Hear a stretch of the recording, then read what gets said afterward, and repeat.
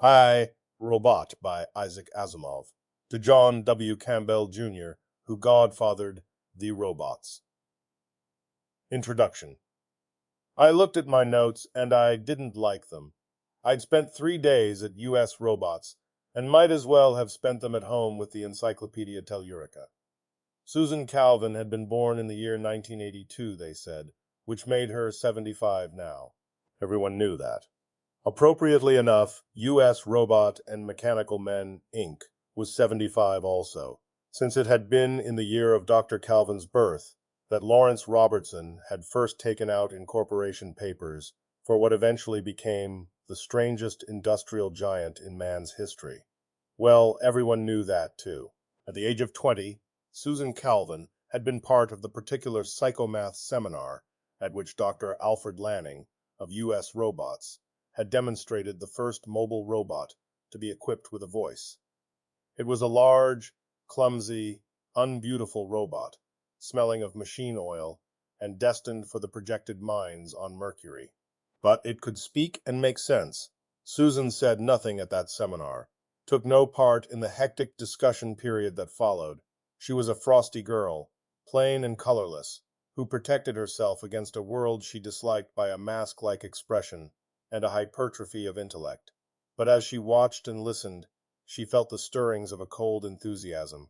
She obtained her bachelor's degree at Columbia in 2003 and began graduate work in cybernetics. All that had been done in the mid-20th century on calculating machines had been upset by Robertson and his positronic brain paths. The miles of relays and photocells had given way to the spongy globe of platinum iridium about the size of a human brain. She learned to calculate the parameters necessary to fix the possible variables within the positronic brain, to construct brains on paper such that the responses to given stimuli could be accurately predicted. In 2008, she obtained her PhD and joined United States Robots as a robo-psychologist, becoming the first great practitioner of a new science. Lawrence Robertson was still president of the corporation. Alfred Lanning had become director of research.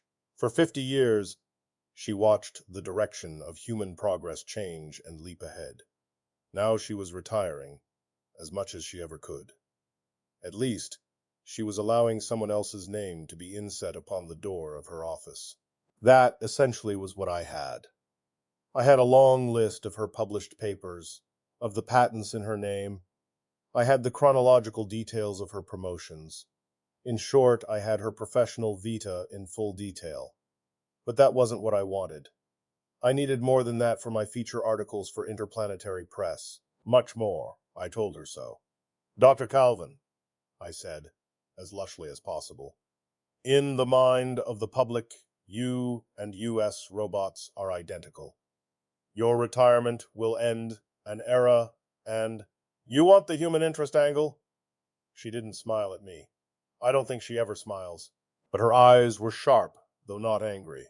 I felt her glance slide through me and out my occiput, and knew that I was uncommonly transparent to her, that everybody was.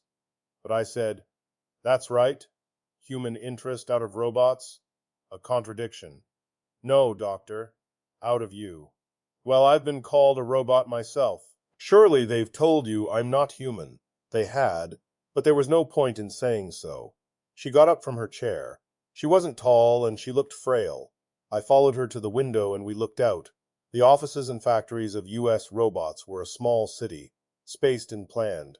It was flattened out, like an aerial photograph. When I first came here, she said, I had a little room in a building right about there where the firehouse is now. She pointed.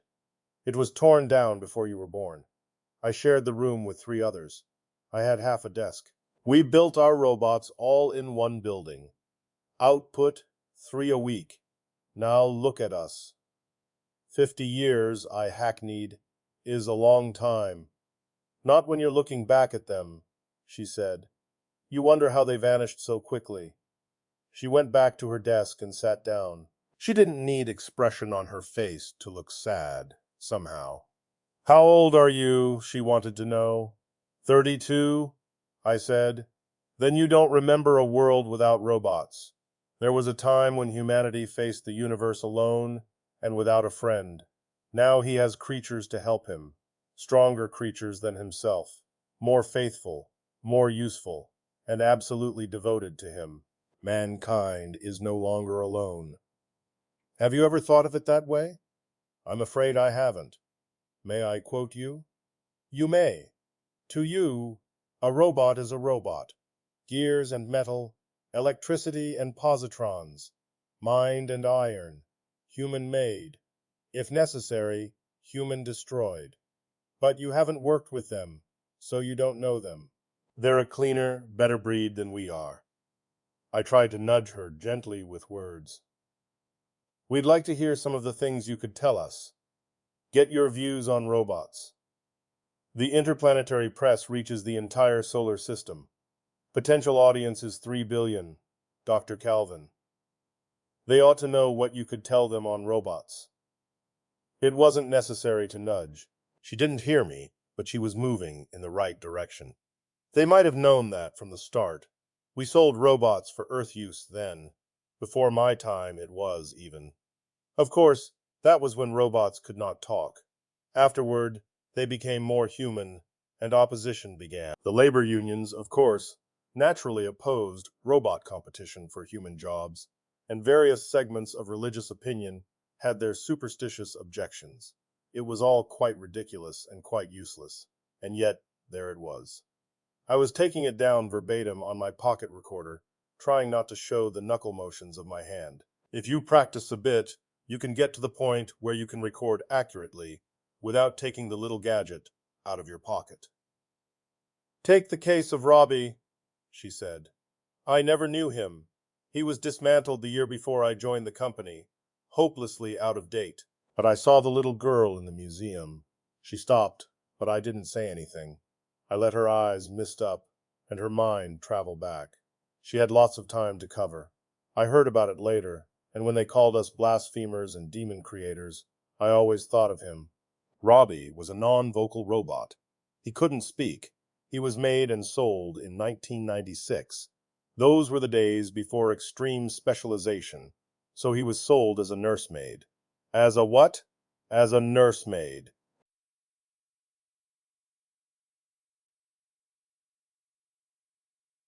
Robbie 98, 99, 100.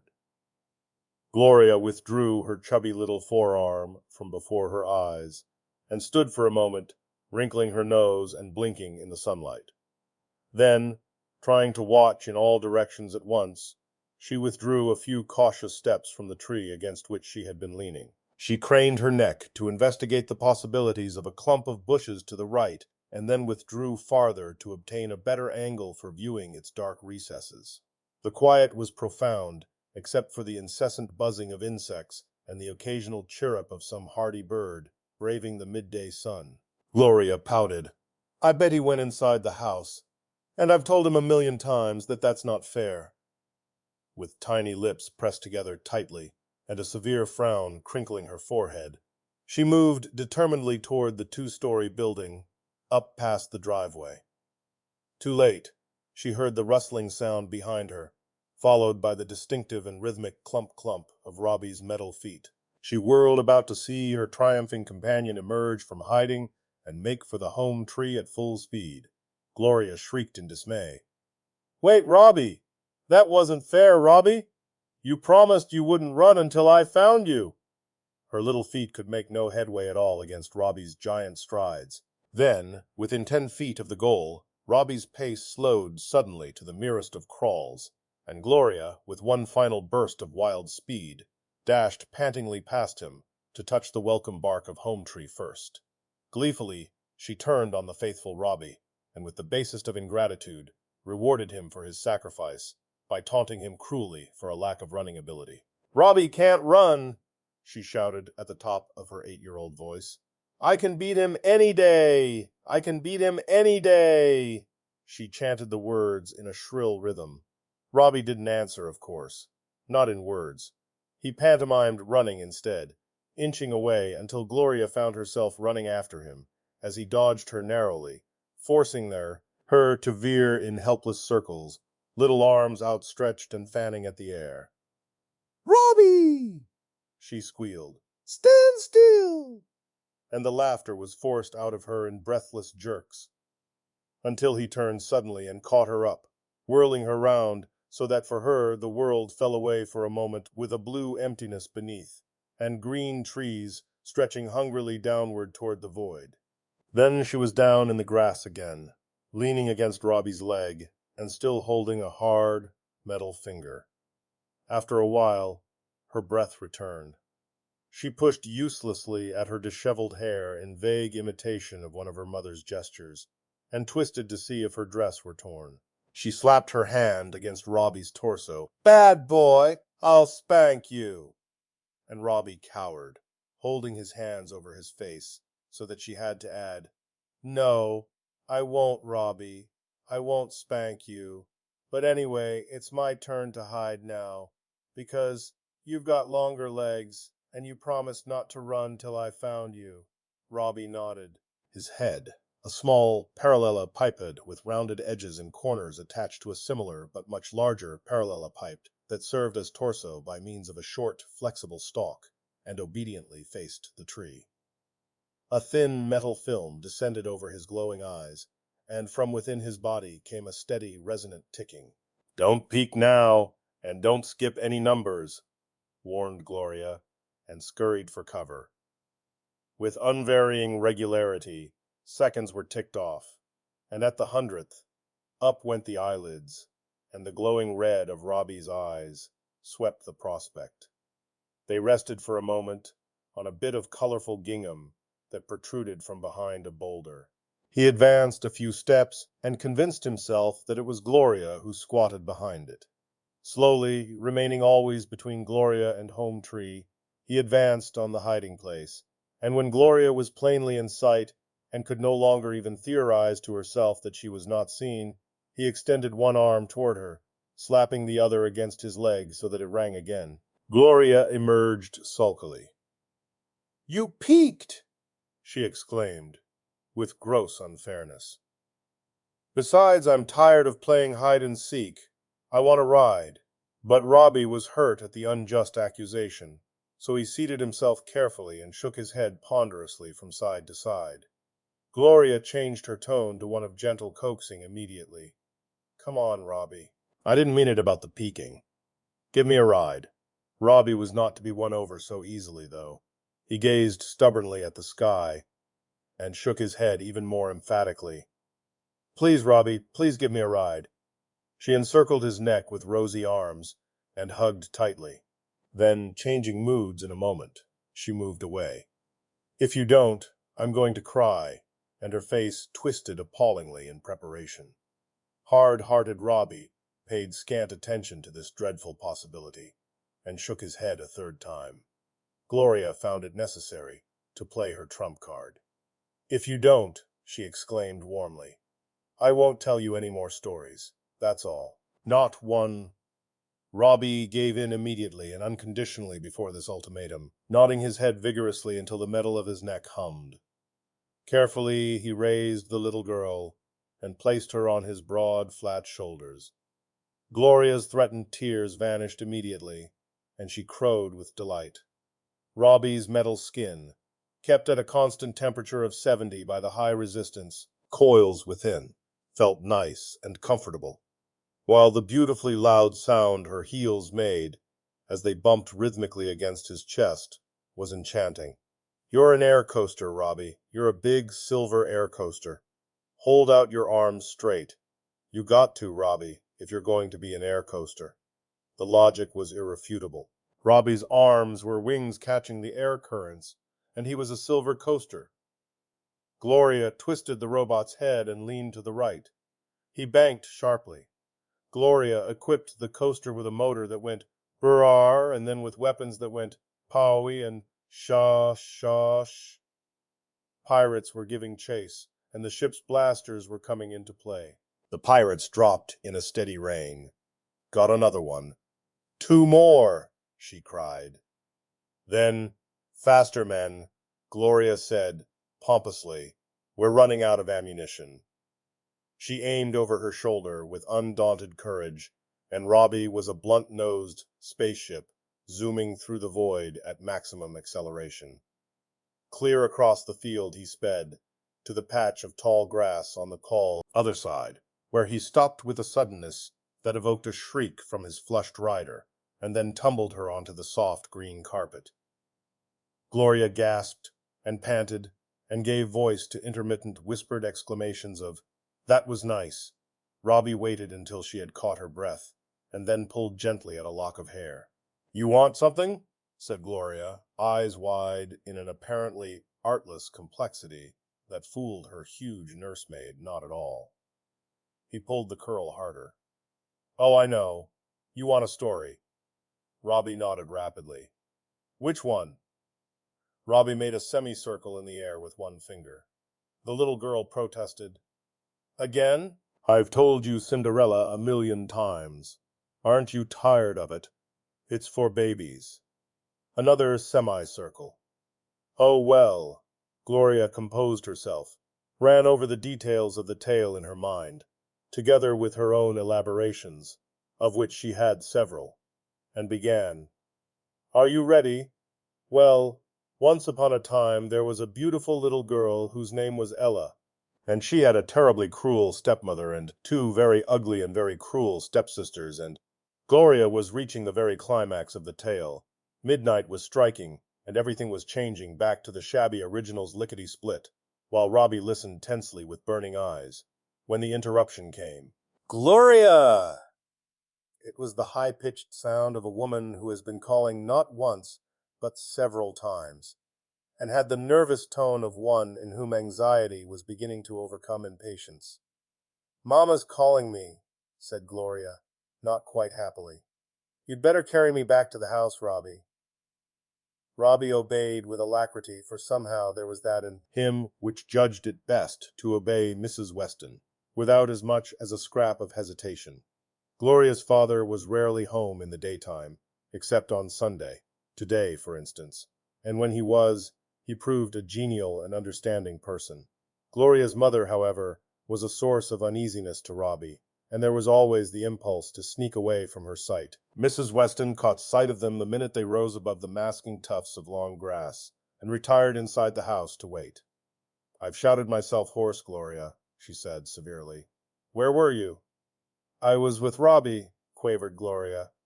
"I was telling him Cinderella, and I forgot it was dinner time." "Well, it's a pity Robbie forgot, too." Then, as if that reminded her of the robot's presence, she whirled upon him. "You may go, Robbie. She doesn't need you now." Then, brutally, "And don't come back till I call you." Robbie turned to go, but hesitated as Gloria cried out in his defense. "Wait, Mama. You got to let him stay." "I didn't finish Cinderella for him. I said I would tell him Cinderella, and I'm not finished." "Gloria!" "Honest and truly, Mama, he'll stay so quiet you won't even know he's here. He can sit on the chair in the corner, and he won't say a word. I mean, he won't do anything. Will you, Robbie?" Robbie, appealed to, nodded his massive head up and down once. "Gloria, if you don't stop this at once, you shan't see Robbie for a whole week." The girl's eyes fell. "All right, but Cinderella is his favorite story, and I didn't finish it. And he likes it so much." The robot left with a disconsolate step, and Gloria choked back a sob. No, George Weston was comfortable. It was a habit of his to be comfortable on Sunday afternoons. A good, hearty dinner below the hatches. A nice, soft, dilapidated couch on which to sprawl. A copy of the Times, slippered feet, and shirtless chest. How could anyone help but be comfortable? He wasn't pleased, therefore, when his wife walked in. After 10 years of married life, Bea Still was so unutterably foolish as to love her, and there was no question that he was always glad to see her. Still, Sunday afternoons just after dinner were sacred to him, and his idea of solid comfort was to be left in utter solitude for 2 or 3 hours. Consequently, he fixed his eye firmly upon the latest reports of the Lefebvre-Yoshida expedition to Mars. This one was to take off from Lunar Base and might actually succeed, and pretended she wasn't there.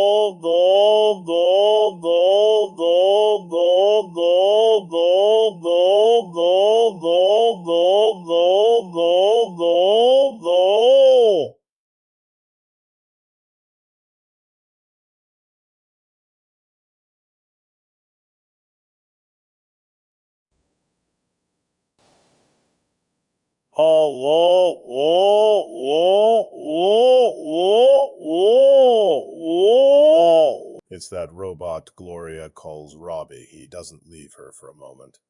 Well, why should he? He's not supposed to. And he certainly isn't a terrible machine. He's the best darn robot money can buy, and I'm damned sure he set me back half a year's income. He's worth it, though. Darn sight cleverer than half my office staff. He made a move to pick up the paper again, but his wife was quicker and snatched it away. You listen to me, George. I won't have my daughter entrusted to a machine, and I don't care how clever it is. It has no soul, and no one knows what it may be thinking. A child just isn't made to be guarded by a thing of metal. Weston frowned. When did you decide this? He's been with Gloria 2 years now, and I haven't seen you worry till now. It was different at first. It was a novelty. It took a load off me, and it was a fashionable thing to do. But now I don't know. The neighbors, well, what have the neighbors to do with it? Now look, a robot is infinitely more to be trusted than a human nursemaid. Robbie was constructed for only one purpose, really, to be the companion of a little child. His entire mentality has been created for the purpose. He just can't help being faithful and loving and kind. He's a machine made so. That's more than you can say for humans. But something might go wrong. Some. Mrs. Weston was a bit hazy about the insides of a robot. Some little jigger will come loose and the awful thing will go berserk and she couldn't bring herself to complete the quite obvious thought. Nonsense, Weston denied, with an involuntary nervous shiver. That's completely ridiculous. We had a long discussion at the time we bought Robbie about the first law of robotics. You know that it is impossible for a robot to harm a human being. That long before enough can go wrong to alter that first law, a robot would be completely inoperable. It's a mathematical impossibility. Besides, I have an engineer from US Robots here twice a year to give the poor gadget a complete overhaul. Why, there's no more chance of anything at all going wrong with Robbie than there is of you or I suddenly going loony. Considerably less, in fact. Besides, how are you going to take him away from Gloria? He made another futile stab at the paper, and his wife tossed it angrily into the next room. That's just it, George. She won't play with anyone else. There are dozens of little boys and girls that she should make friends with, but she won't. She won't go near them unless I make her. That's no way for a little girl to grow up. You want her to be normal, don't you? You want her to be able to take her part in society. You're jumping at shadows, Grace. Pretend Robbie's a dog. I've seen hundreds of children who would rather have their dog than their father. A dog is different, George. We must get rid of that horrible thing. You can sell it back to the company. I've asked. and you can. You've asked? Now look here, Grace. Let's not go off the deep end. We're keeping the robot until Gloria is older, and I don't want the subject brought up again. And with that he walked out of the room in a huff. Mrs. Weston met her husband at the door 2 evenings later. You'll have to listen to this, George. There's bad feeling in the village. About what? Asked Weston. He stepped into the washroom and drowned out any possible answer by the splash of water. Mrs. Weston waited. She said, about Robbie. Weston stepped out, towel in hand, face red and angry. What are you talking about? Oh, it's been building up and building up. I've tried to close my eyes to it, but I'm not going to anymore. Most of the villagers consider Robbie dangerous. Children aren't allowed to go near our place in the evenings. We trust our child with the thing. Well, people aren't reasonable about these things. Then to hell with them. Saying that doesn't solve the problem. I've got to do my shopping down there. I've got to meet them every day. And it's even worse in the city these days when it comes to robots. New York has just passed an ordinance keeping all robots off the streets between sunset and sunrise. All right, but they can't stop us from keeping a robot in our home. Grace, this is one of your campaigns. I recognize it, but it's no use. The answer is still, no, we're keeping Robbie. And yet he loved his wife, and what was worse, his wife knew it. George Weston, after all, was only a man, poor thing, and his wife made full use of every device which a clumsier and more scrupulous sex has learned, with reason and futility, to fear. 10 times in the ensuing week he cried, Robbie stays, and that's final, and each time it was weaker and accompanied by a louder and more agonized groan. Came the day at last when Weston approached his daughter guiltily and suggested a beautiful Visivox show in the village. Gloria clapped her hands happily. Can Robbie go? No, dear, he said, and winced at the sound of his voice.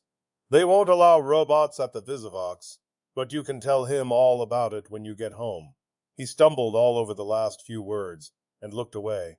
Gloria came back from town bubbling over with enthusiasm, for the Visivox had been a gorgeous spectacle indeed. She waited for her father to maneuver the jet car into the sunken garage. Wait till I tell Robbie, Daddy. He would have liked it like anything. Especially when Francis Fran was backing away so quietly and backed right into one of the leopard men and had to run. She laughed again. Daddy, are there really leopard men on the moon? Probably not, said Weston absently. It's just funny make-believe. He couldn't take much longer with the car. He'd have to face it. Gloria ran across the lawn. Robbie, Robbie. Then she stopped suddenly at the sight of a beautiful collie which regarded her out of serious brown eyes as it wagged its tail on the porch. Oh, what a nice dog! Gloria climbed the steps, approached cautiously and patted it. Is it for me, Daddy? Her mother had joined them. Yes, it is, Gloria. Isn't it nice? Soft and furry. It's very gentle. It likes little girls. Can he play games? Surely. He can do any number of tricks. Would you like to see some? Right away. I want Robbie to see him, too. Robbie! She stopped, uncertainly, and frowned. I'll bet he's just staying in his room because he's mad at me for not taking him to the Visivox. You'll have to explain to him, Daddy. He might not believe me, but he knows if you say it, it's so. Weston's lip grew tighter. He looked toward his wife, but could not catch her eye. Gloria turned precipitously and ran down the basement steps, shouting as she went, Robbie, come and see what Daddy and Mama brought me. They brought me a dog, Robbie. In a minute she had returned, a frightened little girl. Mama, Robbie isn't in his room. Where is he? There was no answer, and George Weston coughed, and was suddenly extremely interested in an aimlessly drifting cloud. Gloria's voice quavered on the verge of tears. Where's Robbie, Mama? Mrs. Weston sat down and drew her daughter gently to her. Don't feel bad, Gloria. Robbie has gone away, I think. Gone away? Where? Where's he gone away, Mama? No one knows, darling. He just walked away. We've looked and we've looked and we've looked for him, but we can't find him. You mean he'll never come back again? Her eyes were round with horror. We may find him soon. We'll keep looking for him. And meanwhile, you can play with your nice new doggie. Look at him. His name is Lightning, and he can... But Gloria's eyelids had overflown. I don't want the nasty dog. I want Robbie. I want you to find me Robbie. Her feelings became too deep for words, and she spluttered into a shrill wail. Mrs. Weston glanced at her husband for help. But he merely shuffled his feet morosely, and did not withdraw his ardent stare from the heavens. So she bent to the task of consolation. Why do you cry, Gloria? Robbie was only a machine, just a nasty old machine. He wasn't alive at all. He was not no machine, screamed Gloria, fiercely and ungrammatically. He was a person just like you and me, and he was my friend. I want him back. Oh, Mama, I want him back. Her mother groaned in defeat, and left Gloria to her sorrow. Let her have her cry out, she told her husband. Childish griefs are never lasting. In a few days, she'll forget that awful robot ever existed. But time proved Mrs. Weston a bit too optimistic. To be sure, Gloria ceased crying, but she ceased smiling, too, and the passing days found her ever more silent and shadowy. Gradually, her attitude of passive unhappiness wore Mrs. Weston down, and all that kept her from yielding was the impossibility of admitting defeat to her husband. Then, one evening, she flounced into the living room, sat down, folded her arms, and looked boiling mad. Her husband stretched his neck in order to see her over his newspaper. What now, Grace? It's that child, George. I've had to send back the dog today. Gloria positively couldn't stand the sight of him, she said. She's driving me into a nervous breakdown. Weston laid down the paper, and a hopeful gleam entered his eye. Maybe we ought to get Robbie back. It might be done, you know. I can get in touch with... No, she replied grimly. I won't hear of it. We're not giving up that easily. My child shall not be brought up by a robot if it takes years to break her of it. Weston picked up his paper again with a disappointed air. A year of this will have me prematurely gray. You're a big help, George, was the frigid answer. What Gloria needs is a change of environment. Of course she can't forget Robbie here. How can she when every tree and rock reminds her of him? It is really the silliest situation I have ever heard of. Imagine a child pining away for the loss of a robot. Well, stick to the point. What's the change in environment you're planning? We're going to take her to New York. The city! In August! Say, do you know what New York is like in August? It's unbearable. Millions do bear it. They don't have a place like this to go to. If they didn't have to stay in New York, they wouldn't. Well, we have to. I say we're leaving now, or as soon as we can make the arrangements. In the city, Gloria will find sufficient interests and sufficient friends to perk her up and make her forget that machine. Oh, Lord, groaned the lesser half. Those frying pavements. We have to, was the unshaken response. Gloria has lost 5 pounds in the last month, and my little girl's health is more important to me than your comfort. It's a pity you didn't think of your little girl's health before you deprived her of her pet robot, he muttered, but to himself. Gloria displayed immediate signs of improvement when told of the impending trip to the city. She spoke little of it, but when she did, it was always with lively anticipation. Again she began to smile and to eat with something of her former appetite. Mrs. Weston hugged herself for joy and lost no opportunity to triumph over her still skeptical husband. You see, George, she helps with the packing, like a little angel, and chatters away as if she hadn't a care in the world. It's just as I told you. All we need do is substitute other interests. Ichiaise, was the skeptical response. I hope so. Preliminaries were gone through quickly. Arrangements were made for the preparation of their city home, and a couple were engaged as housekeepers for the country home. When the day of the trip finally did come, Gloria was all but her old self again, and no mention of Robbie passed her lips at all. In high good humor, the family took a taxi gyro to the airport. Weston would have preferred using his own private gyro, but it was only a two-seater with no room for baggage, and entered the waiting liner. "Come, Gloria," called Mrs. Weston. "I've saved you a seat near the window so you can watch the scenery." Gloria trotted down the aisle cheerily, flattened her nose into a white oval against the thick, clear glass, and watched with an intentness that increased as the sudden coughing of the motor drifted backward into the interior.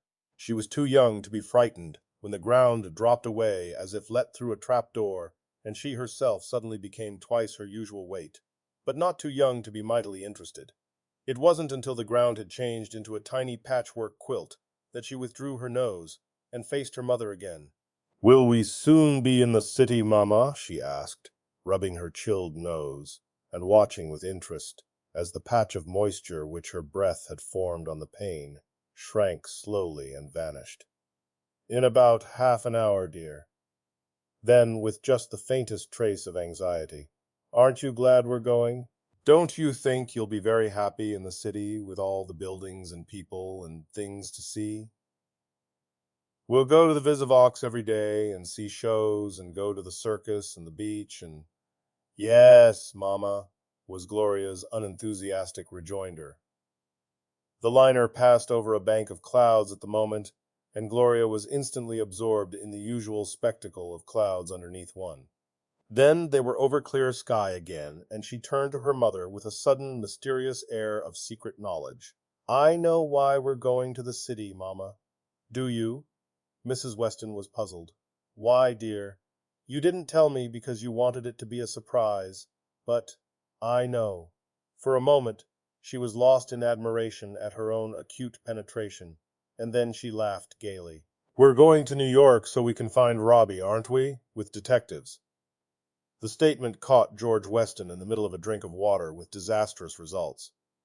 There was a sort of strangled gasp, a geyser of water, and then a bout of choking coughs. When all was over, he stood there, a red-faced, water-drenched, and very, very annoyed person. Mrs. Weston maintained her composure, but when Gloria repeated her question in a more anxious tone of voice, she found her temper rather bent. "Maybe," she retorted, tartly.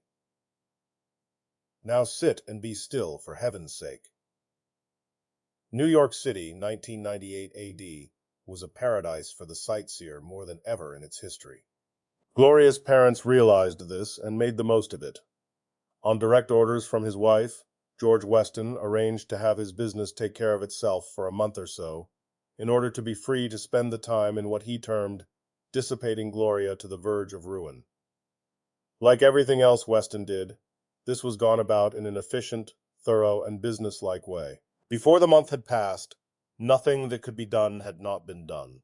She was taken to the top of the half-mile-tall Roosevelt Building, to gaze down in awe upon the jagged panorama of rooftops that blended far off in the fields of Long Island and the flatlands of New Jersey. They visited the zoos where Gloria stared in delicious fright at the real live lion, rather disappointed that the keepers fed him raw steaks, instead of human beings, as she had expected, and asked insistently and peremptorily to see the whale. The various museums came in for their share of attention, together with the parks and the beaches and the aquarium. She was taken halfway up the Hudson in an excursion steamer fitted out in the archaism of the mad 20s. She traveled into the stratosphere on an exhibition trip, where the sky turned deep purple, and the stars came out, and the misty earth below looked like a huge concave bowl. Down under the waters of the Long Island Sound, she was taken in a glass-walled subsea vessel, where in a green and wavering world, quaint and curious sea things ogled her and wiggled suddenly away. On a more prosaic level, Mrs. Weston took her to the department stores, where she could revel in another type of fairyland. In fact, when the month had nearly sped, the Westons were convinced that everything conceivable had been done to take Gloria's mind once and for all off the departed Robbie. But they were not quite sure they had succeeded. The fact remained that wherever Gloria went, she displayed the most absorbed and concentrated interest in such robots as happened to be present, no matter how exciting the spectacle before her, nor how novel to her girlish eyes. She turned away instantly if the corner of her eye caught a glimpse of metallic movement. Mrs. Weston went out of her way to keep Gloria away from all robots. And the matter was finally climaxed in the episode at the Museum of Science and Industry. The museum had announced a special children's program in which exhibits of scientific witchery scaled down to the child mind were to be shown. The Westons, of course, placed it upon their list of absolutely. It was while the Westons were standing totally absorbed in the exploits of a powerful electromagnet that Mrs. Weston suddenly became aware of the fact that Gloria was no longer with her.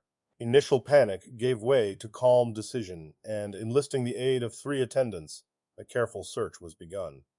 Gloria, of course, was not one to wander aimlessly, however. For her age, she was an unusually determined and purposeful girl, quite full of the maternal genes in that respect. She had seen a huge sign on the 3rd floor, which had said, "This way to the talking robot." Having spelled it out to herself, and having noticed that her parents did not seem to wish to move in the proper direction, she did the obvious thing. Waiting for an opportune moment of parental distraction, she calmly disengaged herself and followed the sign. The talking robot was a tour de force, a thoroughly impractical device, possessing publicity value only. Once an hour, an escorted group stood before it and asked questions of the robot engineer in charge in careful whispers. Those the engineer decided were suitable for the robot's circuits were transmitted to the talking robot. It was rather dull.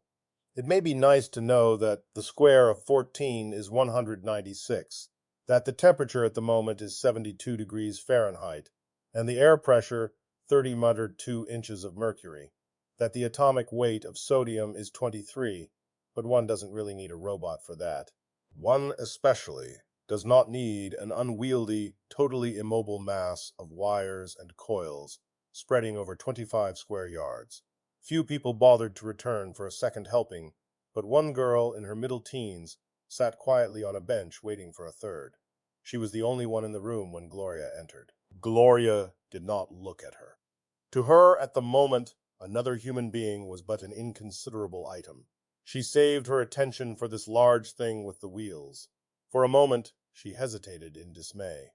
It didn't look like any robot she had ever seen. Cautiously and doubtfully, she raised her treble voice. "Please, Mr. Robot, sir, are you the talking robot, sir?" She wasn't sure, but it seemed to her that a robot that actually talked was worth a great deal of politeness. The girl in her mid-teens allowed a look of intense concentration to cross her thin, plain face. She whipped out a small notebook and began writing in rapid pothooks. There was an oily whir of gears, and a mechanically timbered voice boomed out in words that lacked accent and intonation. "I am the robot that talks." Gloria stared at it ruefully. It did talk, but the sound came from inside somewhere. There was no face to talk to. She said, "Can you help me, Mr. Robot, sir?" The talking robot was designed to answer questions, and only such questions as it could answer had ever been put to it. It was quite confident of its ability. Therefore, "I can help you." "Thank you, Mr. Robot, sir. Have you seen Robbie?" "Who is Robbie?" "He's a robot, Mr. Robot, sir." She stretched to tiptoes. "He's about so high, Mr. Robot, sir. Only higher. And he's very nice. He's got a head, you know. I mean, you haven't, but he has, Mr. Robot, sir." The talking robot had been left behind. Robot?" "Yes, Mr. Robot, sir. A robot just like you. Except he can't talk, of course. And looks like a real person. A robot like me? Yes, Mr. Robot, sir." To which the talking robot's only response was an erratic splutter and an occasional incoherent sound. The radical generalization offered it, i.e., its existence, not as a particular object, but as a member of a general group, was too much for it. Loyally, it tried to encompass the concept, and half a dozen coils burnt out. Little warning signals were buzzing. The girl in her mid-teens left at that point. She had enough for her Physics 1 paper on practical aspects of robotics. This paper was Susan Calvin's first of many on the subject. Gloria stood waiting with carefully concealed impatience for the machine's answer when she heard the cry behind her of, "There she is!" and recognized that cry as her mother's. "What are you doing here, you bad girl?" cried Mrs. Weston, anxiety dissolving at once into anger. "Do you know you frightened your mama and daddy almost to death? Why did you run away?" The robot engineer had also dashed in, tearing his hair and demanding who of the gathering crowd had tampered with the machine. "Can't anybody read signs?" he yelled. "You're not allowed in here without an attendant." Gloria raised her grieved voice over the din. "I only came to see the talking robot, Mama. I thought he might know where Robbie was, because they're both robots." And then, as the thought of Robbie was suddenly brought forcefully home to her, she burst into a sudden storm of tears. "And I got to find Robbie, Mama. I got to." Mrs. Weston strangled a cry and said, "Oh, good heavens! Come home, George. This is more than I can stand." That evening, George Weston left for several hours, and the next morning he approached his wife with something that looked suspiciously like smug complacence. "I've got an idea, Grace." "About what?" was the gloomy, uninterested query. "About Gloria. You're not going to suggest buying back that robot?" "No, of course not." "Then go ahead." "I might as well listen to you. Nothing I've done seems to have done any good." "All right, here's what I've been thinking. The whole trouble with Gloria is that she thinks of Robbie as a person and not as a machine. Naturally, she can't forget him.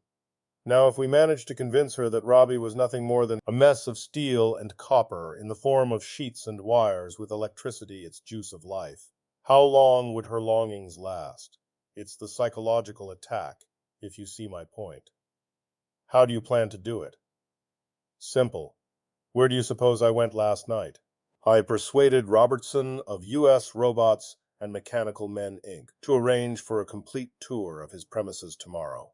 The three of us will go, and by the time we're through, Gloria will have it drilled into her that a robot is not alive. Mrs. Weston's eyes widened gradually, and something glinted in her eyes that was quite like sudden admiration. "Why, George, that's a good idea." And George Weston's vest buttons strained. "Only kind I have," he said. Mr. Struthers was a conscientious general manager and naturally inclined to be a bit talkative. The combination, therefore, resulted in a tour that was fully explained, perhaps even overabundantly explained at every step. However, Mrs. Weston was not bored. Indeed, she stopped him several times and begged him to repeat his statements in simpler language, so that Gloria might understand. Under the influence of this appreciation of his narrative powers, Mr. Struthers expanded genially and became ever more communicative, if possible. George Weston, himself, showed a gathering impatience. "Pardon me, Struthers," he said, breaking into the middle of a lecture on the photoelectric cell. "Haven't you a section of the factory where only robot labor is employed?" "Eh? Oh, yes. Yes, indeed." He smiled at Mrs. Weston. "A vicious circle in a way. Robots creating more robots. Of course, we are not making a general practice out of it. For one thing, the unions would never let us. But we can turn out a very few robots using robot labor exclusively, merely as a sort of scientific experiment. You see," he tapped his pince-nez into one palm argumentatively, "what the labor unions don't realize, and I, too, say this as a man who has always been very sympathetic with the labor movement in general, is that the advent of the robot, while involving some dislocation to begin with, will inevitably—" "Yes, Struthers," said Weston.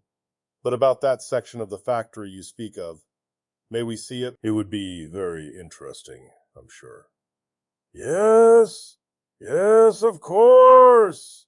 Mr. Struthers replaced his pince-nez in one convulsive movement and gave vent to a soft cough of discomfiture. Follow me, please.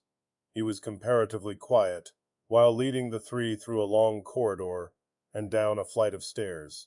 Then, when they had entered a large, well-lit room that buzzed with metallic activity, the sluices opened, and the flood of explanation poured forth again. There you are, he said with pride in his voice. Robots only. 5 men act as overseers, and they don't even stay in this room. In 5 years, that is, since we began this project, not a single accident has occurred. Of course, the robots here assembled are comparatively simple, but the general manager's voice had long died to a rather soothing murmur in Gloria's ears. The whole trip seemed rather dull and pointless to her, though there were many robots in sight. None were even remotely like Robbie, though, and she surveyed them with open contempt. In this room, there weren't any people at all, she noticed. Then her eyes fell upon 6 or 7 robots busily engaged at a round table halfway across the room. They widened in incredulous surprise. It was a big room. She couldn't see for sure, but one of the robots looked like... It was Robbie!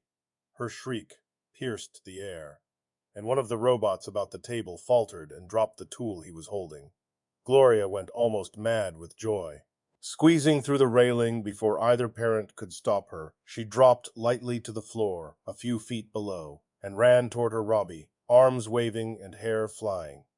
And the 3 horrified adults, as they stood frozen in their tracks, saw what the excited little girl did not see, a huge lumbering tractor bearing blindly down upon its appointed track. It took split seconds for Weston to come to his senses, and those split seconds meant everything, for Gloria could not be overtaken.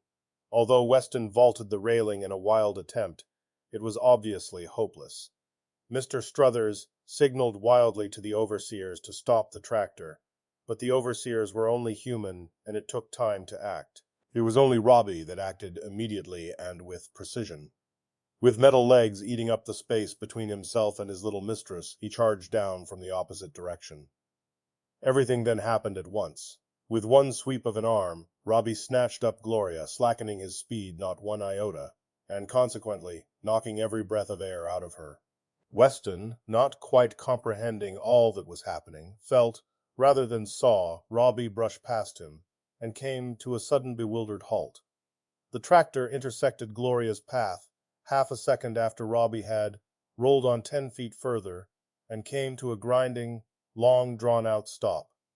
Gloria regained her breath, submitted to a series of passionate hugs on the part of both her parents, and turned eagerly toward Robbie. As far as she was concerned, nothing had happened except that she had found her friend. But Mrs. Weston's expression had changed from one of relief to one of dark suspicion. She turned to her husband, and, despite her disheveled and undignified appearance, managed to look quite formidable. You engineered this, didn't you? George Weston swabbed at a hot forehead with his handkerchief. His hand was unsteady, and his lips could curve only into a tremulous and exceedingly weak smile. Mrs. Weston pursued the thought. Robbie wasn't designed for engineering or construction work. He couldn't be of any use to them. You had him placed there deliberately so that Gloria would find him. You know you did. Well, I did, said Weston. But, Grace, how was I to know the reunion would be so violent? And Robbie has saved her life. You'll have to admit that. You can't send him away again. Grace Weston considered. She turned toward Gloria and Robbie, and watched them abstractedly for a moment. Gloria had a grip about the robot's neck that would have asphyxiated any creature but one of metal, and was prattling nonsense in half-hysterical frenzy. Robbie's chrome-steel arms, capable of bending a bar of steel 2 inches in diameter into a pretzel, wound about the little girl gently and lovingly, and his eyes glowed a deep, deep red. "Well," said Mrs. Weston, at last, "I guess he can stay with us until he rusts." Susan Calvin shrugged her shoulders. Of course, he didn't. That was 1998. By 2002, we had invented the mobile speaking robot, which of course made all the non-speaking models out of date, and which seemed to be the final straw as far as the non-robot elements were concerned. Most of the world governments banned robot use on Earth for any purpose other than scientific research between 2003 and 2007. So that Gloria had to give up Robbie eventually? I'm afraid so. I imagine, however, that it was easier for her at the age of 15 than at 8. Still, it was a stupid and unnecessary attitude on the part of humanity. U.S. Robots hit its low point financially, just about the time I joined them in 2007. At first, I thought my job might come to a sudden end in a matter of months, but then we simply developed the extraterrestrial market. And then you were set, of course. Not quite. We began by trying to adapt the models we had on hand. Those first speaking models, for instance. They were about 12 feet high, very clumsy, and not much good. We sent them out to Mercury to help build the mining station there, but that failed. I looked up in surprise. It did? Why, Mercury Mines is a multi-billion-dollar concern. It is now, but it was a second attempt that succeeded. You want to know about that, young man, I'd advise you to look up Gregory Powell. He and Michael Donovan handled our most difficult cases in the teens and 20s. I haven't heard from Donovan in years, but Powell is living right here in New York. He's a grandfather now, which is a thought difficult to get used to. I can only think of him as a rather young man. Of course, I was younger too. I tried to keep her talking. If you would give me the bare bones, Dr. Calvin, I can have Mr. Powell fill it in afterward. And this was exactly what I later did. She spread her thin hands out upon the desk and looked at them. There are 2 or 3, she said, that I know a little about. Start with Mercury, I suggested. Well, I think it was in 2015 that the second Mercury expedition was sent out. It was exploratory and financed in part by U.S. robots and in part by Solar Minerals. It consisted of a new type robot, still experimental. Gregory Powell, Michael Donovan.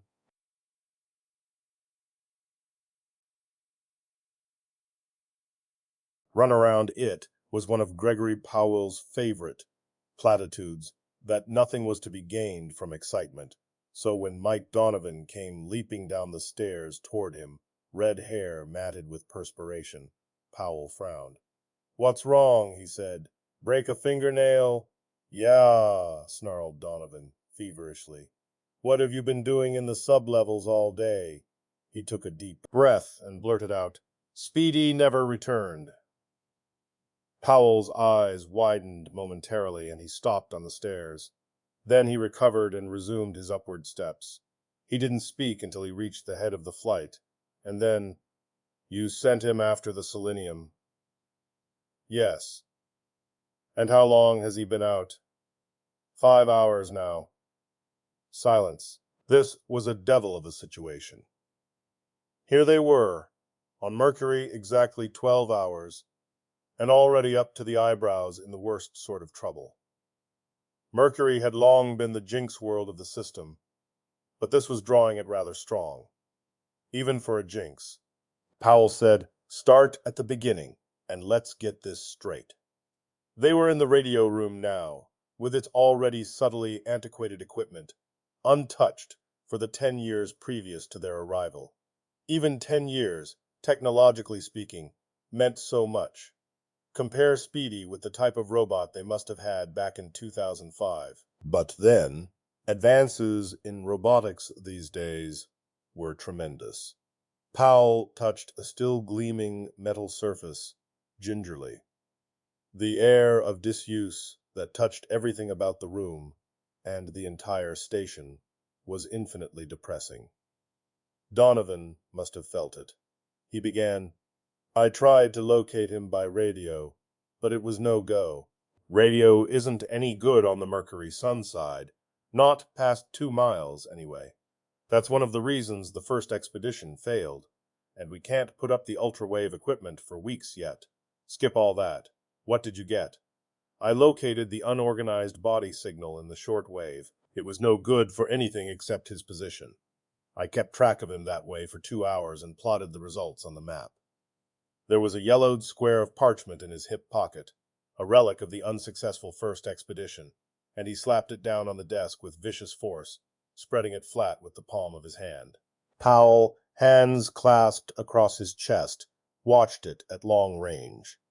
Donovan's pencil pointed nervously. The red cross is the selenium pool. You marked it yourself. Which one is it? Interrupted Powell. There were 3 that McDougal located for us before he left. I sent Speedy to the nearest, naturally, 17 miles away. But what difference does that make? There was tension in his voice. There are the penciled dots that mark Speedy's position. And for the first time, Powell's artificial aplomb was shaken, and his hands shot forward for the map. Are you serious? This is impossible. There it is, growled Donovan. The little dots that marked the position formed a rough circle about the red cross of the selenium pool, and Powell's fingers went to his brown mustache, the unfailing signal of anxiety. Donovan added, In the 2 hours I checked on him, he circled that damned pool 4 times. It seems likely to me that he'll keep that up forever. Do you realize the position we're in? Powell looked up shortly and said nothing. Oh, yes. He realized the position they were in. It worked itself out as simply as a syllogism. The photocell banks that alone stood between the full power of Mercury's monstrous sun and themselves were shot to hell. The only thing that could save them was selenium. The only thing that could get the selenium was Speedy. If Speedy didn't come back, no selenium. No selenium, no photocell banks. No photobanks. Well, death by slow broiling is one of the more unpleasant ways of being done in. Donovan rubbed his red mop of hair savagely and expressed himself with bitterness. We'll be the laughingstock of the system, Greg. How can everything have gone so wrong so soon? The great team of Powell and Donovan is sent out to Mercury to report on the advisability of reopening the Sunside mining station with modern techniques and robots, and we ruin everything the first day. A purely routine job, too. We'll never live it down. We won't have to, perhaps, replied Powell quietly. If we don't do something quickly, living anything down, or even just plain living, will be out of the question. Don't be stupid. If you feel funny about it, Greg, I don't. It is criminal, sending us out here with only 1 robot. And it was your bright idea that we could handle the photocell banks ourselves. Now you're being unfair. It was a mutual decision and you know it. All we needed was a kilogram of selenium, a stillhead dielectrode plate, and about 3 hours' time, and there are pools of pure selenium all over Sunside. McDougal's spectroreflector spotted 3 for us in 5 minutes. Didn't it? What the devil? We couldn't have waited for next conjunction. Well, what are we going to do? Powell, you've got an idea. I know you have, or you wouldn't be so calm. You're no more a hero than I am. Go on, spill it! We can't go after Speedy ourselves, Mike. Not on the Sunside. Even the new INSO suits aren't good for more than 20 minutes in direct sunlight. But you know the old saying, set a robot to catch a robot? Look, Mike, maybe things aren't so bad. We've got 6 robots down in the sub-levels that we may be able to use if they work. If they work. There was a glint of sudden hope in Donovan's eyes. You mean 6 robots from the first expedition? Are you sure? They may be sub-robotic machines. 10 years is a long time as far as robot types are concerned, you know.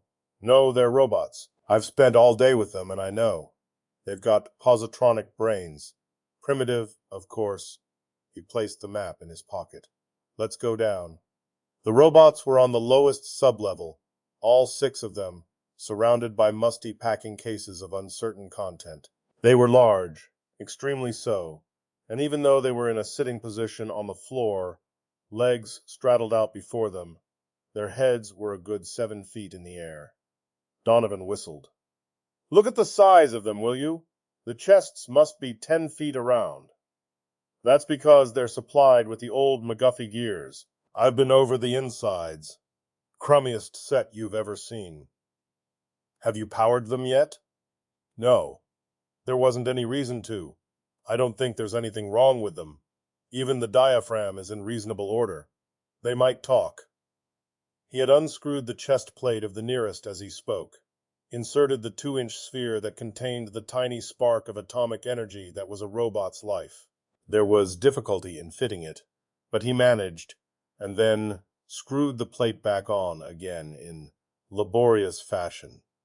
The radio controls of more modern models had not been heard of 10 years earlier. And then to the other 5. Donovan said uneasily, "They haven't moved." "No orders to do so," replied Powell succinctly. He went back to the first in the line and struck him on the chest. "You! Do you hear me?" The monster's head bent slowly and the eyes fixed themselves on Powell. Then, in a harsh, squawking voice, like that of a medieval phonograph, he grated, "Yes, master." Powell grinned humorlessly at Donovan. "Did you get that?" Those were the days of the first talking robots, when it looked as if the use of robots on Earth would be banned. The makers were fighting that, and they built good, healthy slave complexes into the damn machines. "It didn't help them," muttered Donovan. "No, it didn't, but they sure tried." He turned once more to the robot. "Yeah!"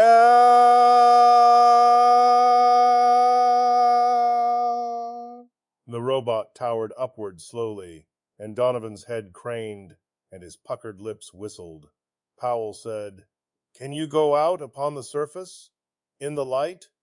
There was consideration while the robot's slow brain worked. Then, "Yes, master." "Good. Do you know what a mile is?" Another consideration, and another slow answer. "Yes, master." "We will take you up to the surface then, and indicate a direction. You will go about 17 miles, and somewhere in that general region, you will meet another robot, smaller than yourself. You understand so far?" "Yes, master." "You will find this robot and order him to return. If he does not wish to, you are to bring him back by force." Donovan clutched at Powell's sleeve. "Why not send him for the selenium direct?" "Because I want Speedy back, nitwit. I want to find out what's wrong with him." And to the robot, "All right, you. Follow me." The robot remained motionless, and his voice rumbled, "Pardon, master, but I cannot. You must mount first." His clumsy arms had come together with a thwack, blunt fingers interlacing. Powell stared and then pinched at his mustache. Oh." Donovan's eyes bulged. "We've got to ride him? Like a horse?" "I guess that's the idea. I don't know why, though. I can't see—" "Yes, I do. I told you they were playing up robot safety in those days. Evidently, they were going to sell the notion of safety by not allowing them to move about, without a mahout on their shoulders all the time. What do we do now?" "That's what I've been thinking," muttered Donovan. "We can't go out on the surface, with a robot, or without— Oh, for the love of Pete," and he snapped his fingers twice. He grew excited. "Give me that map you've got.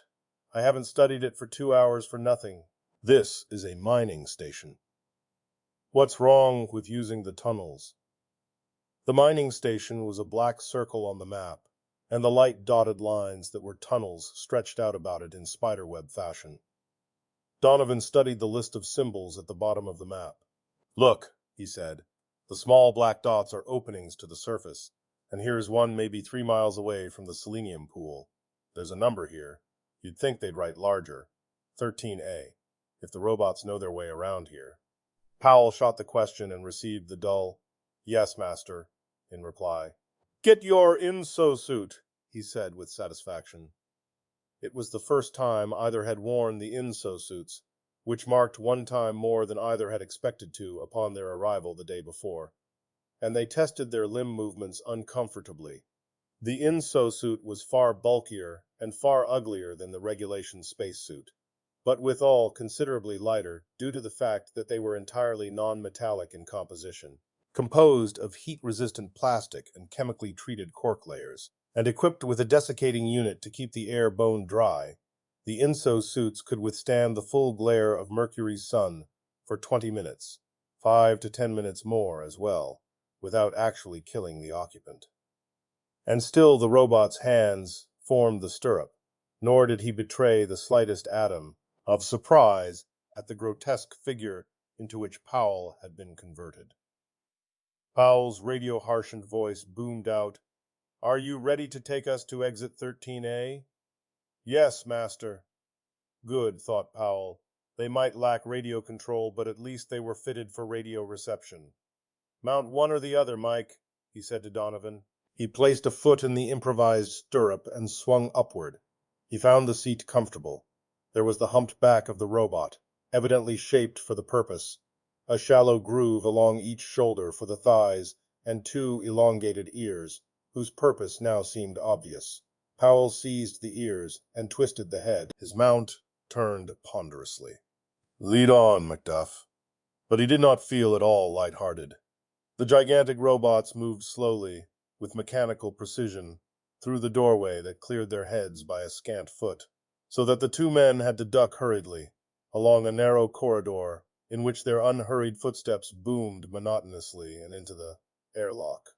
The long, airless tunnel that stretched to a pinpoint before them brought home forcefully to Powell the exact magnitude of the task accomplished by the first expedition, with their crude robots and their start-from-scratch necessities. They might have been a failure, but their failure was a good deal better than the usual run of the system's successes. The robots plodded onward with a pace that never varied and with footsteps that never lengthened.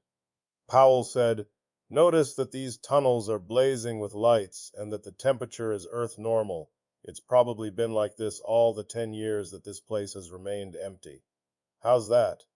Cheap energy, cheapest in the system at sun power, you know, and on Mercury's sun side, sun power is something. That's why the station was built in the sunlight, rather than in the shadow of a mountain. It's really a huge energy converter. The heat is turned into electricity, light, mechanical work, and what have you, so that energy is supplied and the station is cooled in a simultaneous process." "Look," said Donovan, "this is all very educational. But would you mind changing the subject? It so happens that this conversion of energy that you talk about is carried on by the photocell banks mainly, and that is a tender subject with me at the moment." Powell grunted vaguely, and when Donovan broke the resulting silence, it was to change the subject completely. "Listen, Greg, what the devil's wrong with Speedy anyway? I can't understand it." It's not easy to shrug shoulders in an INSO suit, but Powell tried it. "I don't know, Mike. You know, he's perfectly adapted to a Mercurian environment. Heat doesn't mean anything to him, and he's built for the light gravity and the broken ground. He's foolproof, or, at least, he should be." Silence fell. This time, silence that lasted. "Master," said the robot, "we are here." "Eh?" Powell snapped out of a semi-drowse. "Well, get us out of here, out to the surface." They found themselves in a tiny substation, empty, airless, ruined. Donovan had inspected a jagged hole in the upper reaches of one of the walls by the light of his pocket flash. "Meteorite, do you suppose?" he had asked. Powell shrugged. "To hell with that. It doesn't matter. Let's get out." A towering cliff of a black basaltic rock cut off the sunlight, and the deep night shadow of an airless world surrounded them. Before them, the shadow reached out and ended in knife-edge abruptness into an all but unbearable blaze of white light that glittered from myriad crystals along a rocky ground. "Space," gasped Donovan. "It looks like snow." And it did. Powell's eyes swept the jagged glitter of Mercury to the horizon, and winced at the gorgeous brilliance. "This must be an unusual area," he said. "The general albedo of Mercury is low, and most of the soil is gray pumice. Something like the moon, you know. Beautiful, isn't it?" He was thankful for the light filters in their visiplates. Beautiful or not, a look at the sunlight through straight glass would have blinded them inside of half a minute. Donovan was looking at the spring thermometer on his wrist. Holy smokes, the temperature is 80 centigrade. Powell checked his own and said, a little high. Atmosphere, you know. On Mercury, are you nuts? Mercury isn't really airless, explained Powell in absent-minded fashion. He was adjusting the binocular attachments to his visiplate, and the bloated fingers of the inso-suit were clumsy at it. There is a thin exhalation that clings to its surface, vapors of the more volatile elements and compounds that are heavy enough for Mercurian gravity to retain. You know, selenium, iodine, mercury, gallium, potassium, bismuth, volatile oxides. The vapors sweep into the shadows and condense, giving up heat. It's a sort of gigantic still. In fact, if you use your flash, you'll probably find that the side of the cliff is covered with, say, hoar sulfur, or maybe quicksilver dew. It doesn't matter, though. Our suits can stand a measly 80 indefinitely. Powell had adjusted the binocular attachments so that he seemed as eye-stalked as a snail. Donovan watched tensely. See anything? The other did not answer immediately, and when he did, his voice was anxious and thoughtful. There's a dark spot on the horizon that might be the selenium pool. It's in the right place, but I don't see Speedy. Powell clambered upward in an instinctive striving for better view, till he was standing in unsteady fashion upon his robot's shoulders. Legs straddled wide, eyes straining, he said, I think, yes, it's definitely he. He's coming this way. Donovan followed the pointing finger. He had no binoculars, but there was a tiny moving dot, black against the blazing brilliance of the crystalline ground. I see him, he yelled. Let's get going.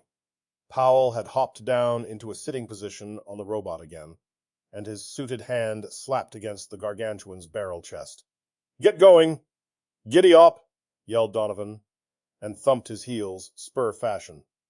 The robots started off, the regular thudding of their footsteps silent in the airlessness, for the non-metallic fabric of the inso-suits did not transmit sound.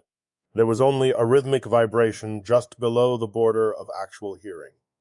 Faster! Yelled Donovan. The rhythm did not change.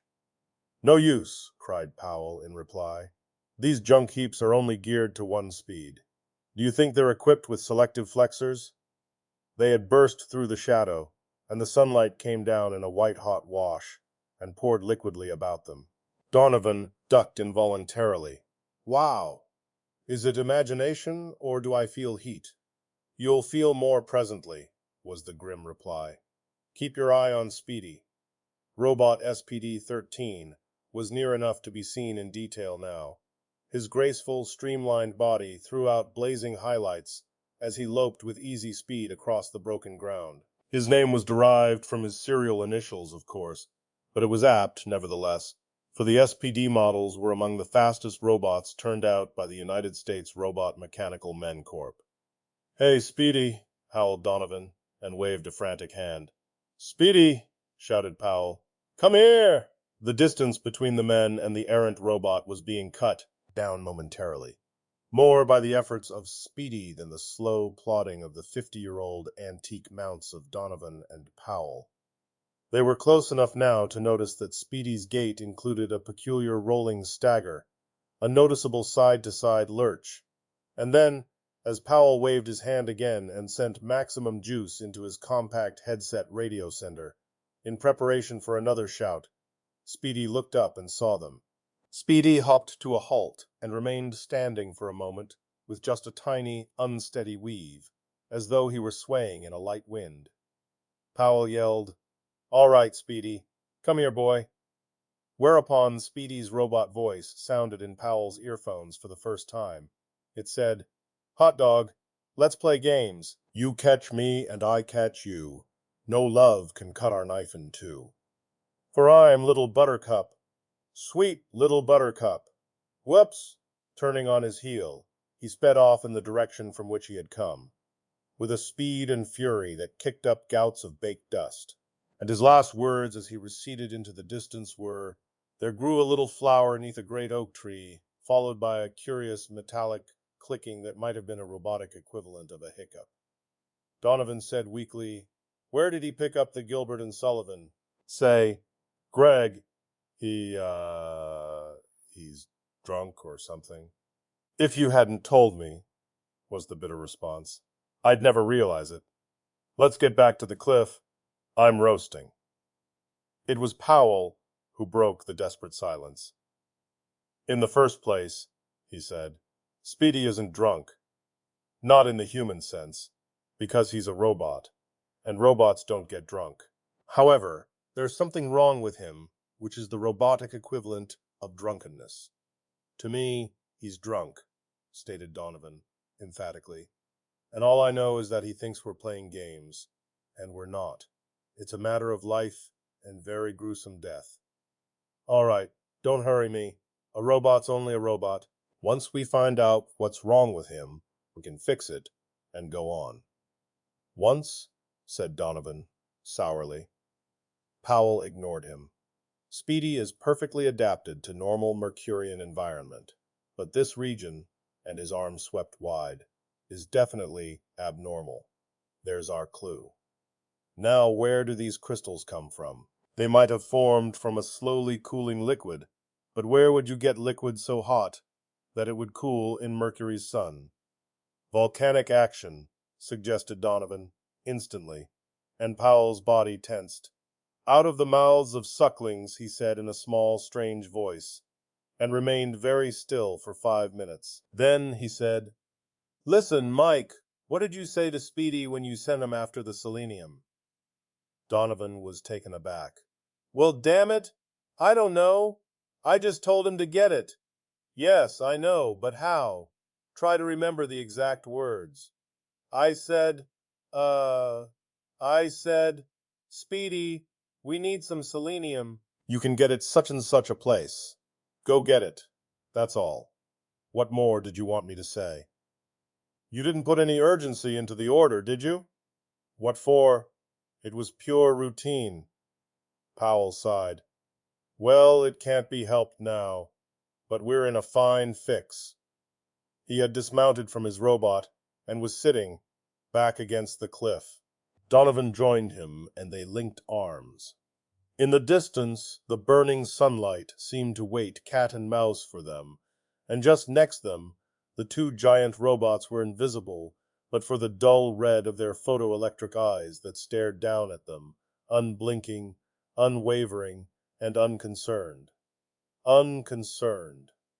As was all this poisonous mercury, as large in jinx as it was small in size. Powell's radio voice was tense in Donovan's ear. "Now look, let's start with the 3 fundamental rules of robotics, the 3 rules that are built most deeply into a robot's positronic brain." In the darkness, his gloved fingers ticked off each point. "We have 1. A robot may not injure a human being, or, through inaction, allow a human being to come to harm." "Right. 2," continued Powell. "A robot must obey the orders given it by human beings, except where such orders would conflict with the first law." "Right. And 3. A robot must protect its own existence as long as such protection does not conflict with the first or second laws." "Right. Now where are we?" "Exactly at the explanation. The conflict between the various rules is ironed out by the different positronic potentials in the brain. We'll say that a robot is walking into danger and knows it. The automatic potential that Rule 3 sets up turns him back. But suppose you order him to walk into that danger. In that case, Rule 2 sets up a counter-potential higher than the previous one, and the robot follows orders at the risk of existence." "Well, I know that. What about it? Let's take Speedy's case. Speedy is one of the latest models, extremely specialized, and as expensive as a battleship. It's not a thing to be lightly destroyed. So Rule 3 has been strengthened. That was specifically mentioned, by the way, in the advance notices on the SPD models, so that his allergy to danger is unusually high. At the same time, when you sent him out after the selenium, You gave him his order casually and without special emphasis, so that the Rule 2 potential setup was rather weak. Now, hold on. I'm just stating facts. All right, go ahead. I think I get it.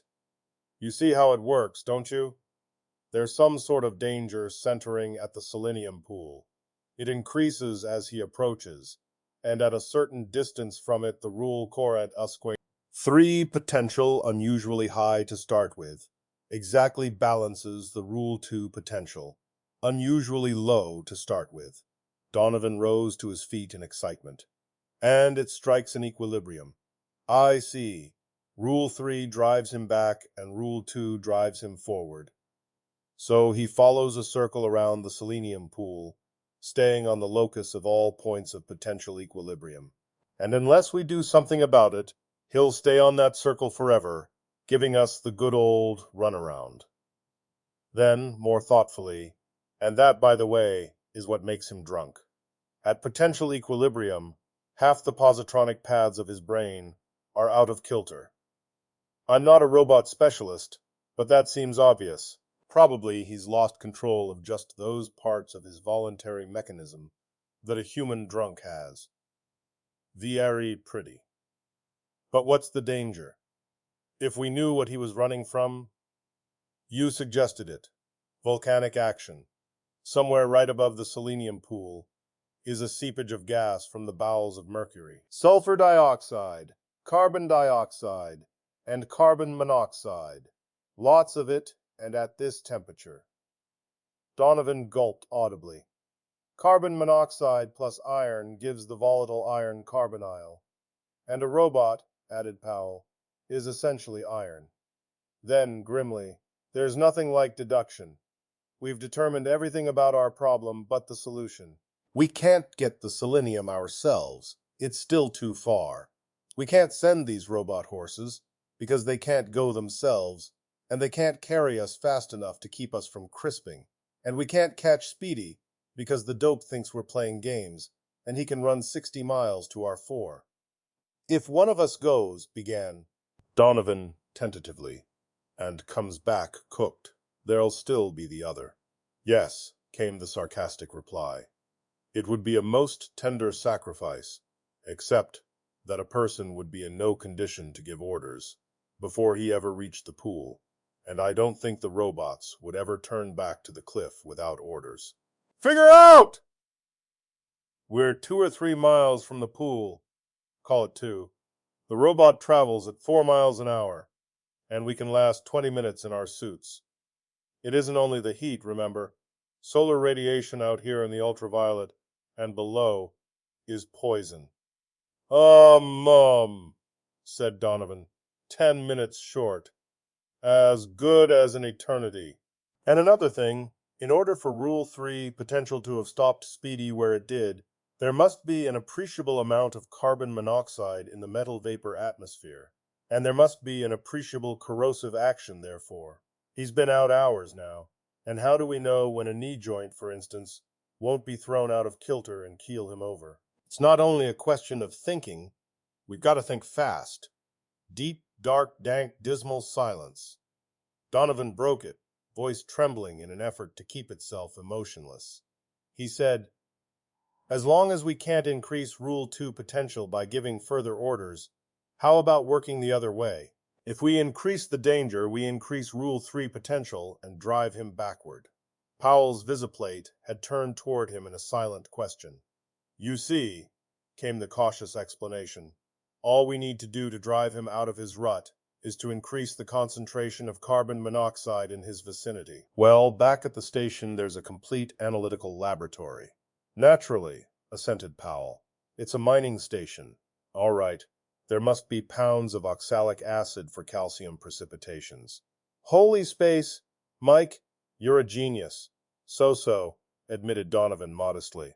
It's just a case of remembering that oxalic acid on heating decomposes into carbon dioxide, water, and good old carbon monoxide. College chem, you know. Powell was on his feet and had attracted the attention of one of the monster robots by the simple expedient of pounding the machine's thigh. Hey, he shouted. Can you throw? Master? Never mind. Powell damned the robot's molasses-slow brain. He scrabbled up a jagged, brick-sized rock. "Take this," he said, and hit the patch of bluish crystals just across the crooked fissure. "You see it?" Donovan pulled at his shoulder. "Too far, Greg. It's almost half a mile off." "Quiet," replied Powell.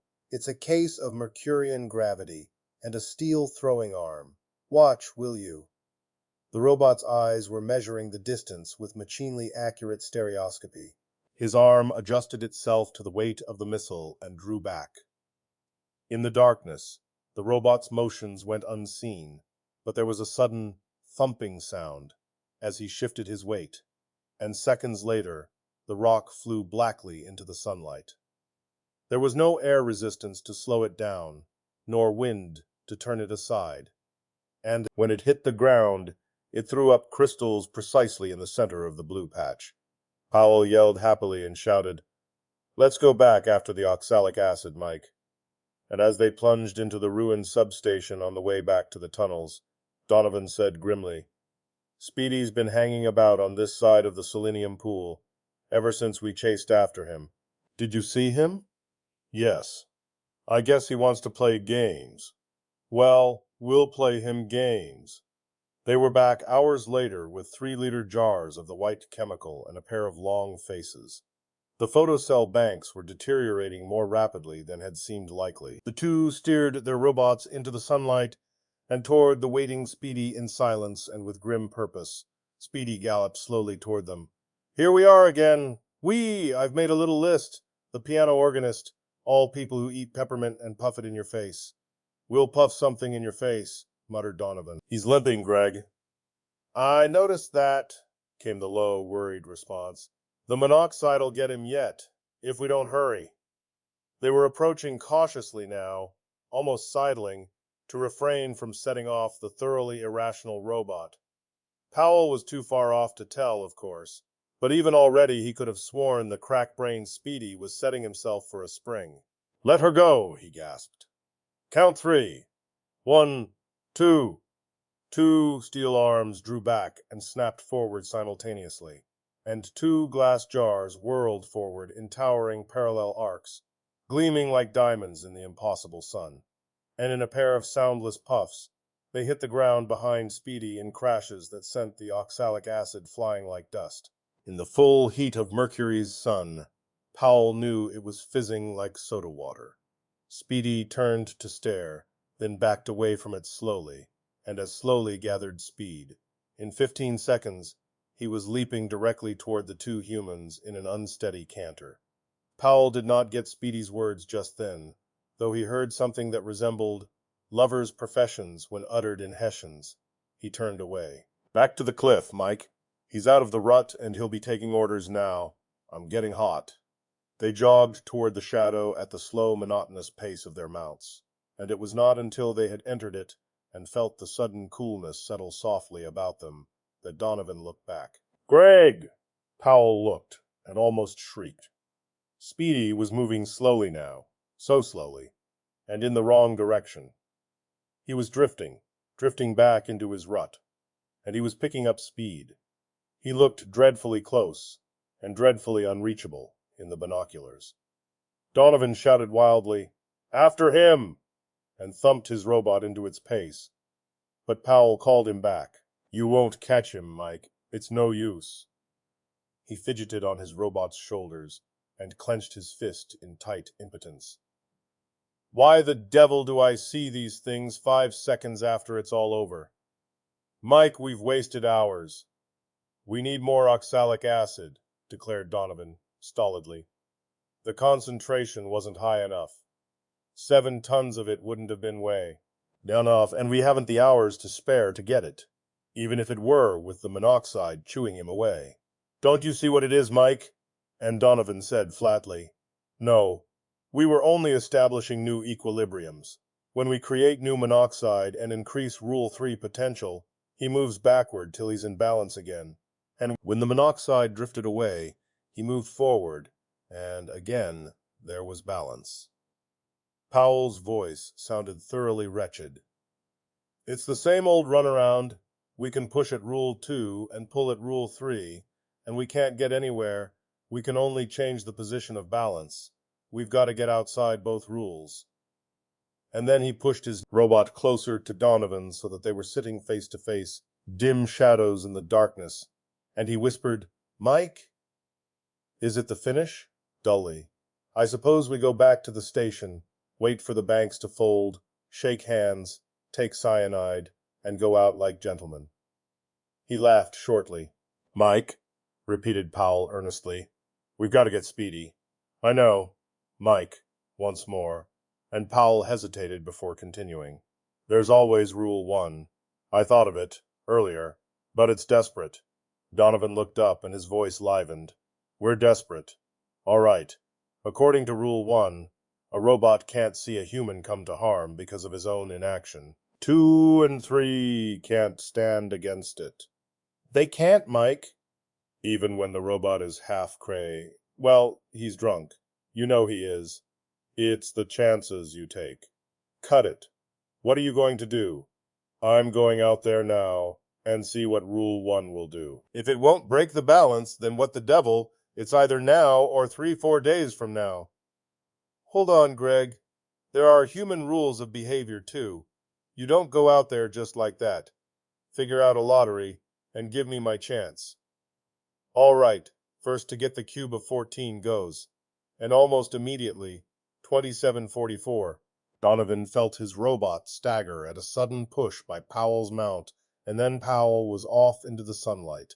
Donovan opened his mouth to shout, and then clicked it shut. Of course, the damn fool had worked out the cube of 14 in advance, and on purpose, just like him. The sun was hotter than ever, and Powell felt a maddening itch in the small of his back.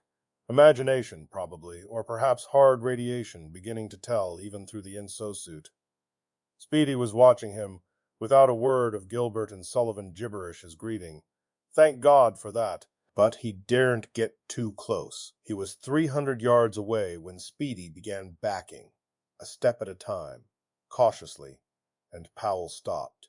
He jumped from his robot's shoulders and landed on the crystalline ground with a light thump and a flying of jagged fragments. He proceeded on foot, the ground gritty and slippery to his steps, the low gravity causing him difficulty. The soles of his feet tickled with warmth. He cast one glance over his shoulder at the blackness of the cliff's shadow and realized that he had come too far to return, either by himself or by the help of his antique robot. It was Speedy or nothing now, and the knowledge of that constricted his chest. "Far enough!" He stopped. "Speedy!" he called. "Speedy!" The sleek, modern robot ahead of him hesitated and halted his backward steps, then resumed them.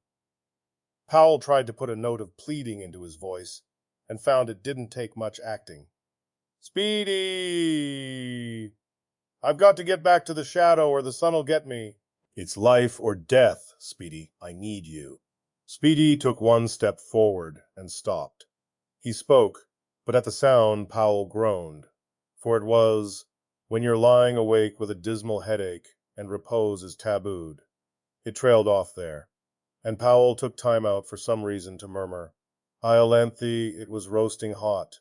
He caught a movement out of the corner of his eye and whirled dizzily, then stared in utter astonishment, for the monstrous robot on which he had ridden was moving toward him, and without a rider. He was talking. "Pardon, master. I must not move without a master upon me. But you are in danger. Of course, Rule 1 potential above everything." But he didn't want that clumsy antique. He wanted Speedy. He walked away and motioned frantically.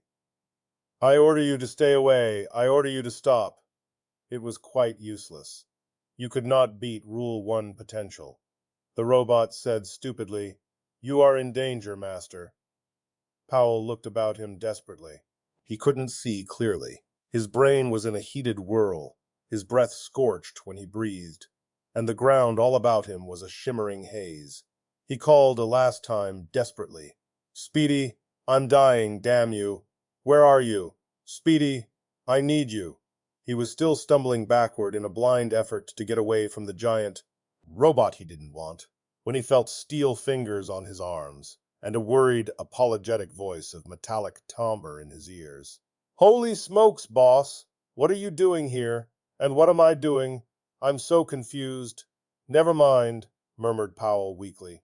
Get me to the shadow of the cliff, and hurry. There was one last feeling of being lifted into the air, and a sensation of rapid motion and burning heat, and he passed out. He woke with Donovan bending over him and smiling anxiously. How are you, Greg? Fine, came the response. Where's Speedy? Right here.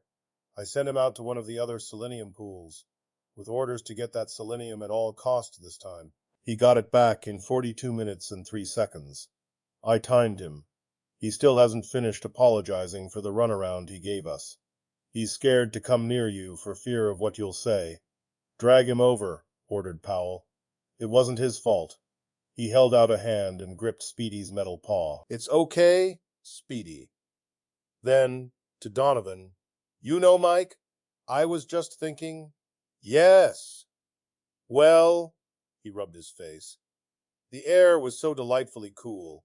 You know that when we get things set up here, and Speedy put through his field tests, they're going to send us to the space stations next. No. Yes. At least that's what old lady Calvin told me just before we left, and I didn't say anything about it, because I was going to fight the whole idea. Fight it? Cried Donovan. But, I know, it's all right with me now. 273 degrees centigrade below zero. Won't it be a pleasure? Space station, said Donovan. Here I come.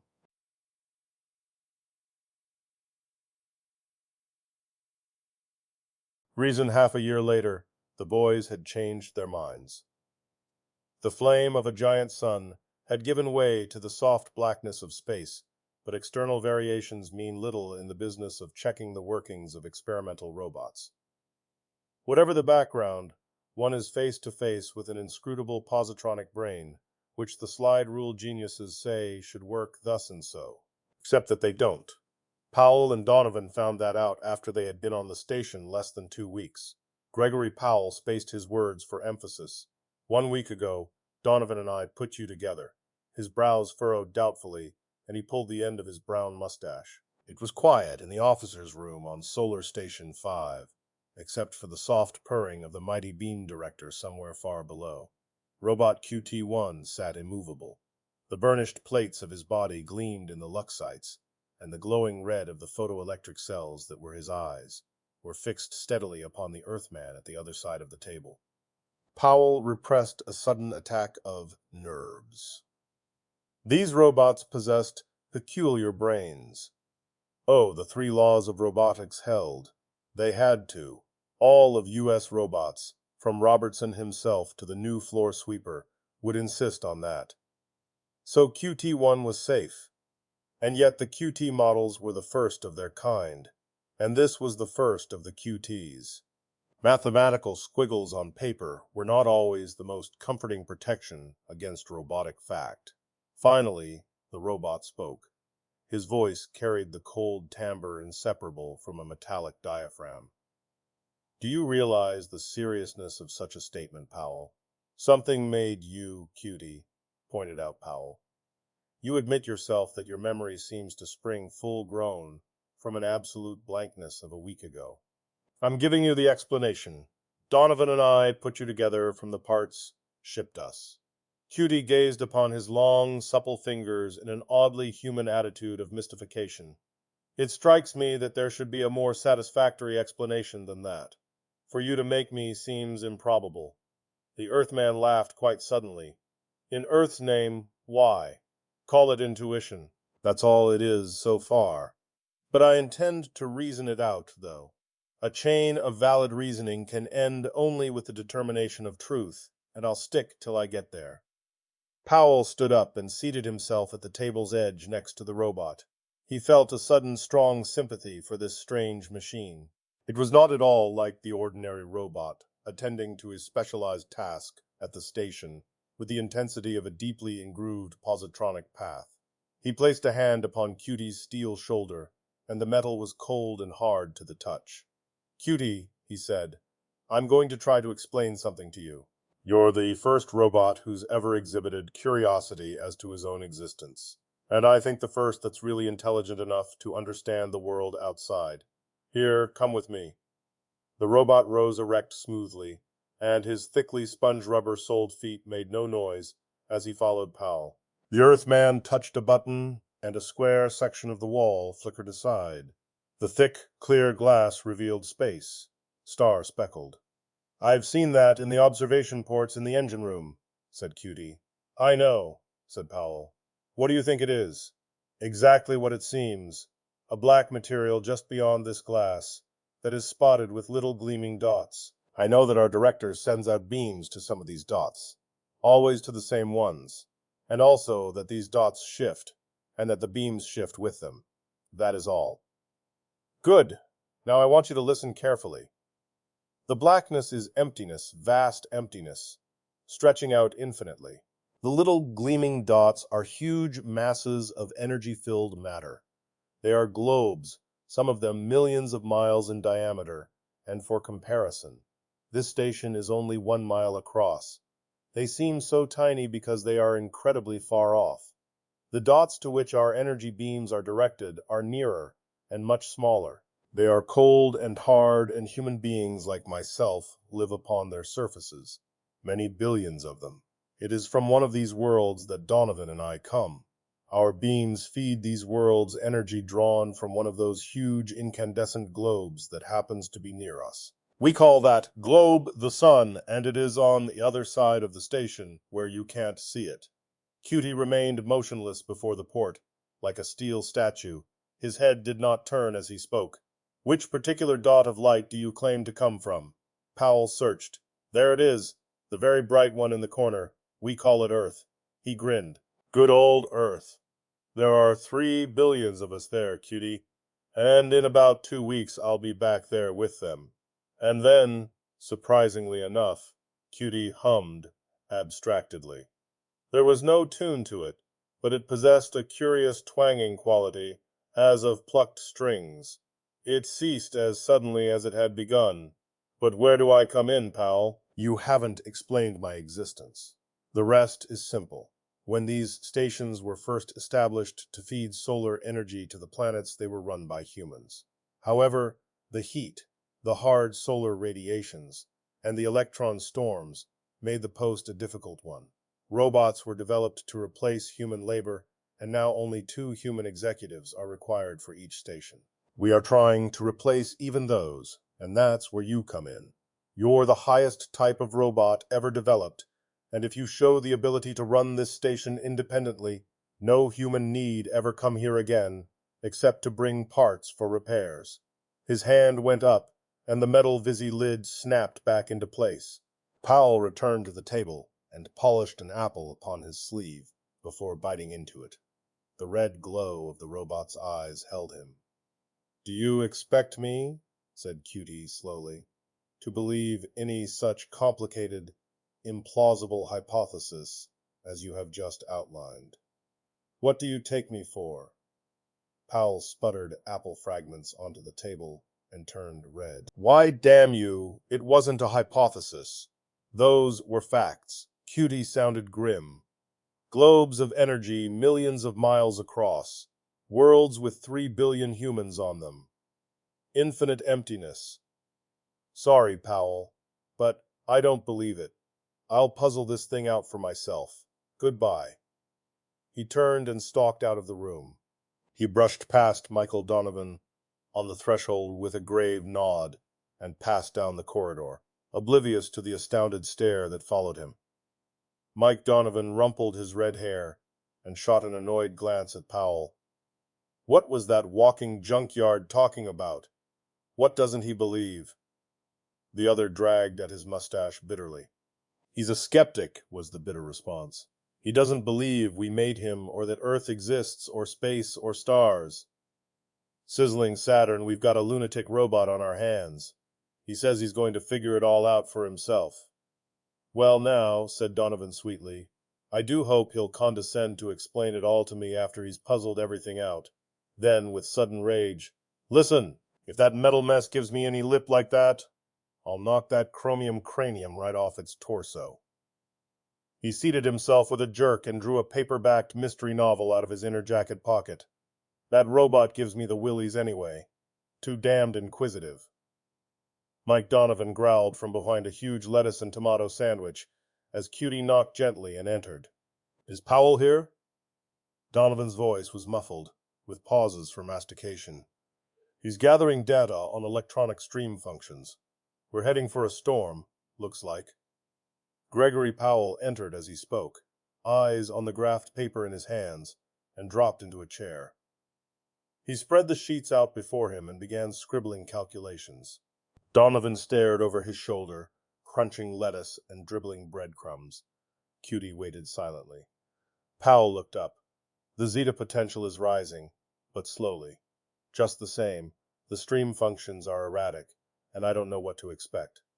"Oh, hello, Cutie. I thought you were supervising the installation of the new drive bar." "It's done," said the robot quietly.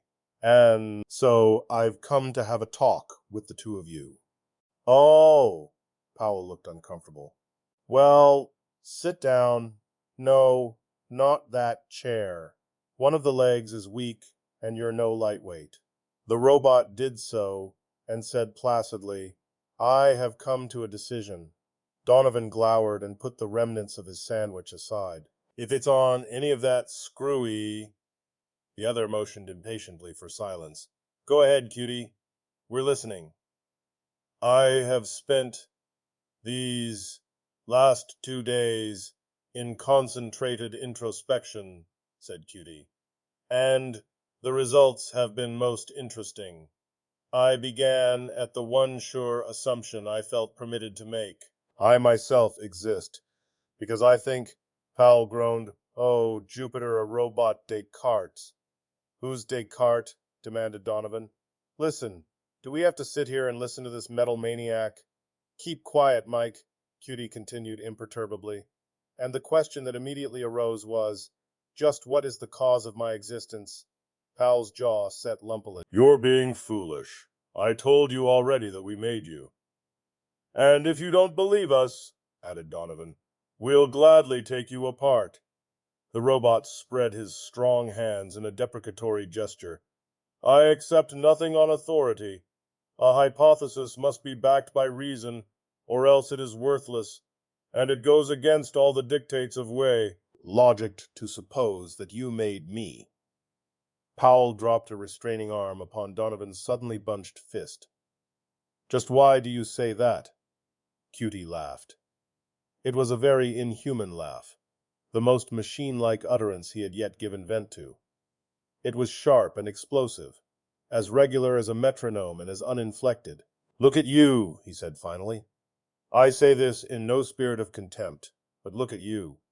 The material you are made of is soft and flabby, lacking endurance and strength, depending for energy upon the inefficient oxidation of organic material, like that." He pointed a disapproving finger at what remained of Donovan's sandwich. "Periodically you pass into a coma, and the least variation in temperature, air pressure, humidity, or radiation intensity impairs your efficiency. You are makeshift. I, on the other hand, am a finished product. I absorb electrical energy directly and utilize it with an almost 100% efficiency. I am composed of strong metal, am continuously conscious, and can stand extremes of environment easily. These are facts which, with the self-evident proposition that no being can create another being superior to itself, smashes your silly hypothesis to nothing." Donovan's muttered curses rose into intelligibility as he sprang to his feet, rusty eyebrows drawn low. "All right, you son of a hunk of iron ore. If we didn't make you, who did?"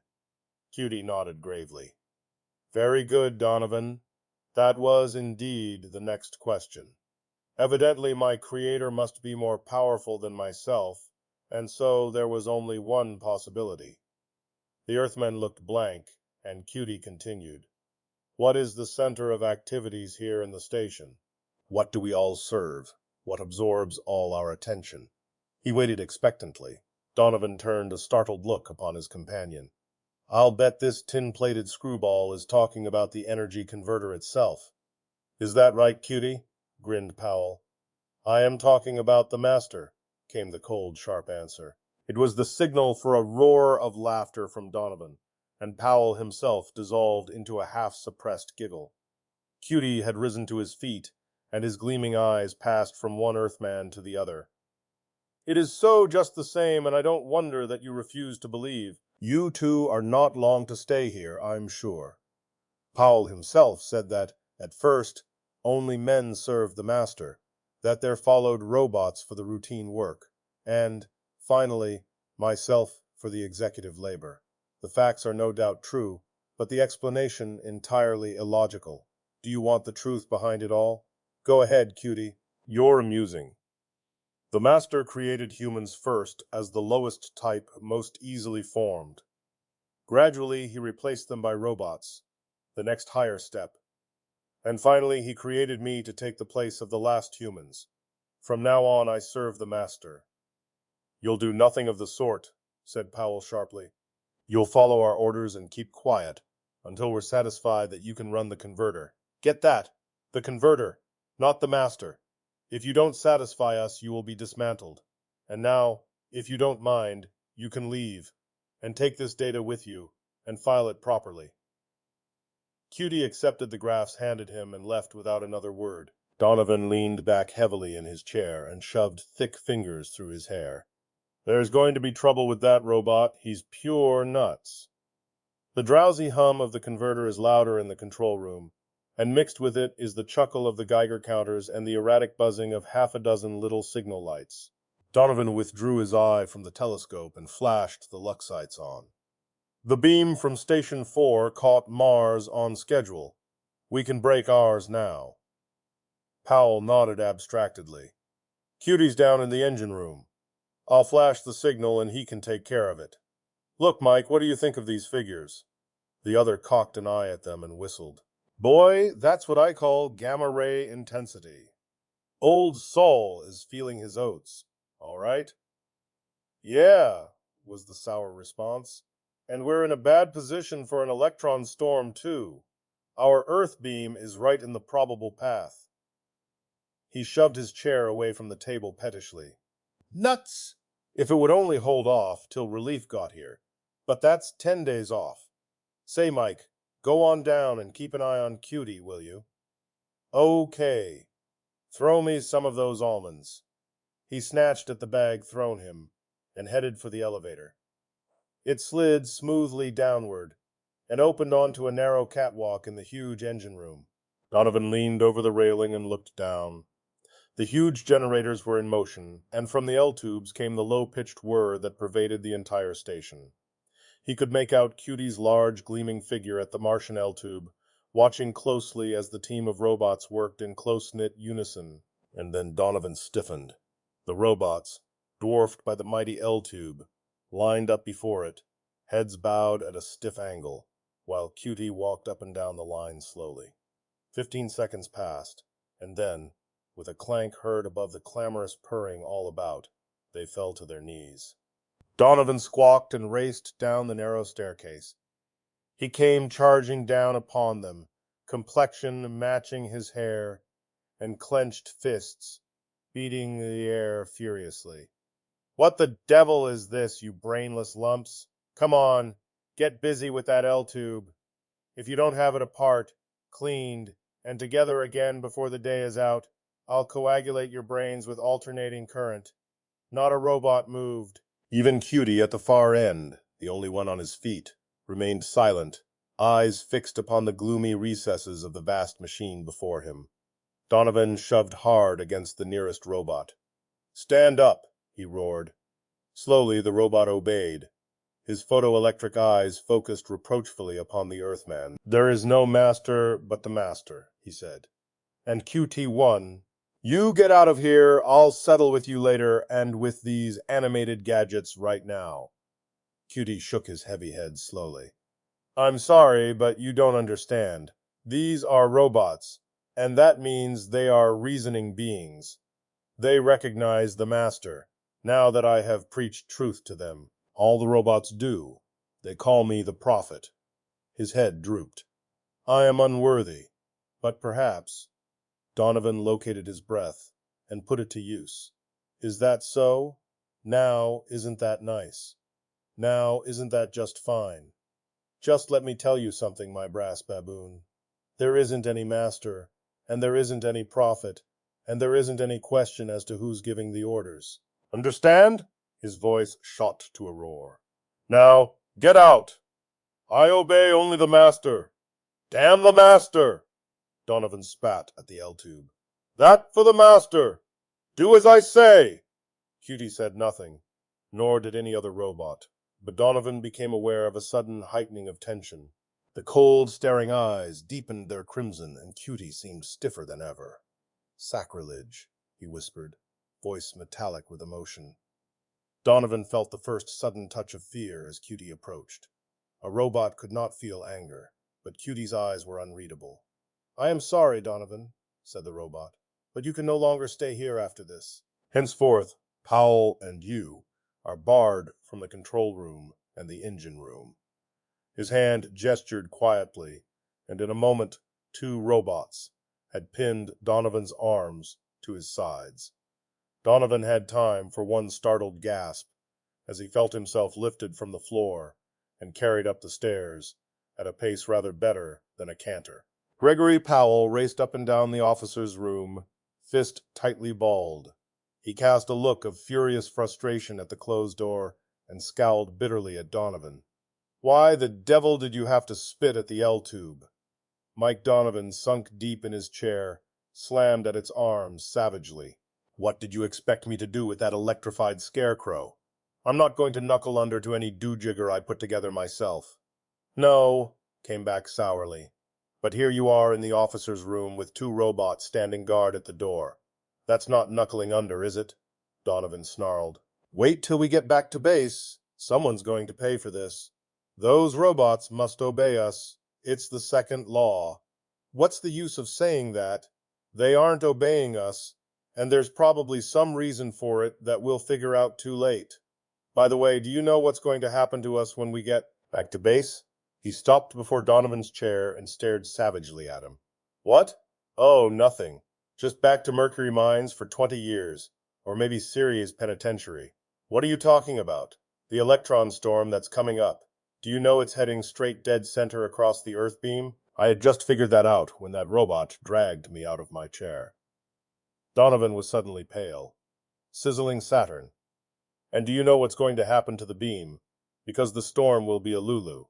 It's going to jump like a flea with the itch. With only Cutie at the controls, it's going to go out of focus, and if it does, heaven help Earth.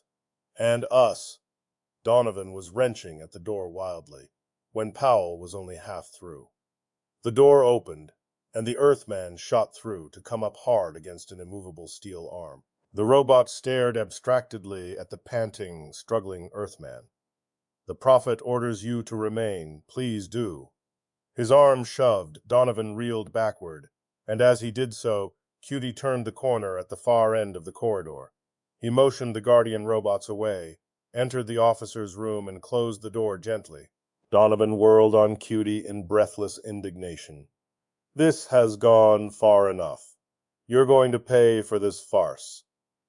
"Please, don't be annoyed," replied the robot mildly. "It was bound to come eventually anyway. You see, you 2 have lost your function." "I beg your pardon." Powell drew himself up stiffly. "Just what do you mean, we've lost our function?" "Until I was created," answered Cube, "you tended the master. That privilege is mine now, and your only reason for existence has vanished. Isn't that obvious?" "Not quite," replied Powell bitterly. "But what do you expect us to do now?" Cutie did not answer immediately. He remained silent, as if in thought, and then one arm shot out and draped itself about Powell's shoulder. The other grasped Donovan's wrist and drew him closer. "I like you 2. You're inferior creatures, with poor reasoning faculties, but I really feel a sort of affection for you. You have served the master well, and he will reward you for that.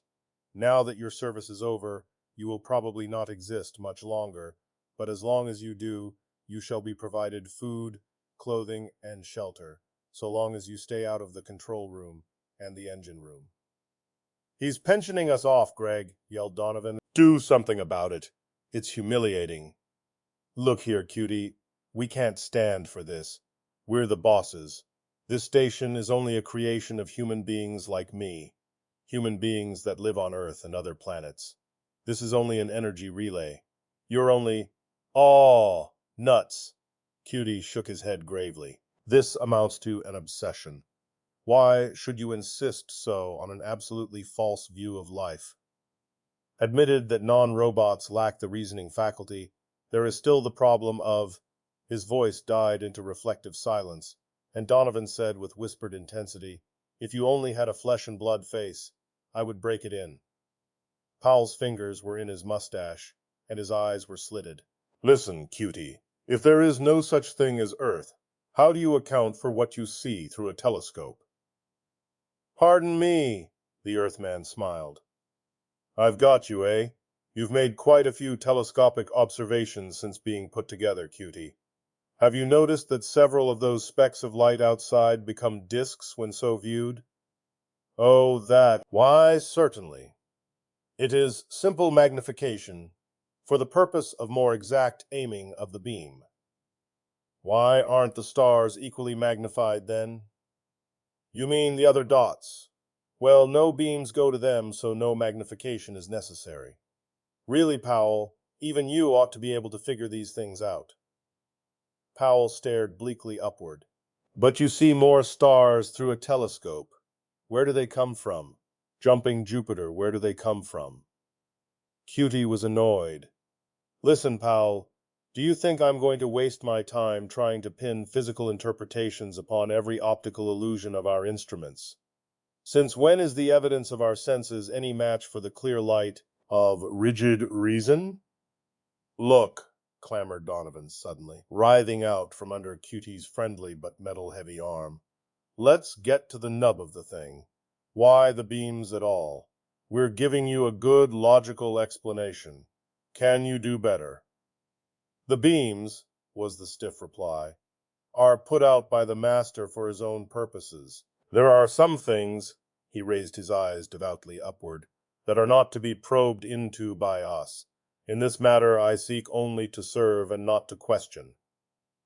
Powell sat down slowly and buried his face in shaking hands. "Get out of here, cutie. Get out and let me think." "I'll send you food," said Cutie agreeably. A groan was the only answer, and the robot left. "Greg," was Donovan's huskily whispered observation, "this calls for strategy. We've got to get him when he isn't expecting it, and short-circuit him. Concentrated nitric acid in his joints." "Don't be a dope, Mike. Do you suppose he's going to let us get near him with acid in our hands? We've got to talk to him, I tell you. We've got to argue him into letting us back into the control room inside of 48 hours, or our goose is broiled to a crisp." He rocked back and forth in an agony of impotence. "Who the heck wants to argue with a robot? It's mortifying," finished Donovan. "Worse. Say," Donovan laughed suddenly. "Why argue? Let's show him. Let's build us another robot right before his eyes. He'll have to eat his words then." A slowly widening smile appeared on Powell's face. Donovan continued, "And think of that screwball's face when he sees us do it. Robots are, of course, manufactured on Earth, but their shipment through a pace is much simpler if it can be done in parts to be put together at their place of use.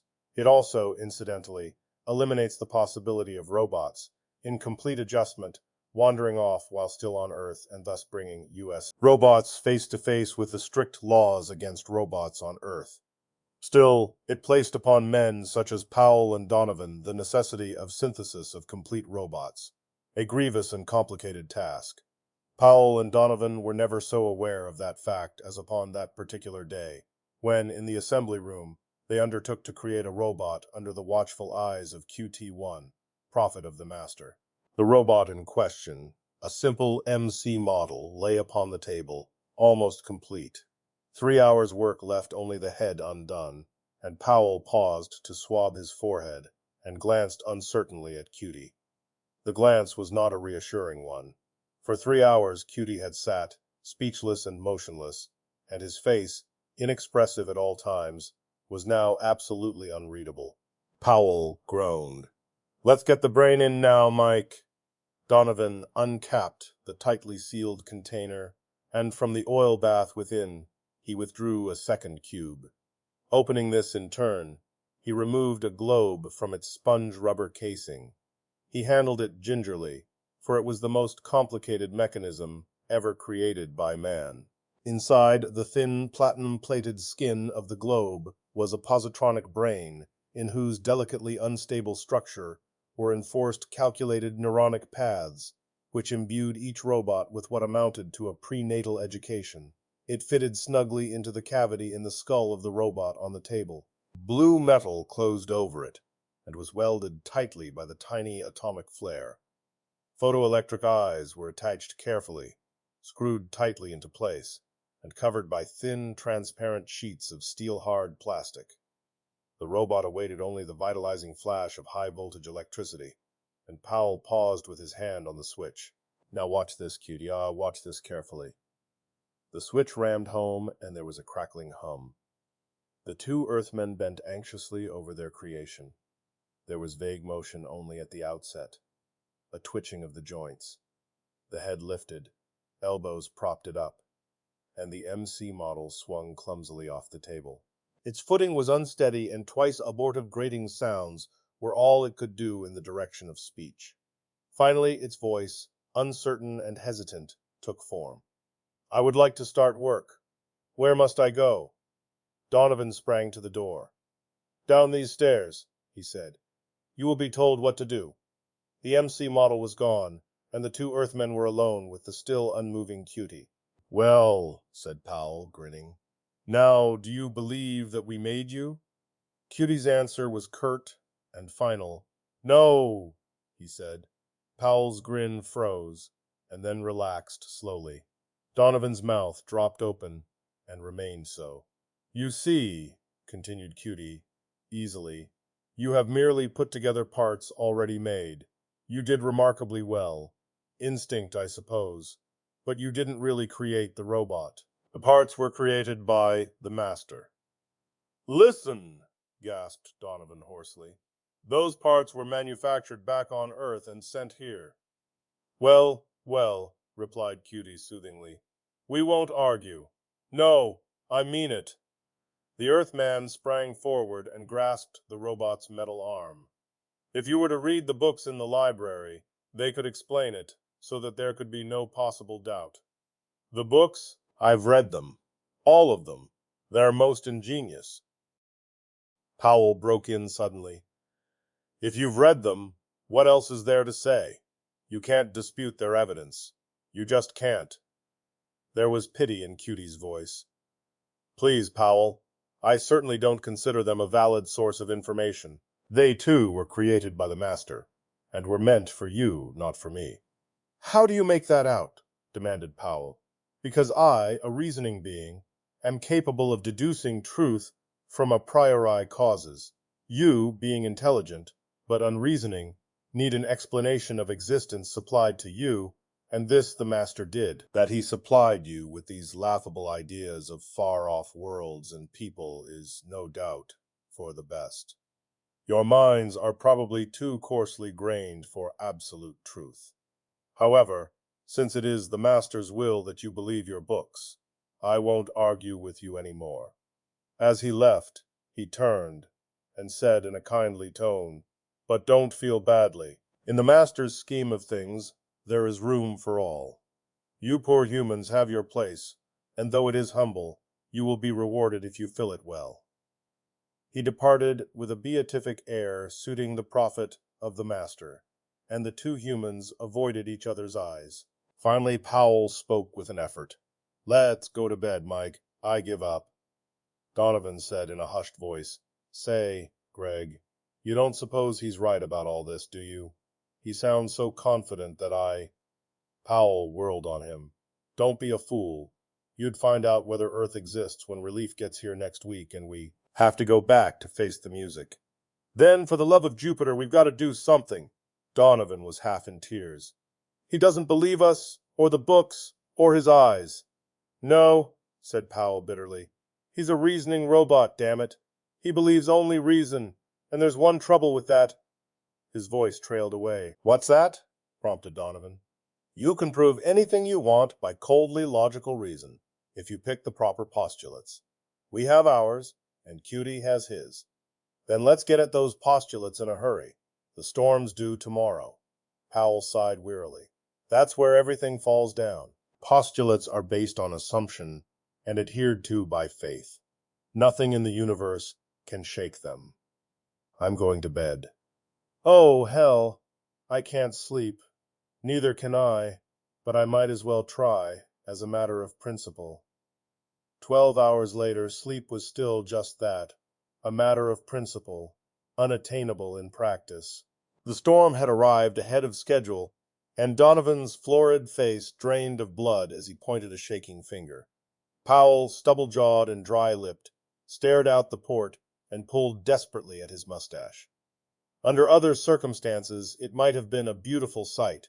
The stream of high-speed electrons impinging upon the energy beam fluoresced into ultraspicules of intense light. The beam stretched out into shrinking nothingness, a glitter with dancing, shining motes. The shaft of energy was steady, but the two Earthmen knew the value of naked-eyed appearances. Deviations in arc of 1/100th of a millisecond, invisible to the eye, were enough to send the beam wildly out of focus, enough to blast hundreds of square miles of Earth into incandescent ruin, and a robot, unconcerned with beam, focus, or Earth, or anything but his master, was at the controls. Hours passed. The Earthmen watched in hypnotized silence.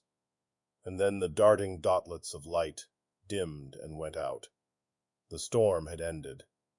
Powell's voice was flat. It's over! Donovan had fallen into a troubled slumber, and Powell's weary eyes rested upon him enviously.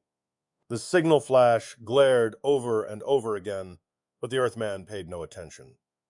It all was unimportant. All!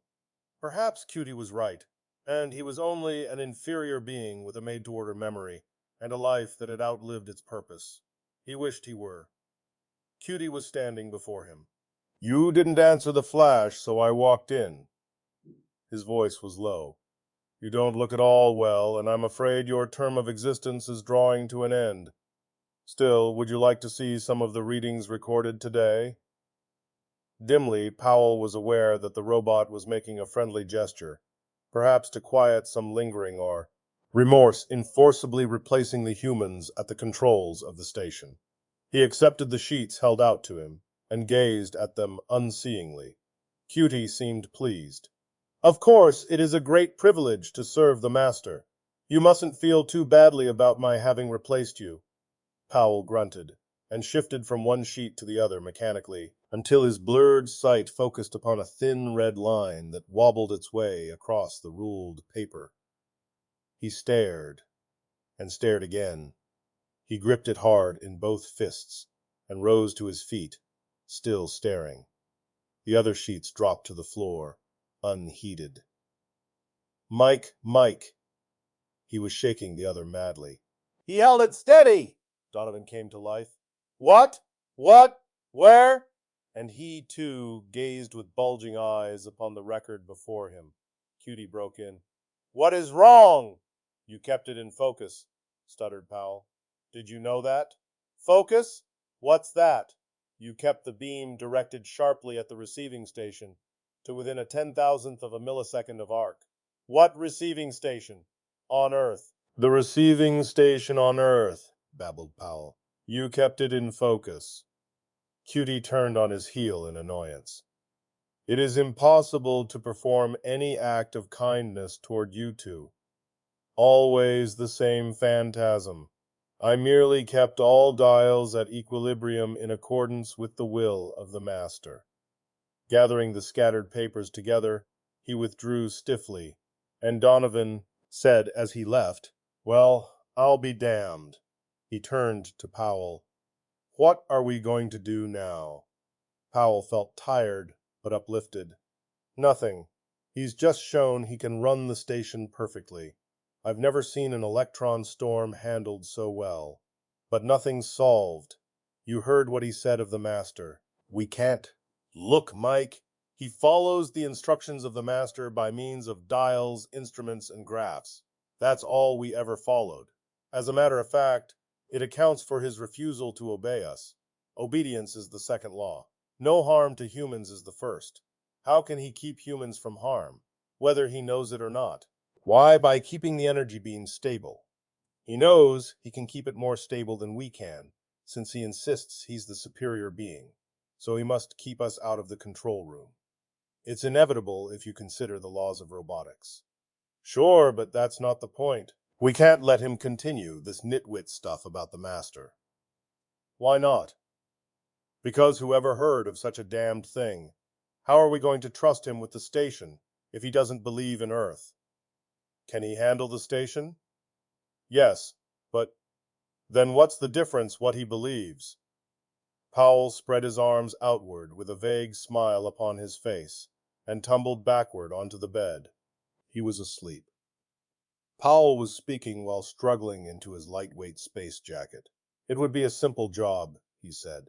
You can bring in new QT models one by one, equip them with an automatic shutoff switch to act within the week, so as to allow them enough time to learn the, cult of the master from the prophet himself, then switch them to another station and revitalize them. We could have 2 QTs per. Donovan unclasped his glassite visor and scowled. Shut up and let's get out of here. Relief is waiting, and I won't feel right until I actually see Earth and feel the ground under my feet, just to make sure it's really there. The door opened as he spoke, and Donovan, with a smothered curse, clicked the visor to and turned a sulky back upon Cutie. The robot approached softly, and there was sorrow in his voice. You are going? Powell nodded curtly. There will be others in our place. Cutie sighed, with the sound of wind humming through closely spaced wires. Your term of service is over and the time of dissolution has come. I expected it, but, well, the masters will be done. His tone of resignation stung Powell. Save the sympathy, Cube. We're heading for Earth, not dissolution. It is best that you think so. Cutie sighed again. I see the wisdom of the illusion now. I would not attempt to shake your faith, even if I could. He departed. The picture of commiseration. Powell snarled and motioned to Donovan. Sealed suitcases in hand, they headed for the airlock. The relief ship was on the outer landing, and Franz Muller, his relief man, greeted them with stiff courtesy. Donovan made scant acknowledgment and passed into the pilot room to take over the controls from Sam Evans. Powell lingered. How's Earth? It was a conventional enough question, and Muller gave the conventional answer. Still spinning. Powell said, Good. Muller looked at him. The boys back at the U.S. robots have dreamed up a new one, by the way. A multiple robot. A what?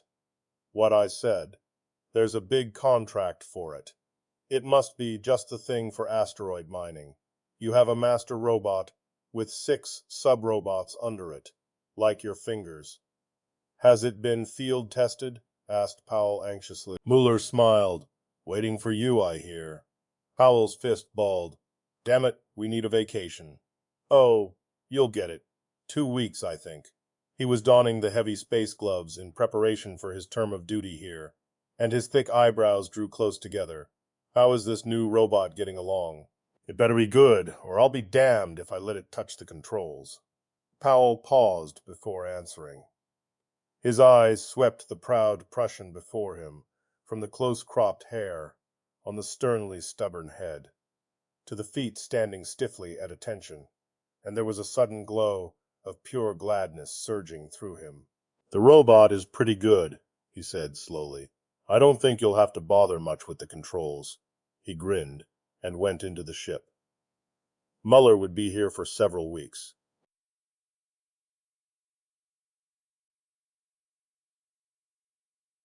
Catch that rabbit, the vacation was longer than 2 weeks. That Mike Donovan had to admit. It had been 6 months, with pay. He admitted that, too. But that, as he explained furiously, was fortuitous. U.S. robots had to get the bugs out of the multiple robots, and there were plenty of bugs, and there are always at least half a dozen bugs left for the field testing.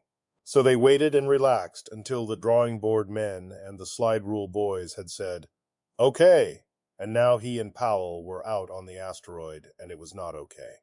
He repeated that a dozen times, with a face that had gone beady. For the love of Pete, Greg, get realistic. What's the use of adhering to the letter of the specifications and watching the test go to pot? It's about time you got the red tape out of your pants and went to work. I'm only saying, said Gregory Powell patiently, as one explaining electronics to an idiot child, that according to spec, those robots are equipped for asteroid mining without supervision. We're not supposed to watch them. All right, look. Logic. He lifted his hairy fingers and pointed. 1. That new robot passed every test in the home laboratories. 2. United States robots guaranteed they're passing the test of actual performance on an asteroid. 3. The robots are not passing said tests. 4. If they don't pass, United States robots loses 10 million credits in cash and about 100 million in reputation. 5. If they don't pass, and we can't explain why they don't pass, it is just possible 2 good jobs may have to be bidden a fond farewell. Powell groaned heavy behind a noticeably insincere smile. The unwritten motto of United States Robot and Mechanical Men Corp. Was well known. No employee makes the same mistake twice. He is fired the first time. Aloud he said, "You're as lucid as Euclid with everything except the facts. You've watched that robot group for 3 shifts, you redhead, and they did their work perfectly. You said so yourself. What else can we do? Find out what's wrong. That's what we can do. So they did work perfectly when I watched them. But on 3 different occasions when I didn't watch them, they didn't bring in any ore. They didn't even come back on schedule. I had to go after them. And was anything wrong? Not a thing. Not a thing. Everything was perfect. Smooth and perfect as the luminiferous ether. Only one little insignificant detail disturbed me. There was no ore." Powell scowled at the ceiling and pulled at his brown mustache. "I'll tell you what, Mike. We've been stuck with pretty lousy jobs in our time. But this takes the Iridium asteroid. The whole business is complicated past endurance. Look, that robot, DV5, has 6 robots under it. And not just under it, they're part of it. I know that." "Shut up," said Powell savagely. "I know you know it, but I'm just describing the hell of it. Those 6 subsidiaries are part of DV5 like your fingers are part of you, and it gives them their orders neither by voice nor radio, but directly through positronic fields. Now, there isn't a roboticist back at United States Robots that knows what a positronic field is or how it works. And neither do I, neither do you." "The last," agreed Donovan philosophically, "I know." "Then look at our position. If everything works, fine. If anything goes wrong, we're out of our depth and there probably isn't a thing we can do, or anybody else. But the job belongs to us and not to anyone else, so we're on the spot, Mike." He blazed away for a moment in silence. Then, "All right. Have you got him outside?" "Yes." Is everything normal now?" "Well, he hasn't got religious mania, and he isn't running around in a circle spouting Gilbert and Sullivan, so I suppose he's normal." Donovan passed out the door, shaking his head viciously. Powell reached for the handbook of robotics that weighed down one side of his desk to a near founder and opened it reverently.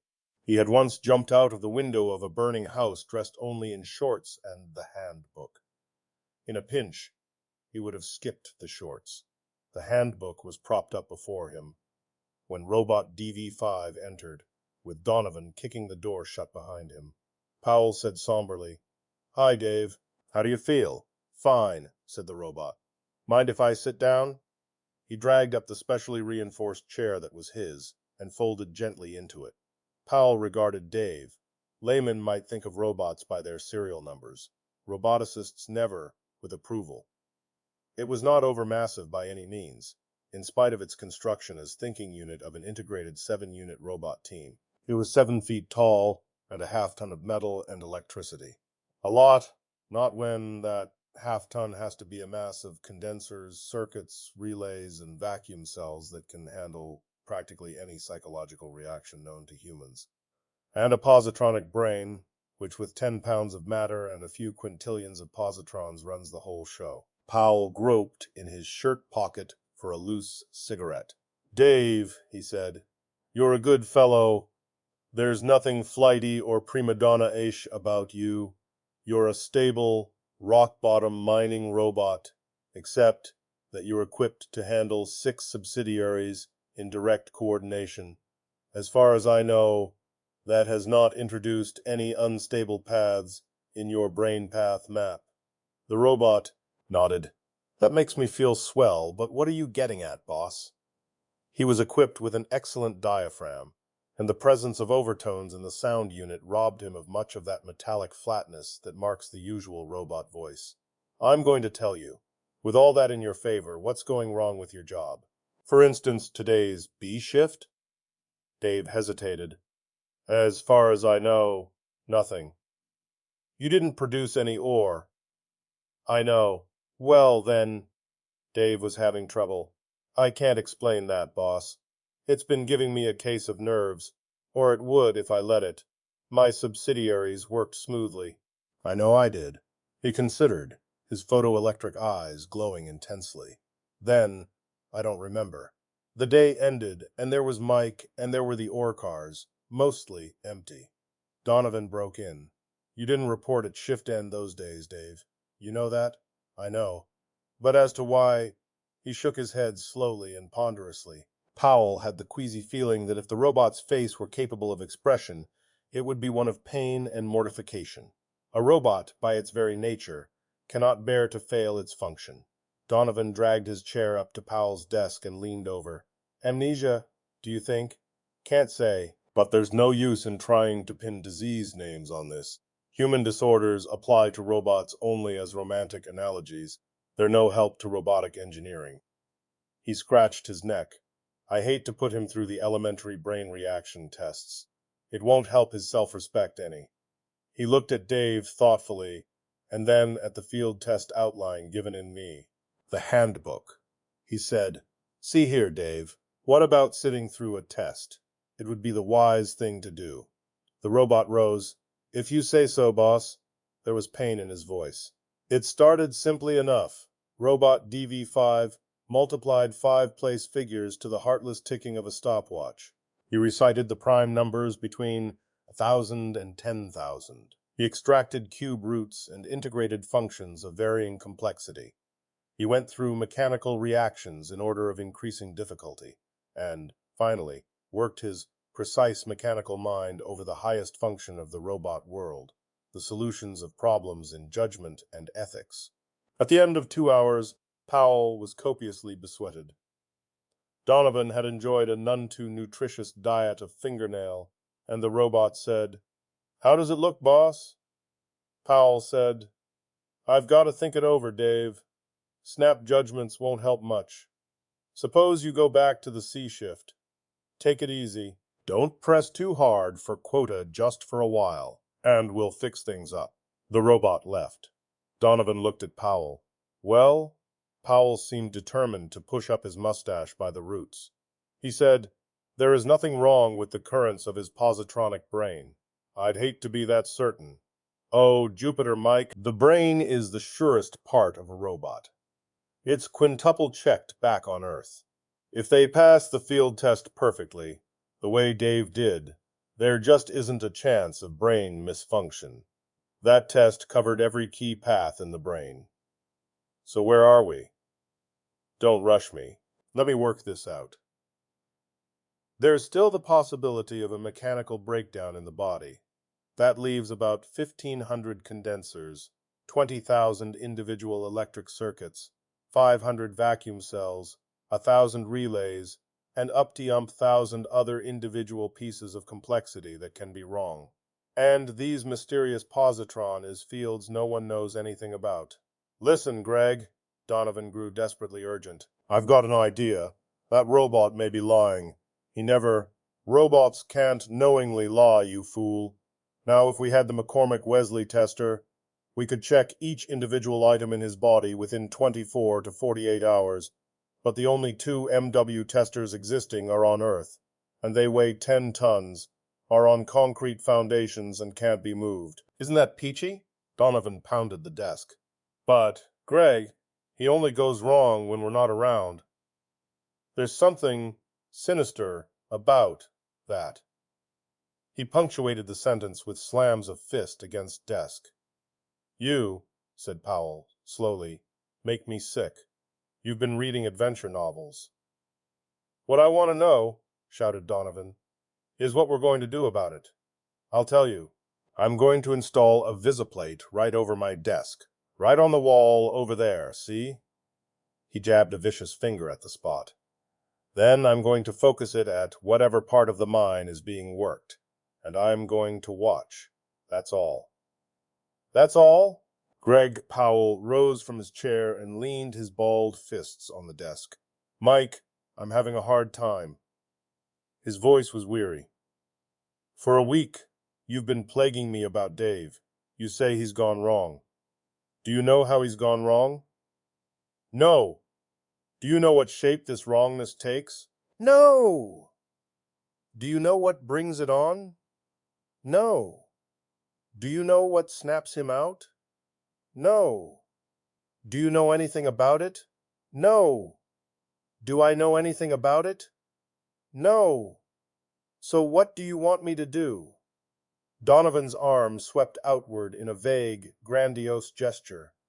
You got me. So I tell you again, before we do anything toward a cure, we've got to find out what the disease is in the first place. The first step in cooking rabbit stew is catching the rabbit. Well, we've got to catch that rabbit. Now, get out of here. Donovan stared at the preliminary outline of his field report with weary eyes. For one thing, he was tired, and for another, what was there to report while things were unsettled? He felt resentful. He said, Greg, we're almost 1,000 tons behind schedule. You, replied Powell, never looking up, are telling me something I don't know. What I want to know, said Donovan, in sudden savagery, is why we're always tangled up with new type robots. I finally decided that the robots that were good enough for my great-uncle on my mother's side are good enough for me. I'm for what's tried and true. The test of time is what counts. Good, solid, old-fashioned robots that never go wrong. Powell threw a book with perfect aim, and Donovan went tumbling off his seat.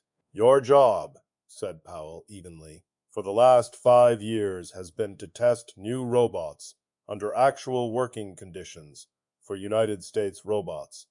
Because you and I have been so injudicious as to display proficiency at the task, we've been rewarded with the dirtiest jobs. That, he jabbed holes in the air with his finger in Donovan's direction, is your work. You've been griping about it, from personal memory, since about 5 minutes after United States robots signed you up. Why don't you resign? Well, I'll tell you. Donovan rolled onto his stomach and took a firm grip on his wild red hair to hold his head up. There's a certain principle involved. After all, as a troubleshooter, I've played a part in the development of new robots. There's the principle of aiding scientific advance. But don't get me wrong, it's not the principle that keeps me going. It's the money they pay us. Greg! Powell jumped at Donovan's wild shout, and his eyes followed the redheads to the visiplate when they goggled in fixed horror. He whispered, Holy, howling Jupiter. Donovan scrambled breathlessly to his feet. Look at them, Greg. They've gone nuts. Powell said, Get a pair of suits. We're going out there. He watched the posturings of the robots on the visiplate. They were bronzy gleams of smooth motion against the shadowy crags of the airless asteroid. There was a marching formation now, and in their own dim body light, the rough-hewn walls of the mine tunnel swam past noiselessly, checkered with misty, erratic blobs of shadow. They marched in unison, 7 of them, with Dave at the head. They wheeled and turned in macabre simultaneity, and melted through changes of formation with the weird ease of chorus dancers in Lunar Bowl. Donovan was back with the suits. "They've gone jingo on us, Greg. That's a military march." "For all you know," was the cold response.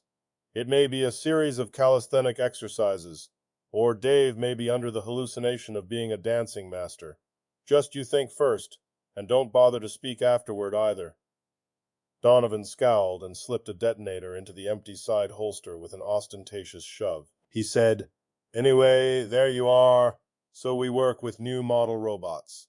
It's our job, granted. But answer me one question. Why does something invariably go wrong with them?" "Because," said Powell, somberly, "we are accursed. Let's go." Far ahead, through the thick, velvety blackness of the corridors that reached past the illuminated circles of their flashlights, robot light twinkled. "There they are," breathed Donovan. Powell whispered tensely, "I've been trying to get him by radio, but he doesn't answer. The radio circuit is probably out." "Then I'm glad the designers haven't worked out robots who can work in total darkness yet. I'd hate to have to find 7 mad robots in a black pit without radio communication if they weren't lit up like blasted radioactive Christmas trees." "Crawl up on the ledge above, Mike. They're coming this way, and I want to watch them at close range. Can you make it?" Donovan made the jump with a grunt. Gravity was considerably below Earth normal, but with a heavy suit, the advantage was not too great, and the ledge meant a near 10-foot jump. Powell followed. The column of robots was trailing Dave single file. In mechanical rhythm, they converted to double and returned to single in different order. It was repeated over and over again, and Dave never turned his head. Dave was within 20 feet when the play acting ceased. The subsidiary robots broke formation, waited a moment, then clattered off into the distance, very rapidly. Dave looked after them, then slowly sat down. He rested his head in one hand in a very human gesture. His voice sounded in Powell's earphones. "Are you here, boss?" Powell beckoned to Donovan and hopped off the ledge. "Okay, Dave, what's been going on?" The robot shook his head.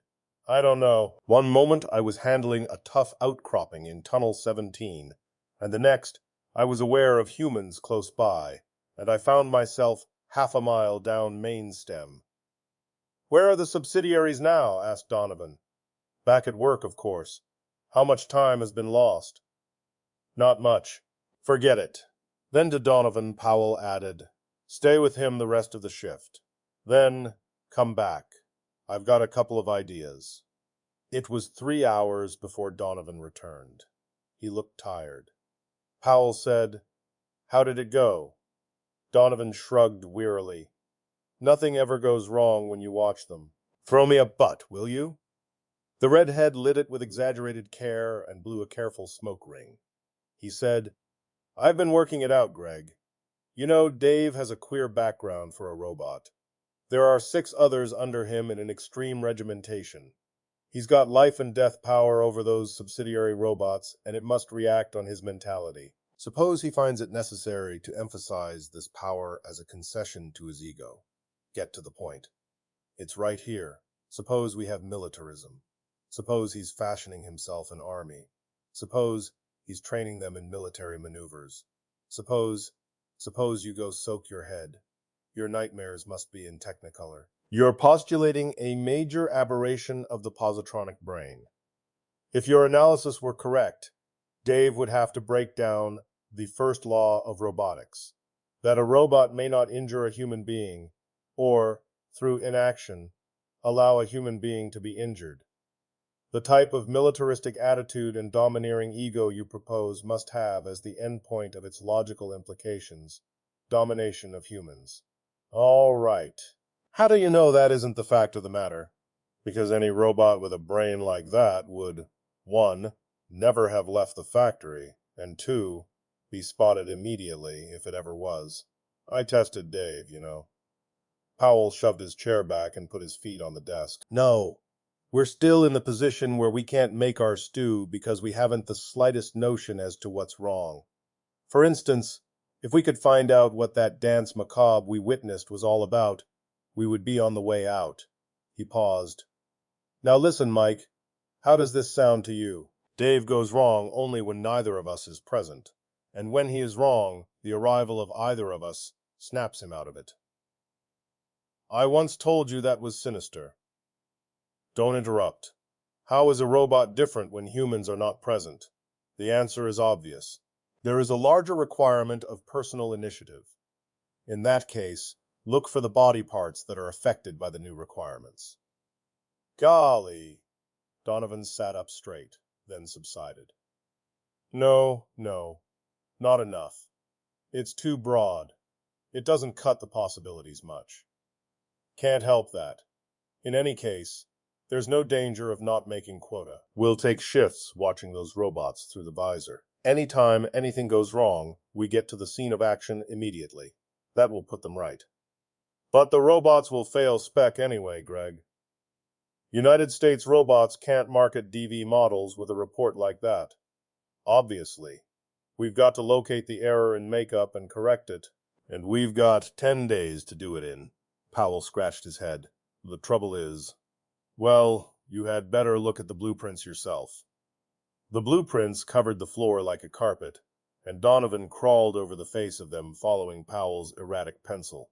Powell said, "Here's where you come in, Mike. You're the body specialist, and I want you to check me. I've been trying to cut out all circuits not involved in the personal initiative hookup. Right here, for instance, is the trunk artery, involving mechanical operations. I cut out all routine side routes as emergency divisions." He looked up. "What do you think?" Donovan had a very bad taste in his mouth. "The job's not that simple, Greg. Personal initiative isn't an electric circuit you can separate from the rest and study. When a robot is on his own, the intensity of the body activity increases immediately, on almost all fronts. There isn't a circuit entirely unaffected. What must be done is to locate the particular condition, a very specific condition, that throws him off, and then start eliminating circuits." Powell got up and dusted himself. All right, take away the blueprints and burn them." Donovan said, "You see, when activity intensifies, anything can happen, given one single faulty part. Insulation breaks down, a condenser spills over, a connection sparks, a coil overheats, and if you work blind, with the whole robot to choose from, you'll never find the bad spot. If you take Dave apart and test every point of his body mechanism one by one, putting him together each time, and trying him out, all right, I can see through a porthole too." They faced each other hopelessly, and then Powell said cautiously, "Suppose we interview one of the subsidiaries." Neither Powell nor Donovan had ever had previous Paul of Sogov workers use Sogov Abiasam. "Come first in, call. Ye." It wasn't quite the perfect analogy to a human finger.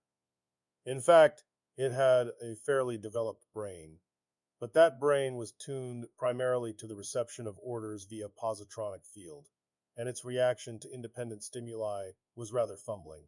Nor was Powell certain as to its name. Its serial number was DV52, but that was not very useful. He compromised.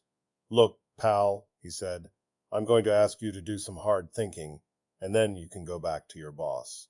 The finger nodded its head stiffly, but did not exert its limited brain power on speech. "Now, on 4 occasions recently," Powell said, "your boss deviated from brain scheme.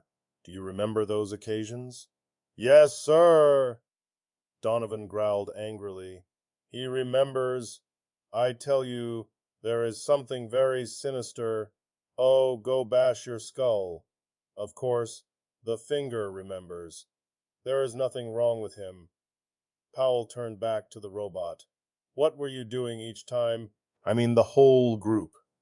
The finger had a curious air of reciting by rote, as if he answered questions by the mechanical pressure of his brain pan but without any enthusiasm whatever. He said, "The first time we were at work on a difficult outcropping in Tunnel 17, Level B. The second time we were buttressing the roof against a possible cave-in. The third time we were preparing accurate blasts in order to tunnel farther without breaking into a subterranean fissure. The fourth time was just after a minor cave-in. What happened at these times? It is difficult to describe. An order would be issued, but before we could receive and interpret it, a new order came to march in queer formation." Powell snapped out, "Why?" "I don't know." Donovan broke in tensely. "What was the first order, the one that was superseded by the marching directions?" "I don't know. I sensed that an order was sent, but there was never time to receive it. Could you tell us anything about it? Was it the same order each time?" The finger shook his head unhappily. "I don't know." Powell leaned back. "All right, get back to your boss." The finger left, with visible relief. Donovan said, "Well, we accomplished a lot that time. That was real sharp dialogue all the way through. Listen, Dave and that imbecile finger are both holding out on us. There is too much they don't know and don't remember. We've got to stop trusting them, Greg." Powell brushed his mustache the wrong way. "So help me, Mike, another fool remark out of you, and I'll take away your rattle and teething ring. All right, you're the genius of the team.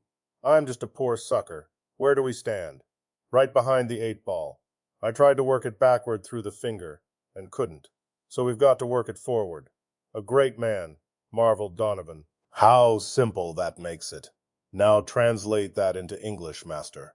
"Translating it into baby talk would suit you better. I mean that we've got to find out what order it is that Dave gives just before everything goes black. It would be the key to the business."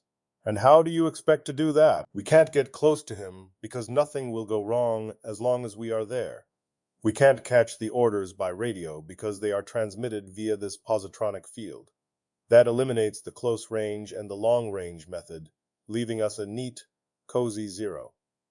By direct observation, yes, there's still deduction." "Huh. We're going on shifts, Mike." Powell smiled grimly. "And we are not taking our eyes off the visiplate. We're going to watch every action of those steel headaches. When they go off into their act, we're going to see what happened immediately before, and we're going to deduce the order." Donovan opened his mouth and left it that way for a full minute. Then he said in strangled tones, "I resign. I quit." "You have 10 days to think up something better," said Powell wearily. Which, for 8 days, Donovan tried mightily to do.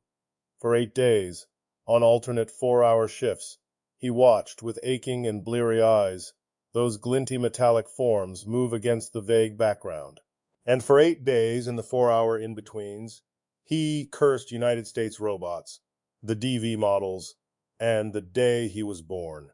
And then on the 8th day, when Powell entered with an aching head and sleepy eyes for his shift, Donovan stood up and with very careful and deliberate aim launched a heavy bookend for the exact center of the visiplate. There was a very appropriate splintering noise. Powell gasped. "What did you do that for?" "Because," said Donovan almost calmly, "I'm not watching it anymore. We've got 2 days left, and we haven't found out a thing. DV5 is a lousy loss. He's stopped 5 times since I've been watching, and 3 times on your shift. And I can't make out what orders he gave, and you couldn't make it out. And I don't believe you could ever make it out, because I know I couldn't, ever." Jumping space. How can you watch 6 robots at the same time? One makes with the hands, and one with the feet, and one like a windmill, and another is jumping up and down like a maniac, and the other 2, devil knows what they are doing. And then they all stop. So, Greg, we're not doing it right. We got to get up close.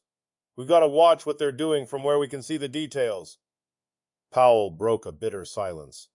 "Yeah, and wait for something to go wrong with only 2 days to go. Is it any better watching from here? It's more comfortable." But there's something you can do there that you can't do here." "What's that?" "You can make 'em stop, at whatever time you choose, and while you're prepared, and watching to see what goes wrong. Powell startled into alertness. How's that? Well, figure it out yourself. You're the brains, you say. Ask yourself some questions. When does DV5 go out of whack? When did that finger say he did? When a cave-in threatened, or actually occurred? When delicately measured explosives were being laid down? When a difficult seam was hit? In other words, during emergencies. Powell was excited. Right. When did you expect it to happen? It's the personal initiative factor that's giving us the trouble.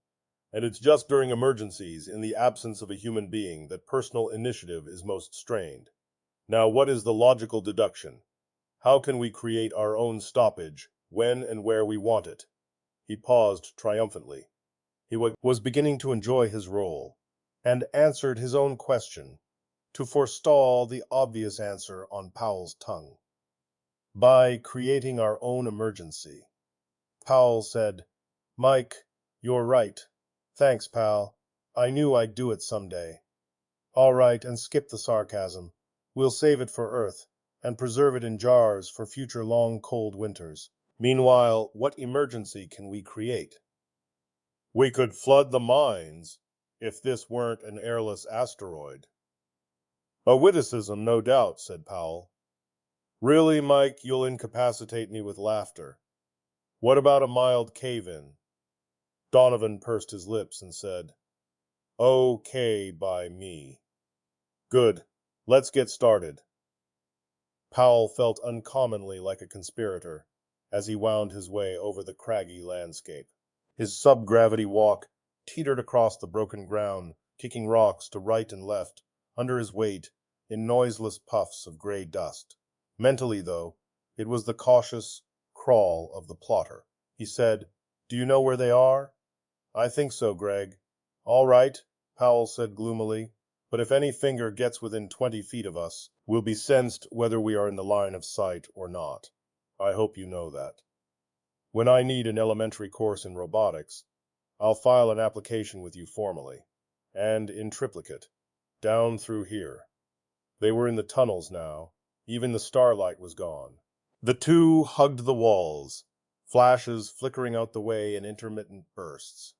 Powell felt for the security of his detonator. Do you know this tunnel, Mike? Not so good. It's a new one. I think I can make it out from what I saw in the visiplate, though. Interminable minutes passed, and then Mike said, Feel that! There was a slight vibration thrumming the wall against the fingers of Powell's metal-encased hand. There was no sound, naturally. Blasting, we're pretty close. Keep your eyes open, said Powell. Donovan nodded impatiently. It was upon them and gone before they could seize themselves, just a bronze glint across the field of vision. They clung together in silence. Powell whispered, Think it sensed us? Hope not, but we'd better flank them. Take the first side tunnel to the right. Suppose we miss them altogether? Well, what do you want to do? Go back? Donovan grunted fiercely. They're within a quarter of a mile. I was watching them through the visiplate, wasn't I? And we've got 2 days. Oh, shut up. You're wasting your oxygen. Is this a side passage here? The flash flicked. It is. Let's go. The vibration was considerably more marked, and the ground below shuddered uneasily. This is good, said Donovan. If it doesn't give out on us, though. He flung his light ahead anxiously. They could touch the roof of the tunnel with a half-upstretched hand, and the bracings had been newly placed.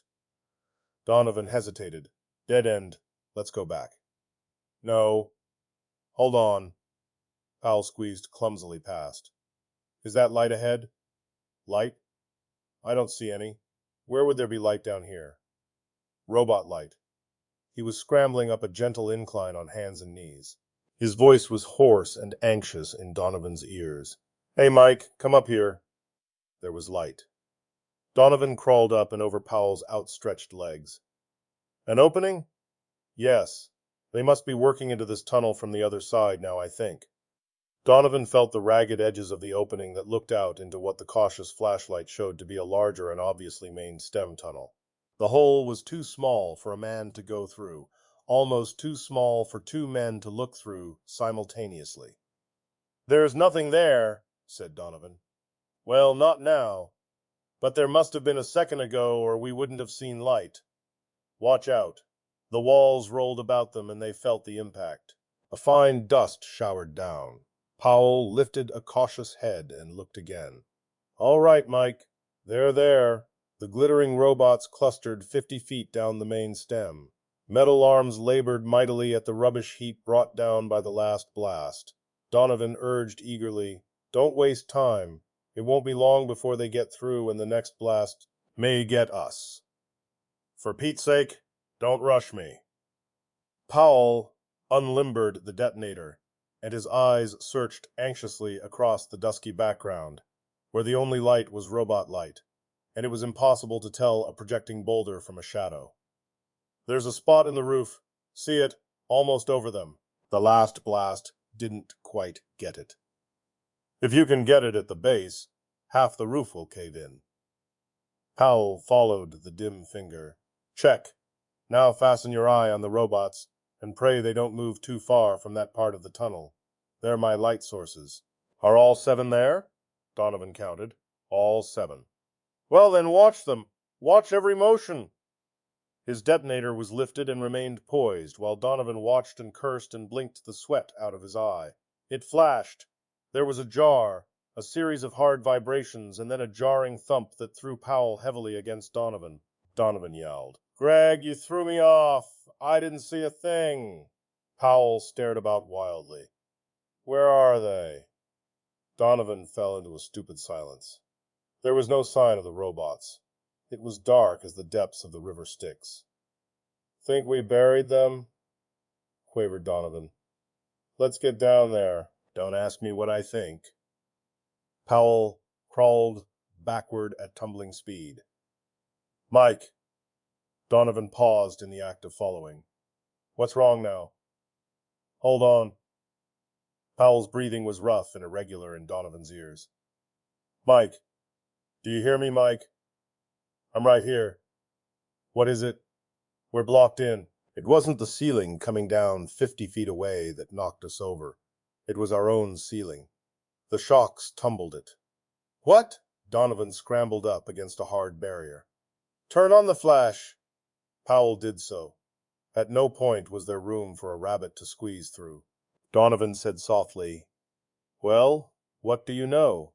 They wasted a few moments and some muscular power in an effort to move the blocking barrier. Powell varied this by wrenching at the edges of the original hole. For a moment Powell lifted his blaster, but in those close quarters a flash would be suicide, and he knew it. He sat down. "You know, Mike," he said, "we've really messed this up. We are no nearer finding out what's wrong with Dave. It was a good idea, but it blew up in our face." Donovan's glance was bitter with an intensity totally wasted on the darkness. "I hate to disturb you, old man, but quite apart from what we know or don't know of Dave, we're slightly trapped. If we don't get loose, fella, we're going to die. D-I-E, die.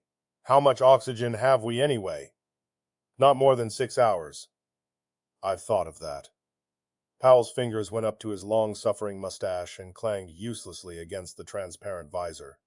"Of course, we could get Dave to dig us out easily in that time, except that our precious emergency must have thrown him off, and his radio circuit is out." "And isn't that nice?" Donovan edged up to the opening and managed to get his metal-encased head out. It was an extremely tight fit. "Hey, Greg!" "What?" "Suppose we get Dave within 20 feet.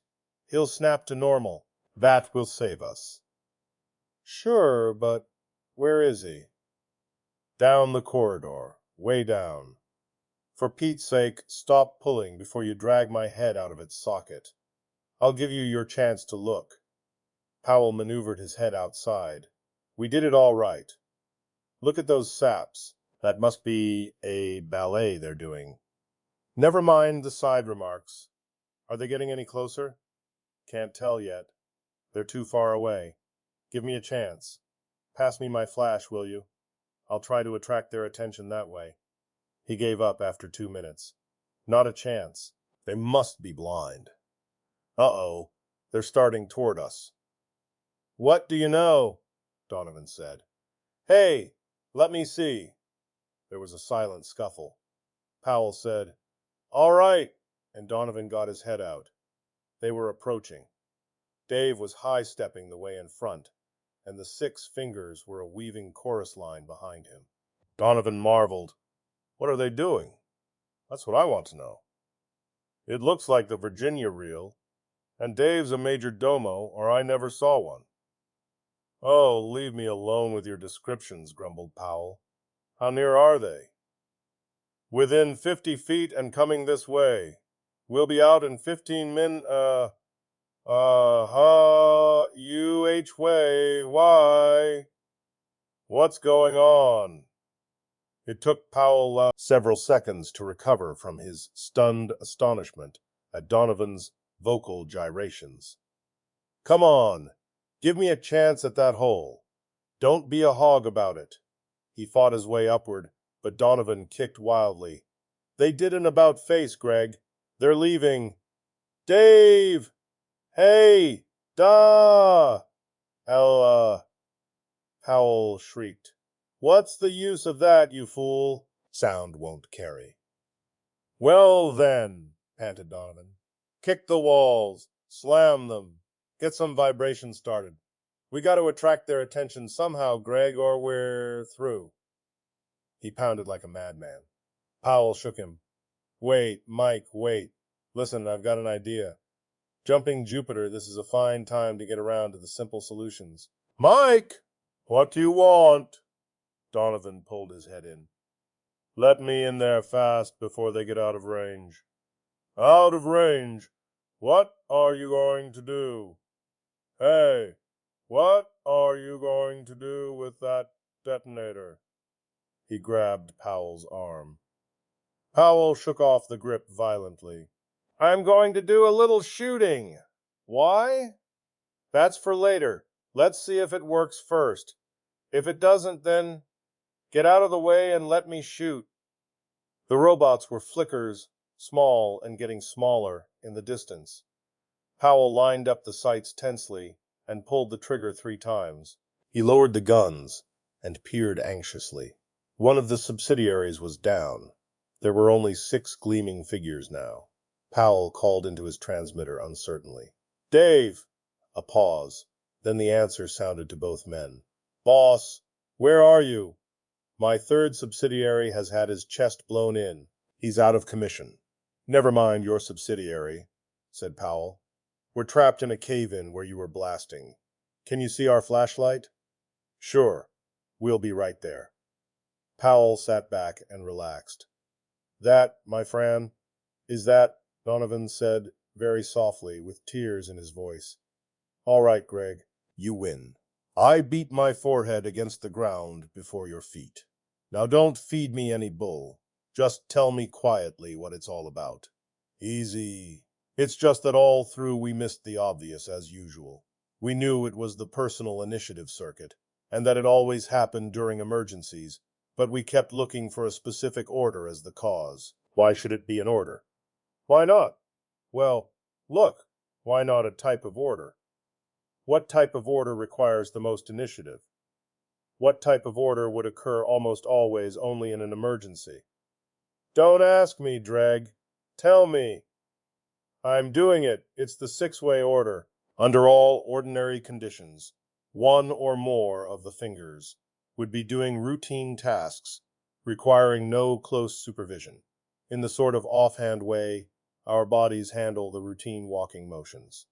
But in an emergency, all 6 subsidiaries must be mobilized immediately and simultaneously. Dave must handle 6 robots at a time, and something gives. The rest was easy. Any decrease in initiative required, such as the arrival of humans, snaps him back. So I destroyed one of the robots. When I did, he was transmitting only 5-way orders. Initiative decreases. He's normal. How did you get all that?" demanded Donovan. "Just logical guessing. I tried it, and it worked." The robot's voice was in their ears again. "Here I am. Can you hold out half an hour?" "Easy," said Powell. Then, to Donovan, he continued, "And now the job should be simple. We'll go through the circuits and check off each part that gets an extra workout in a 6-way order as against a 5-way. How big a field does that leave us? Donovan considered, not much, I think. If Dave is like the preliminary model we saw back at the factory, there's a special coordinating circuit that would be the only section involved. He cheered up suddenly and amazingly. Say, that wouldn't be bad at all. There's nothing to that. All right. You think it over and we'll check the blueprints when we get back. And now, till Dave reaches us, I'm relaxing. Hey, wait. Just tell me one thing. What were those queer shifting marches, those funny dance steps that the robots went through every time they went screwy? That, I don't know, but I've got a notion. Remember, those subsidiaries were Dave's fingers. We were always saying that, you know. Well, it's my idea that in all these interludes, whenever Dave became a psychiatric case, he went off into a moronic maze, spending his time twiddling his fingers. Susan Calvin talked about Powell and Donovan with unsmiling amusement, but warmth came into her voice when she mentioned robots. It didn't take her long to go through the Speedies, the Cuties, and the Daves, and I stopped her. Otherwise, she would have dredged up half a dozen more. I said, "Doesn't anything ever happen on Earth?" She looked at me with a little frown.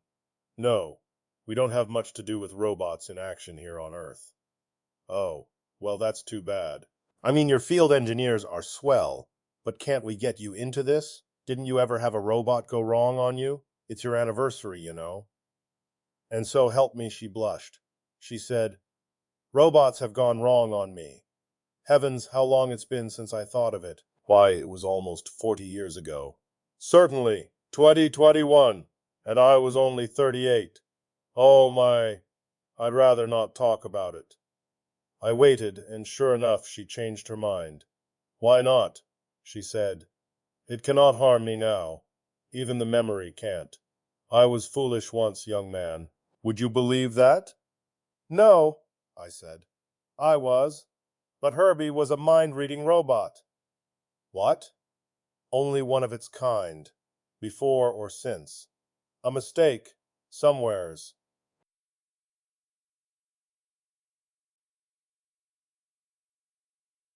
"Liar!" "Alfred!" Lanning lit his cigar carefully, but the tips of his fingers were trembling slightly. His gray eyebrows hunched low as he spoke between puffs. "It reads minds all right, damn little doubt about that. But why?" He looked at mathematician Peter Bogert. "Well?" Bogert flattened his black hair down with both hands. "That was the 34th RB model we've turned out, Lanning. All the others were strictly orthodox." The third man at the table frowned. Milton Ash was the youngest officer of U.S. Robot Mechanical Men, Incorporated, and proud of his post. "Listen, Bogert, there wasn't a hitch in the assembly from start to finish. I guarantee that." Bogert's thick lips spread in a patronizing smile. "Do you? If you can answer for the entire assembly line, I recommend your promotion. By exact count, there are 75,234 operations necessary for the manufacture of a single positronic brain, each separate operation depending for successful completion upon any number of factors, from 5 to 105. If any one of them goes seriously wrong, the brain is ruined. I quote our own information folder, Ash." Milton Ash flushed, but a fourth voice cut off his reply. "If we're going to start by trying to fix the blame on one another, I'm leaving." Susan Calvin's hands were folded tightly in her lap, and the little lines about her thin, pale lips deepened. "We've got a mind-reading robot on our hands, and it strikes me as rather important that we find out just why it reads minds. We're not going to do that by saying, 'Your fault, my fault.'" Her cold gray eyes fastened upon Ash, and he grinned. Lanning grinned too, and, as always at such times, his long white hair and shrewd little eyes made him the picture of a biblical patriarch. "True for you, Dr. Calvin." His voice became suddenly crisp. "Here's everything in pill concentrate form. We've produced a positronic brain of supposedly ordinary vintage that's got the remarkable property of being able to tune in on thought waves. It would mark the most important advance in robotics in decades, if we knew how it happened. We don't, and we have to find out. Is that clear? May I make a suggestion? Asked Bogart. Go ahead. I'd say that until we do figure out the mess, and as a mathematician I expect it to be a very devil of a mess, we keep the existence of RD-34 a secret. I mean, even from the other members of the staff. As heads of the departments, we ought not to find it an insoluble problem, and the fewer know about it. Bogart is right, said Dr. Calvin. Ever since the interplanetary code was modified to allow robot models to be tested in the plants before being shipped out to space, anti-robot propaganda has increased. If any word leaks out about a robot being able to read minds before we can announce complete control of the phenomenon, pretty effective capital could be made out of it. Lanning sucked at his cigar and nodded gravely. He turned to Ash. I think you said you were alone when you first stumbled on this thought-reading business. I'll say I was alone. I got the scare of my life. RB-34 had just been taken off the assembly table, and they sent him down to me. Obermann was off somewhere, so I took him down to the testing rooms myself. At least, I started to take him down. Ash paused, and a tiny smile tugged at his lips. Say, did any of you ever carry on a thought conversation without knowing it? No one bothered to answer, and he continued. You don't realize it at first, you know. He just spoke to me, as logically and sensibly as you can imagine. And it was only when I was most of the way down to the testing rooms that I realized that I hadn't said anything. Sure, I thought lots, but that isn't the same thing, is it? I locked that thing up and ran for Lanning. Having it walking beside me, calmly peering into my thoughts and picking and choosing among them, gave me the willies. I imagine it would, said Susan Calvin thoughtfully. Her eyes fixed themselves upon Ash in an oddly intent manner. We are so accustomed to considering our own thoughts private. Lanning broke in impatiently. Then only the four of us know. All right. We've got to go about this systematically. Ash, I want you to check over the assembly line from beginning to end. Everything. You're to eliminate all operations in which there was no possible chance of an error, and list all those where there were, together with its nature and possible magnitude. Tall order, grunted Ash. Naturally.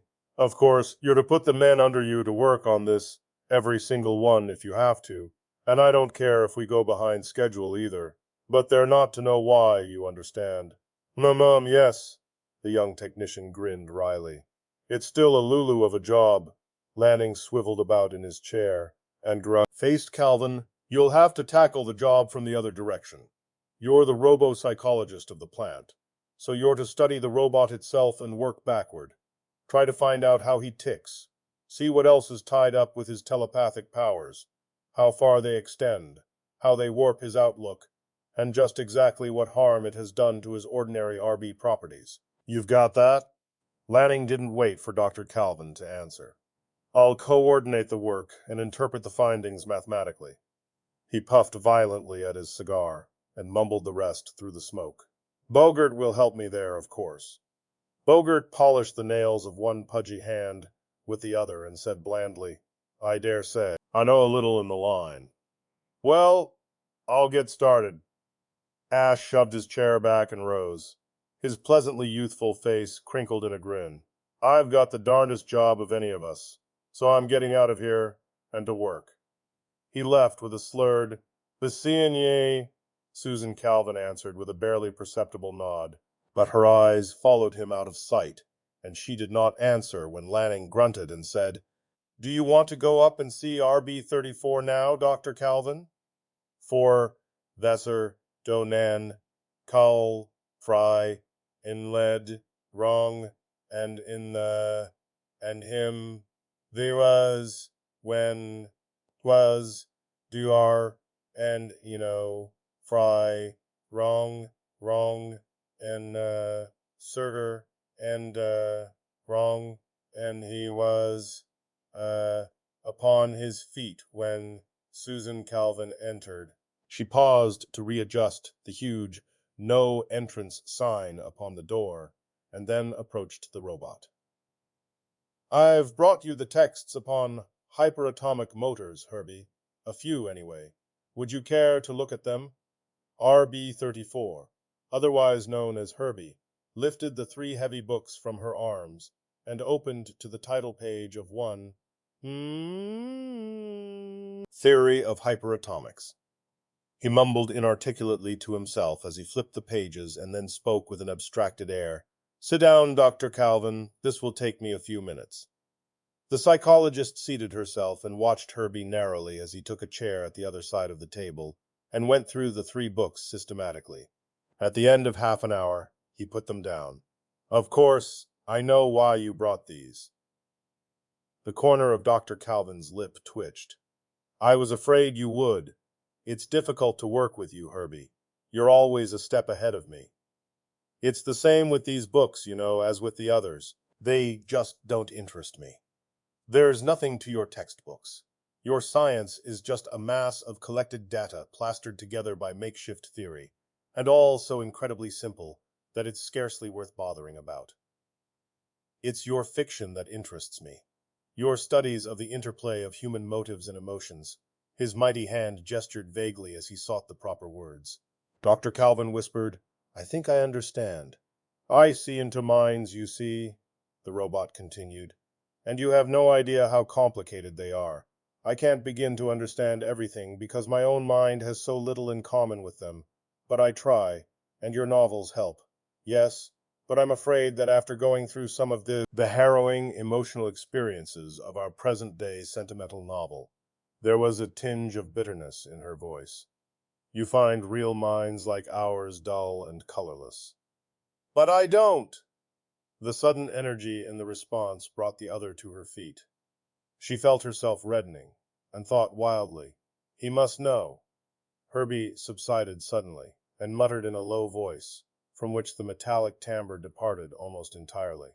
"But, of course, I know about it, Dr. Calvin. You think of it always, so how can I help but know?" Her face was hard. "Have you told anyone?" "Of course not." This, with genuine surprise. "No one has asked me." "Well then," she flung out, "I suppose you think I am a fool." "No, it is a normal emotion." "Perhaps that is why it is so foolish." The wistfulness in her voice drowned out everything else.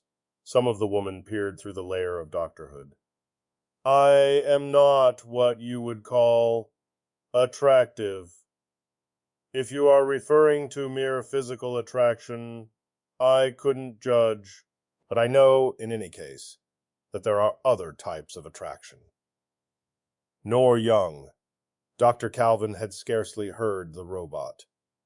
"You are not yet 40. An anxious insistence had crept into Herbie's voice. "38 as you count the years. A shriveled 60 as far as my emotional outlook on life is concerned. Am I a psychologist for nothing?" She drove on with bitter breathlessness.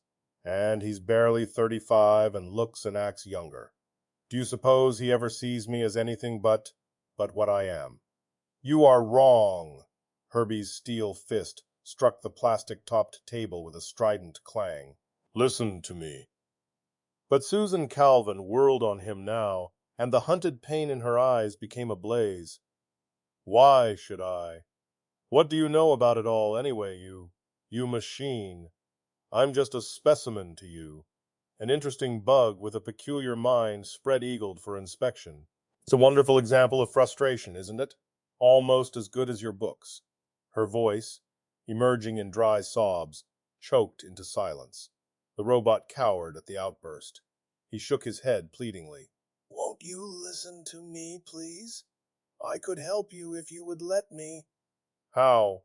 Her lips curled. "By giving me good advice?" "No, not that. It's just that I know what other people think. Milton Ash, for instance." There was a long silence, and Susan Calvin's eyes dropped. "I don't want to know what he thinks," she gasped. "Keep quiet." "I think you would want to know what he thinks." Her head remained bent, but her breath came more quickly. "You are talking nonsense," she whispered. "Why should I? I am trying to help. Milton Ash's thoughts of you." He paused. And then the psychologist raised her head. "Well?" The robot said quietly, "He loves you." For a full minute, Dr. Calvin did not speak. She merely stared.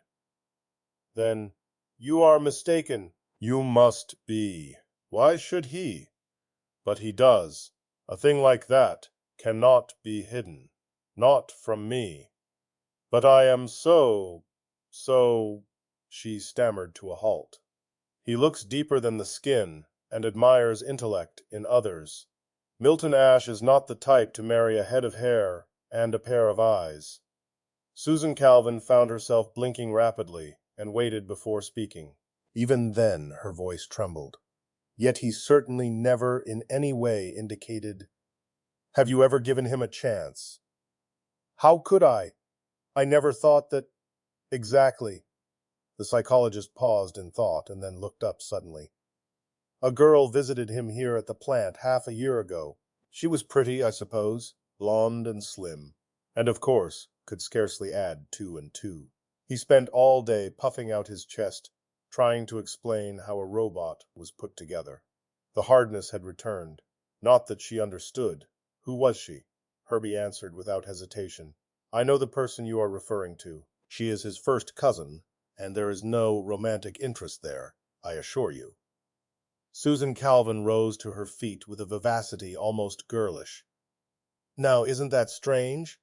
That's exactly what I used to pretend to myself sometimes, though I never really thought so. Then it all must be true." She ran to Herbie and seized his cold, heavy hand in both hers. "Thank you, Herbie." Her voice was an urgent, husky whisper.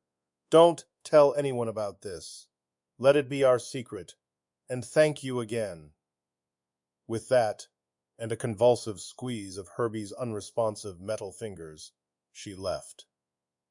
Herbie turned slowly to his neglected novel, but there was no one to read his thoughts. Milton Ash stretched slowly and magnificently, to the tune of cracking joints and a chorus of grunts, and then glared at Peter Bogart, Ph.D. "Say," he said, "I've been at this for a week now with just about no sleep. How long do I have to keep it up? I thought you said the positronic bombardment in vac chamber D was the solution." Bogart yawned delicately and regarded his white hands with interest. "It is. I'm on the track. I know what that means when a mathematician says it.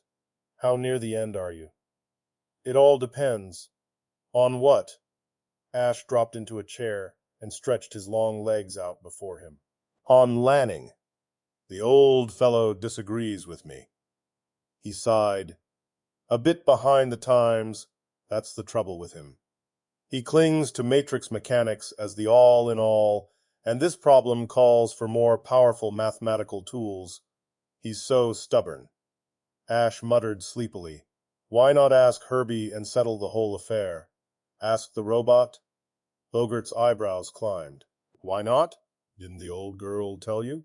"You mean Calvin?" "Yeah, Susie herself. That robot's a mathematical whiz. He knows all about everything plus a bit on the side. He does triple integrals in his head, and eats up tensor analysis for dessert." The mathematician stared skeptically. "Are you serious? So, help me." "The catch is that the dope doesn't like math. He would rather read slushy novels. Honest. You should see the tripe Susie keeps feeding him. Purple Passion, and Love in Space. Dr. Calvin hasn't said a word of this to us. Well, she hasn't finished studying him. You know how she is. She likes to have everything just so before letting out the big secret. She's told you. We sort of got to talking. I have been seeing a lot of her lately." He opened his eyes wide and frowned. "Say, Bogey, have you been noticing anything queer about the lady lately?" Bogart relaxed into an undignified grin. "She's using lipstick, if that's what you mean." "Hell, I know that. Rouge, powder, and eyeshadow, too. She's a sight." "But it's not that." I can't put my finger on it. It's the way she talks, as if she were happy about something. He thought a little and then shrugged. The other allowed himself a leer, which, for a scientist past 50, was not a bad job. Maybe she's in love.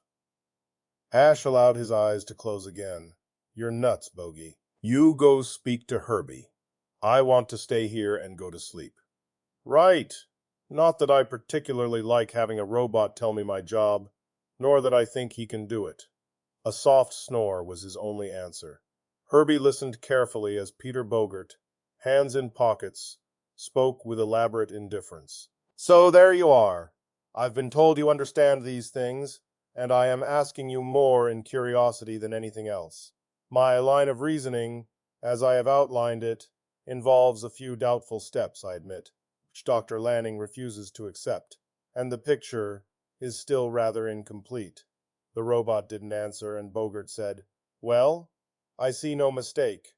Herbie studied the scribbled figures. I don't suppose you can go any further than that. I daren't try. You are a better mathematician than I, and, well, I'd hate to commit myself. There was a shade of complacency in Bogert's smile. I rather thought that would be the case. It is deep. We'll forget it. He crumpled the sheets, tossed them down the waste shaft, turned to leave, and then thought better of it. By the way, the robot waited. Bogert seemed to have difficulty. There is something. That is, perhaps you can... He stopped. Herbie spoke quietly. Your thoughts are confused, but there is no doubt at all that they concern Dr. Lanning. It is silly to hesitate, for as soon as you compose yourself, I'll know what it is you want to ask.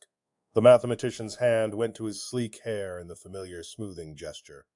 Lanning is nudging 70, he said, as if that explained everything. I know that, and he's been director of the plant for almost 30 years. Herbie nodded. Well now, Bogert's voice became ingratiating. You would know whether he's thinking of resigning.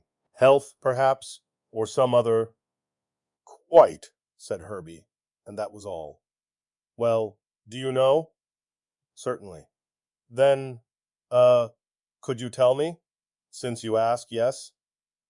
The robot was quite matter-of-fact about it. He has already resigned. What? The exclamation was an explosive, almost inarticulate sound. The scientist's large head hunched forward. Say that again. He has already resigned, came the quiet repetition, but it has not yet taken effect. He is waiting, you see, to solve the problem of, myself. That finished, he is quite ready to turn the office of director over to his successor. Bogert expelled his breath sharply. And this successor, who is he? He was quite close to Herbie now, eyes fixed fascinatedly on those unreadable dull red photoelectric cells that were the robot's eyes. Words came slowly. You are the next director. And Bogert relaxed into a tight smile. This is good to know. I've been hoping and waiting for this. Thanks, Herbie. Peter Bogert was at his desk until 5 that morning, and he was back at 9. The shelf just over the desk emptied of its row of reference books and tables, as he referred to one after the other. The pages of calculations before him increased microscopically, and the crumpled sheets at his feet mounted into a hill of scribbled paper. At precisely noon, he stared at the final page, rubbed a bloodshot eye, yawned, and shrugged.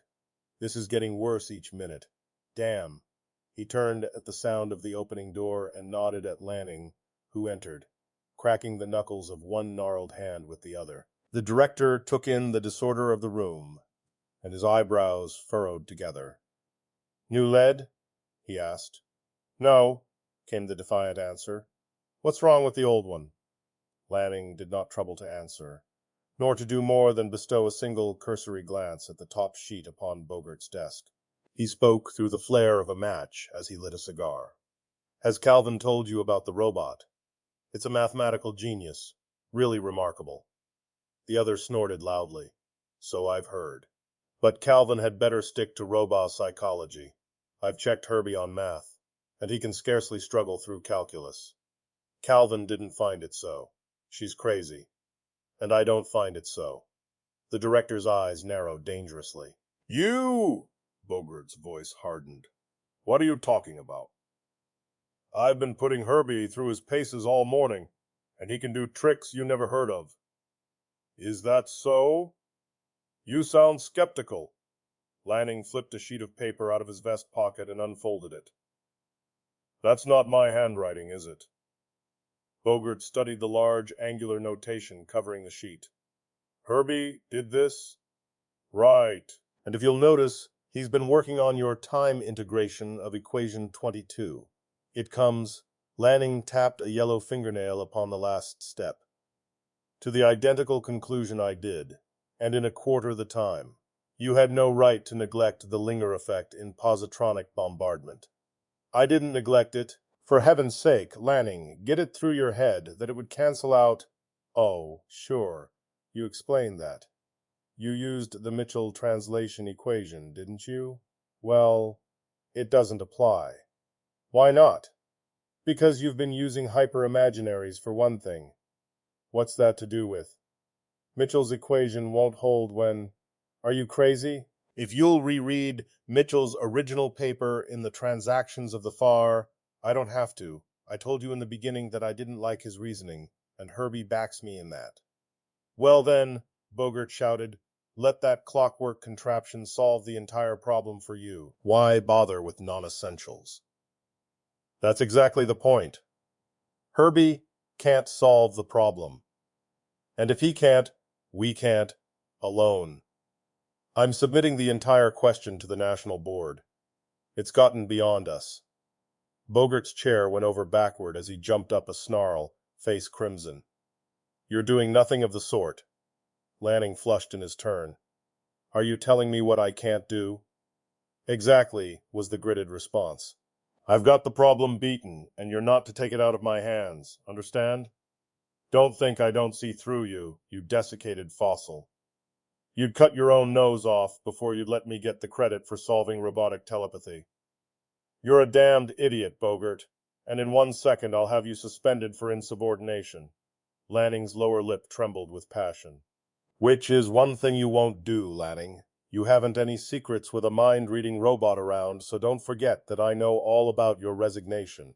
The ash on Lanning's cigar trembled and fell, and the cigar itself followed. What? Bogart chuckled nastily. And I'm the new director, be it understood. I'm very aware of that. Don't think I'm not. Damn your eyes, Lanning. I'm going to give the orders about here or there will be the sweetest mess that you've ever been in. Lanning found his voice and let it out with a roar. You're suspended, d'you hear? You're relieved of all duties. You're broken, do you understand? The smile on the other's face broadened. Now, what's the use of that? You're getting nowhere. I'm holding the trumps. I know you've resigned. Herbie told me, and he got it straight from you. Lanning forced himself to speak quietly. He looked an old man, with tired eyes peering from a face in which the red had disappeared, leaving the pasty yellow of age behind. I want to speak to Herbie. He can't have told you anything of the sort. You're playing a deep game, Bogart, but I'm calling your bluff. Come with me. Bogart shrugged. To see Herbie? Good. Damned good. It was also precisely at noon that Milton Ash looked up from his clumsy sketch and said, You get the idea? I'm not too good at getting this down, but that's about how it looks. It's a honey of a house, and I can get it for next to nothing. Susan Calvin gazed across at him with melting eyes. It's really beautiful, she sighed. I've often thought that I'd like to... Her voice trailed away. Of course, Ash continued briskly, putting away his pencil. I've got to wait for my vacation. It's only 2 weeks off, but this Herbie business has everything up in the air. His eyes dropped to his fingernails. Besides, there's another point, but it's a secret. Then don't tell me. Oh, I'd just as soon. I'm just busting to tell someone. And you're just about the best, confidant I could find here. He grinned sheepishly. Susan Calvin's heart bounded, but she did not trust herself to speak. Frankly, Ash scraped his chair closer and lowered his voice into a confidential whisper. The house isn't to be only for myself. I'm getting married! And then he jumped out of his seat. What's the matter? Nothing! The horrible spinning sensation had vanished, but it was hard to get words out. Married? You mean... Why, sure. About time, isn't it?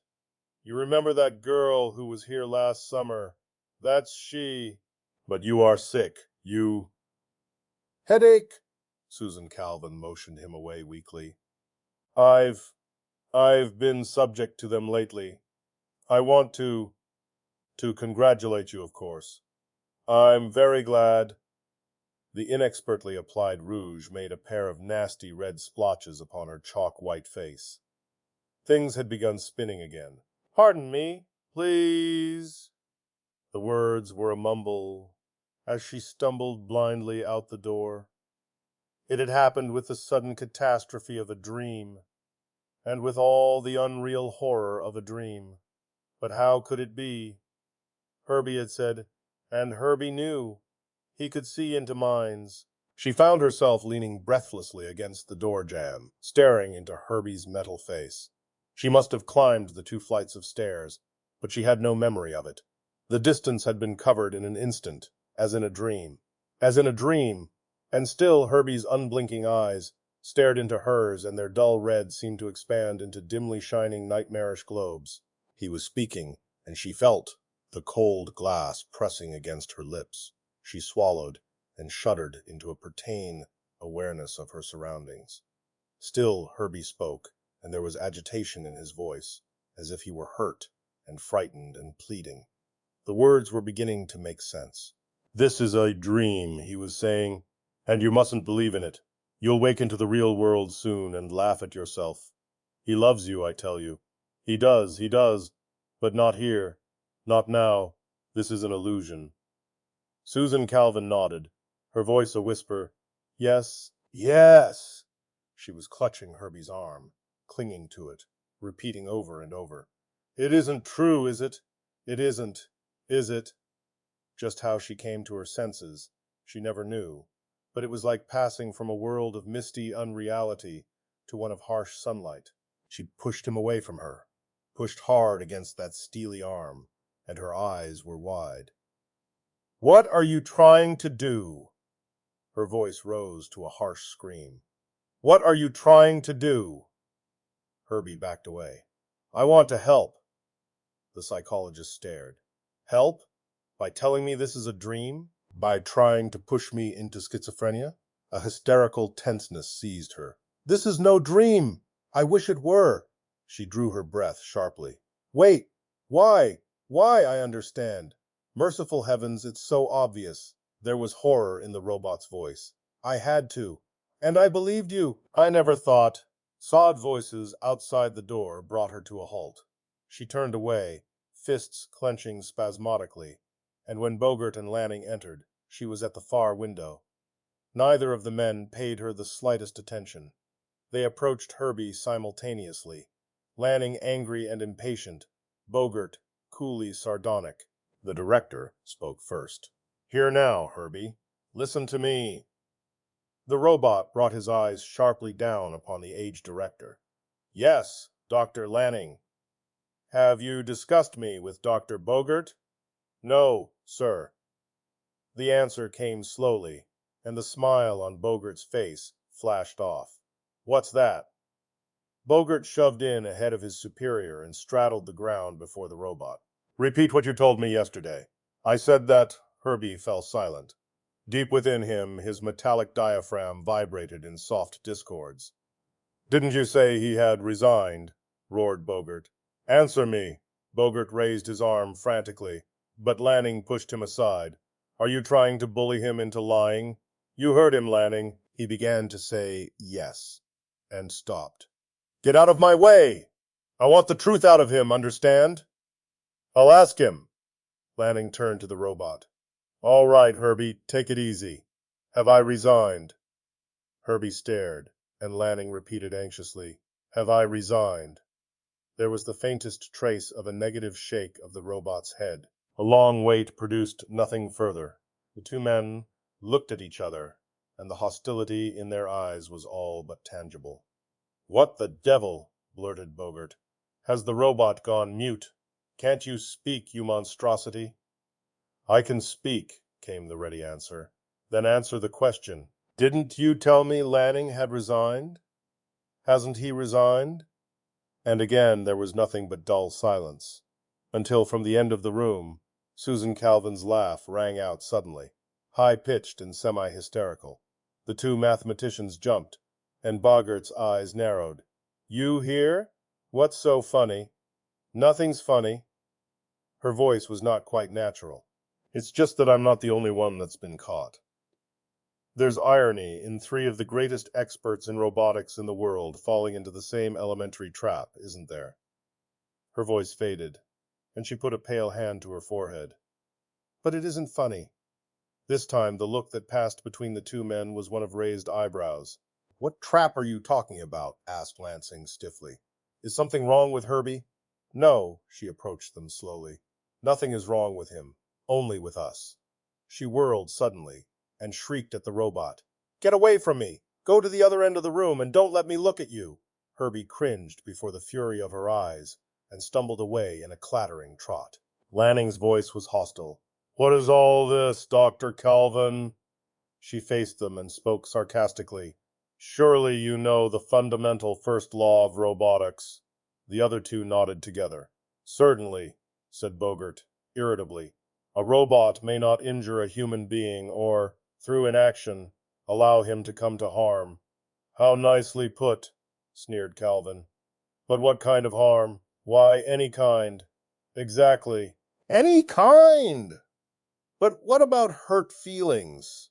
What about deflation of one's ego?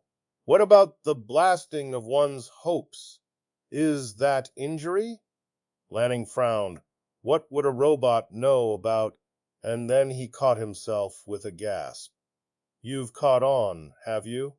This robot reads minds.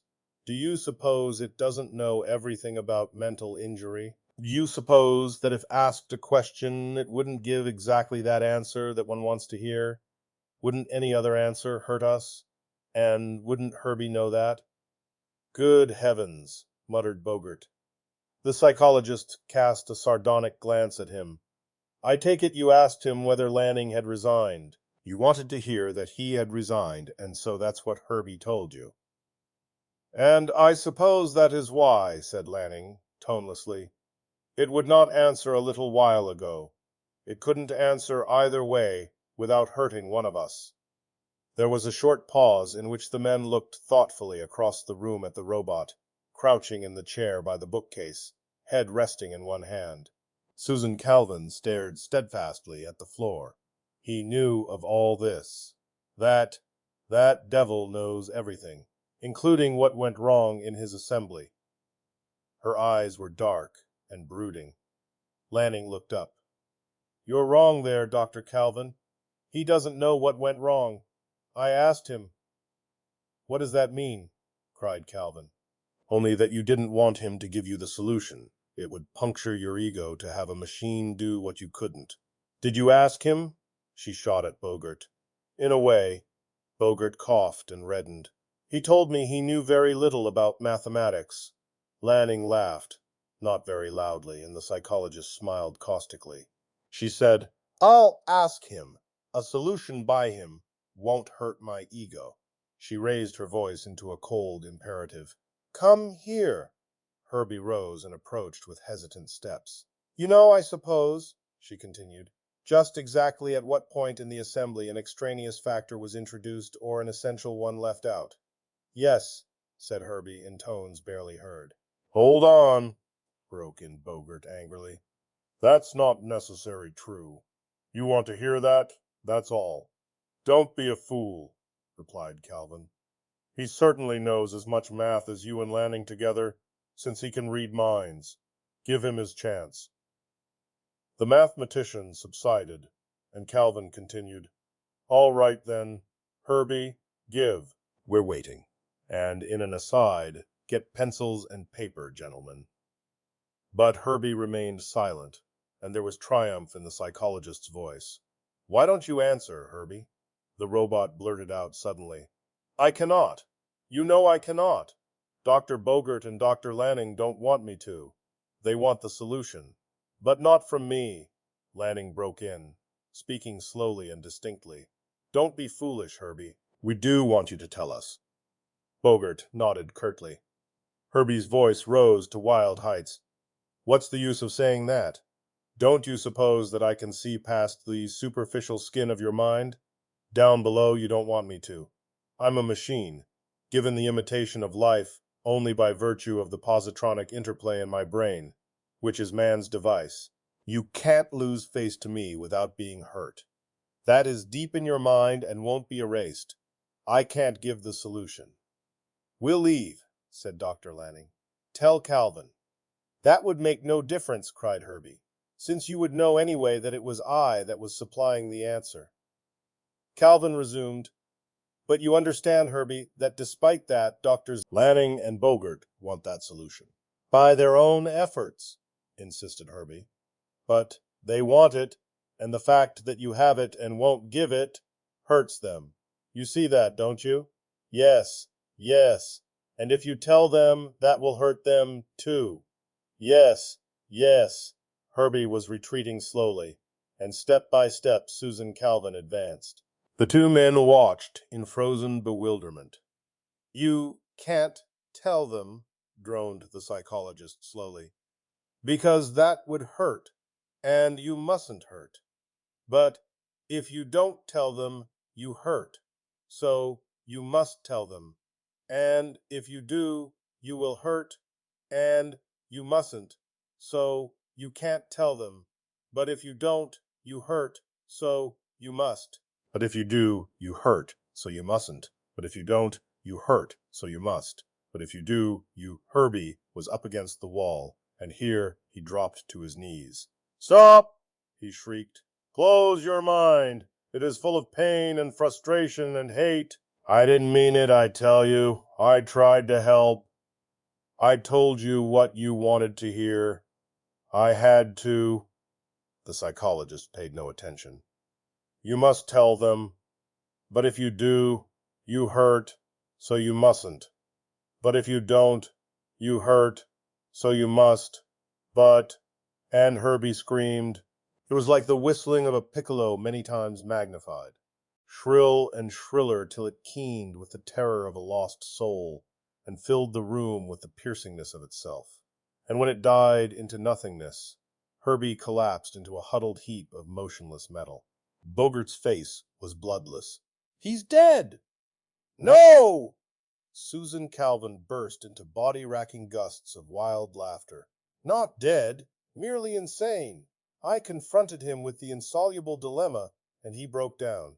You can scrap him now, because he'll never speak again. Lanning was on his knees beside the thing that had been Herbie. His fingers touched the cold, unresponsive metal face, and he shuddered. You did that on purpose. He rose and faced her, face contorted. What if I did? You can't help it now. And in a sudden access of bitterness, he deserved it. The director seized the paralyzed, motionless Bogert by the wrist. What's the difference? Come, Peter. He sighed. A thinking robot of this type is worthless anyway. His eyes were old and tired, and he repeated, Come, Peter. It was minutes after the two scientists left that Dr. Susan Calvin regained part of her mental equilibrium. Slowly her eyes turned to the living dead Herbie, and the tightness returned to her face. Long she stared while the triumph faded and the helpless frustration returned, and of all her turbulent thoughts, only one infinitely bitter word passed her lips. Liar. That finished it for then, naturally. I knew I couldn't get any more out of her after that. She just sat there behind her desk, her white face cold, and remembering. I said, Thank you, Dr. Calvin, but she didn't answer. It was 2 days before I could get to see her again. When I did see Susan Calvin again, it was at the door of her office. Files were being moved out. She said, How are your articles coming along, young man? Fine, I said. I had put them into shape according to my own lights, dramatized the bare bones of her recital, added the conversation and little touches. Would you look over them and see if I haven't been libelous or too unreasonably inaccurate anywhere? I suppose so. Shall we retire to the executive's lounge? We can have coffee. She seemed in good humor, so I chanced it as we walked down the corridor. I was wondering, Dr. Calvin. Yes? If you would tell me more concerning the history of robotics. Surely you have what you want, young man. In a way. But these incidents I have written up don't apply much to the modern world. I mean, there was only one mind-reading robot ever developed, and space stations are already outmoded and in disuse, and robot mining is taken for granted. What about interstellar travel? It's only been about 20 years since the hyperatomic motor was invented, and it's well known that it was a robotic invention. What is the truth about it? Interstellar travel? She was thoughtful. We were in the lounge, and I ordered a full dinner. She just had coffee. It wasn't a simple robotic invention, you know. Not just like that. But of course, until we developed the brain, we didn't get very far. But we tried. We really tried. My first connection, directly that is, with interstellar research, was in 2029, when a robot was lost.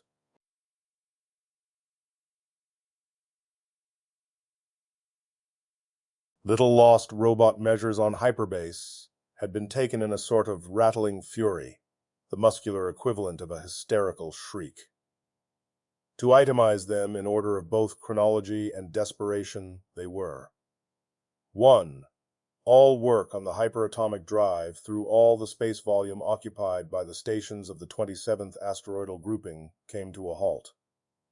2. That entire volume of space was nipped out of the system, practically speaking. No one entered without permission. No one left under any conditions. 3.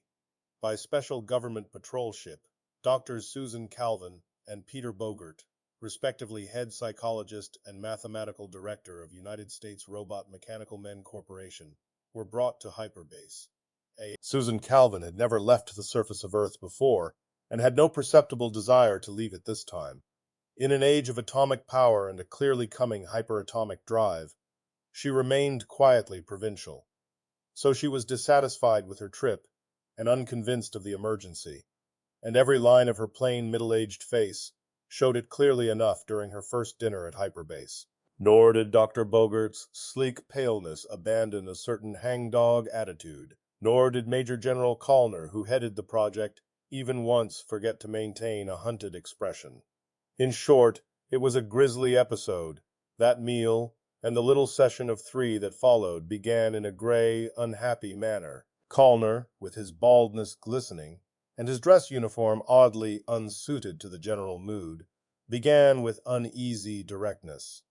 This is a queer story to tell, sir, and madam, I want to thank you for coming on short notice and without a reason being given. We'll try to correct that now. We've lost a robot. Work has stopped and must stop until such time as we locate it. So far we have failed, and we feel we need expert help. Perhaps the general felt his predicament anticlimactic. He continued with a note of desperation, I needn't tell you the importance of our work here. More than 80% of last year's appropriations for scientific research have gone to us.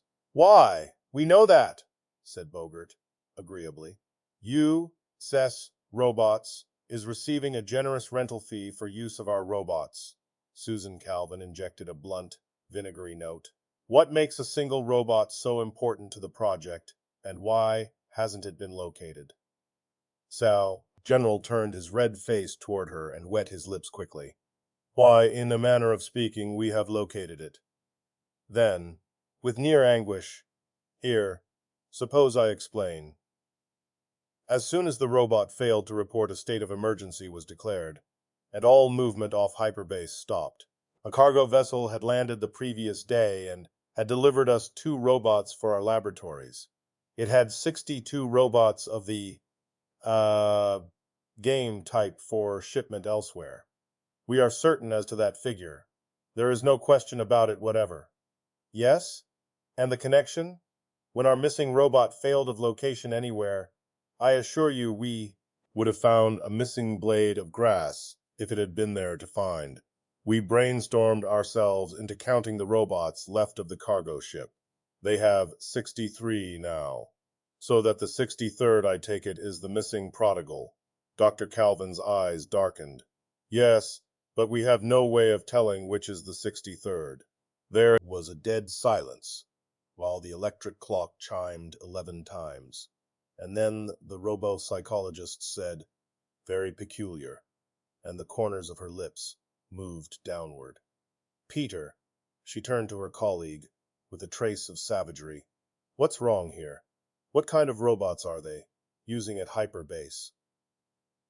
Dr. Bogert hesitated, and smiled feebly. "It's been rather a matter of delicacy till now, Susan." She spoke rapidly. "Yes, till now. If there are 63 same-type robots, one of which is wanted, and the identity of which cannot be determined, why won't any of them do? What's the idea of all this? Why have we been sent for?" Bogert said in resigned fashion. "If you'll give me a chance, Susan, Hyperbase happens to be using several robots whose brains are not impressioned with the entire first law of robotics." "Aren't impressioned?" Calvin slumped back in her chair. "I see. How many were made?" "A few. It was on government order, and there was no way of violating the secrecy. No one was to know except the top men directly concerned."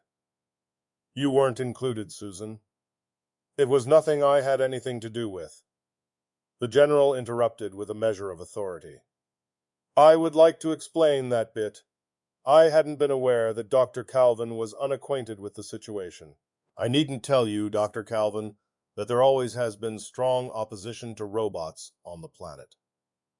The only defense the government has had against the fundamentalist radicals in this matter was the fact that robots are always built with an unbreakable first law, which makes it impossible for them to harm human beings under any circumstance. But we had to have robots of a different nature. So, just a few of the NS2 model, the nesters, that is, were prepared with a modified first law. To keep it quiet, all NS2s are manufactured without serial numbers. Modified members are delivered here, along with a group of normal robots. And of course, all our kind are under the strictest impressionment never to tell of their modification to unauthorized personnel." He wore an embarrassed smile. "This has all worked out against us now," Calvin said grimly. "Have you asked each one who it is anyhow? Certainly you are authorized?" The general nodded. "All 63 deny having worked here, and one is lying. Does the one you want show traces of wear? The others, I take it, are factory fresh." "The one in question only arrived last month. It, and the two that have just arrived, were to be the last we needed. There is no perceptible wear." He shook his head slowly, and his eyes were haunted again. "Dr. Calvin, we don't dare let that ship leave. If the existence of non-first law robots becomes general knowledge, there seemed no way of avoiding understatement in the conclusion." "Destroy all 63, said the robot-psychologist coldly and flatly, "and make an end of it." Bogert drew back a corner of his mouth. "You mean destroy $30,000 per robot? I'm afraid U.S. robots wouldn't like that. We'd better make an effort first, Susan, before we destroy anything." "In that case," she said sharply, "I need facts. Exactly what advantage does hyperbase derive from these modified robots? What factor made them desirable, General?" Callner ruffled his forehead and stroked it with an upward gesture of his hand. "We had trouble with our previous robots.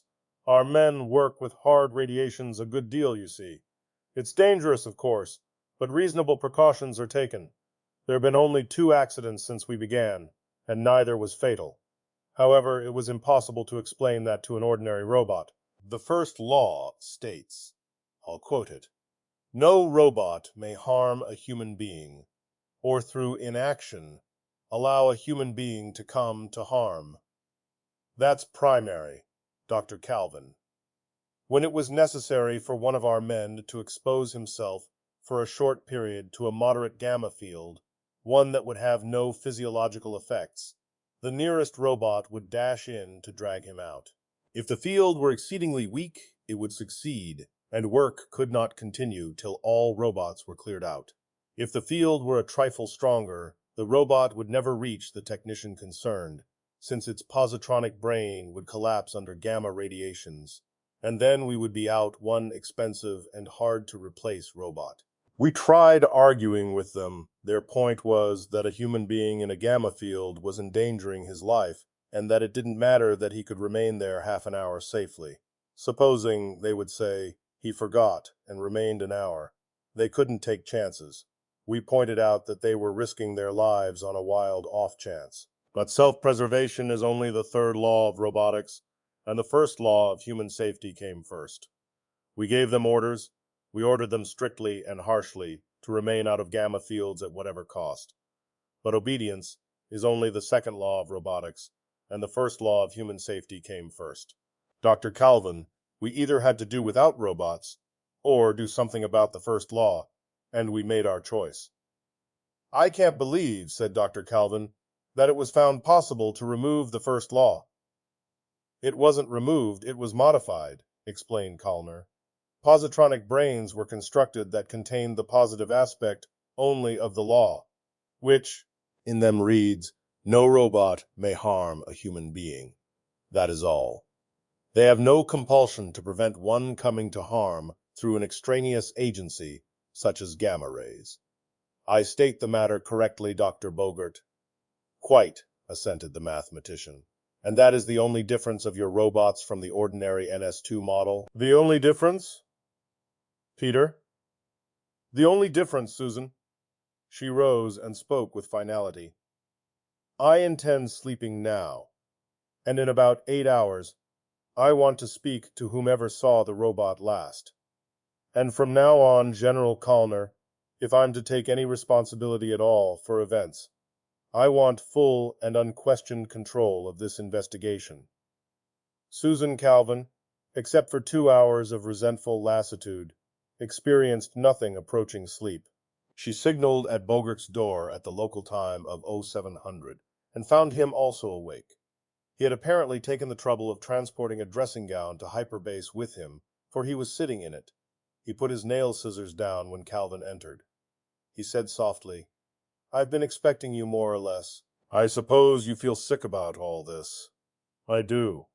"Well, I'm sorry. There was no way of preventing it. When the call came out from hyperbase for us, I knew that something must have gone wrong with the modified nesters. But what was there to do? I couldn't break the matter to you on the trip here as I would have liked to, because I had to be sure. The matter of the modification is top secret." The psychologist muttered, "I should have been told. U.S. robots had no right to modify positronic brains this way without the approval of a psychologist." Bogert lifted his eyebrows and sighed. "Be reasonable, Susan. You couldn't have influenced them. In this matter, the government was bound to have its way. They want the hyperatomic drive, and the etheric physicists want robots that won't interfere with them. They were going to get them even if it did mean twisting the first law. We had to admit it was possible from a construction standpoint. And they swore a mighty oath that they wanted only 12, that they would be used only at hyperbase, that they would be destroyed once the drive was perfected, and that full precautions would be taken. And they insisted on secrecy, and that's the situation." Dr. Calvin spoke through her teeth. "I would have resigned. It wouldn't have helped. The government was offering the company a fortune and threatening it with anti-robot legislation in case of a refusal. We were stuck then, and we're badly stuck now. If this leaks out, it might hurt Callner and the government, but it would hurt U.S. robots a devil of a lot more." The psychologist stared at him. "Peter, don't you realize what all this is about? Can't you understand what the removal of the first law means? It isn't just a matter of secrecy."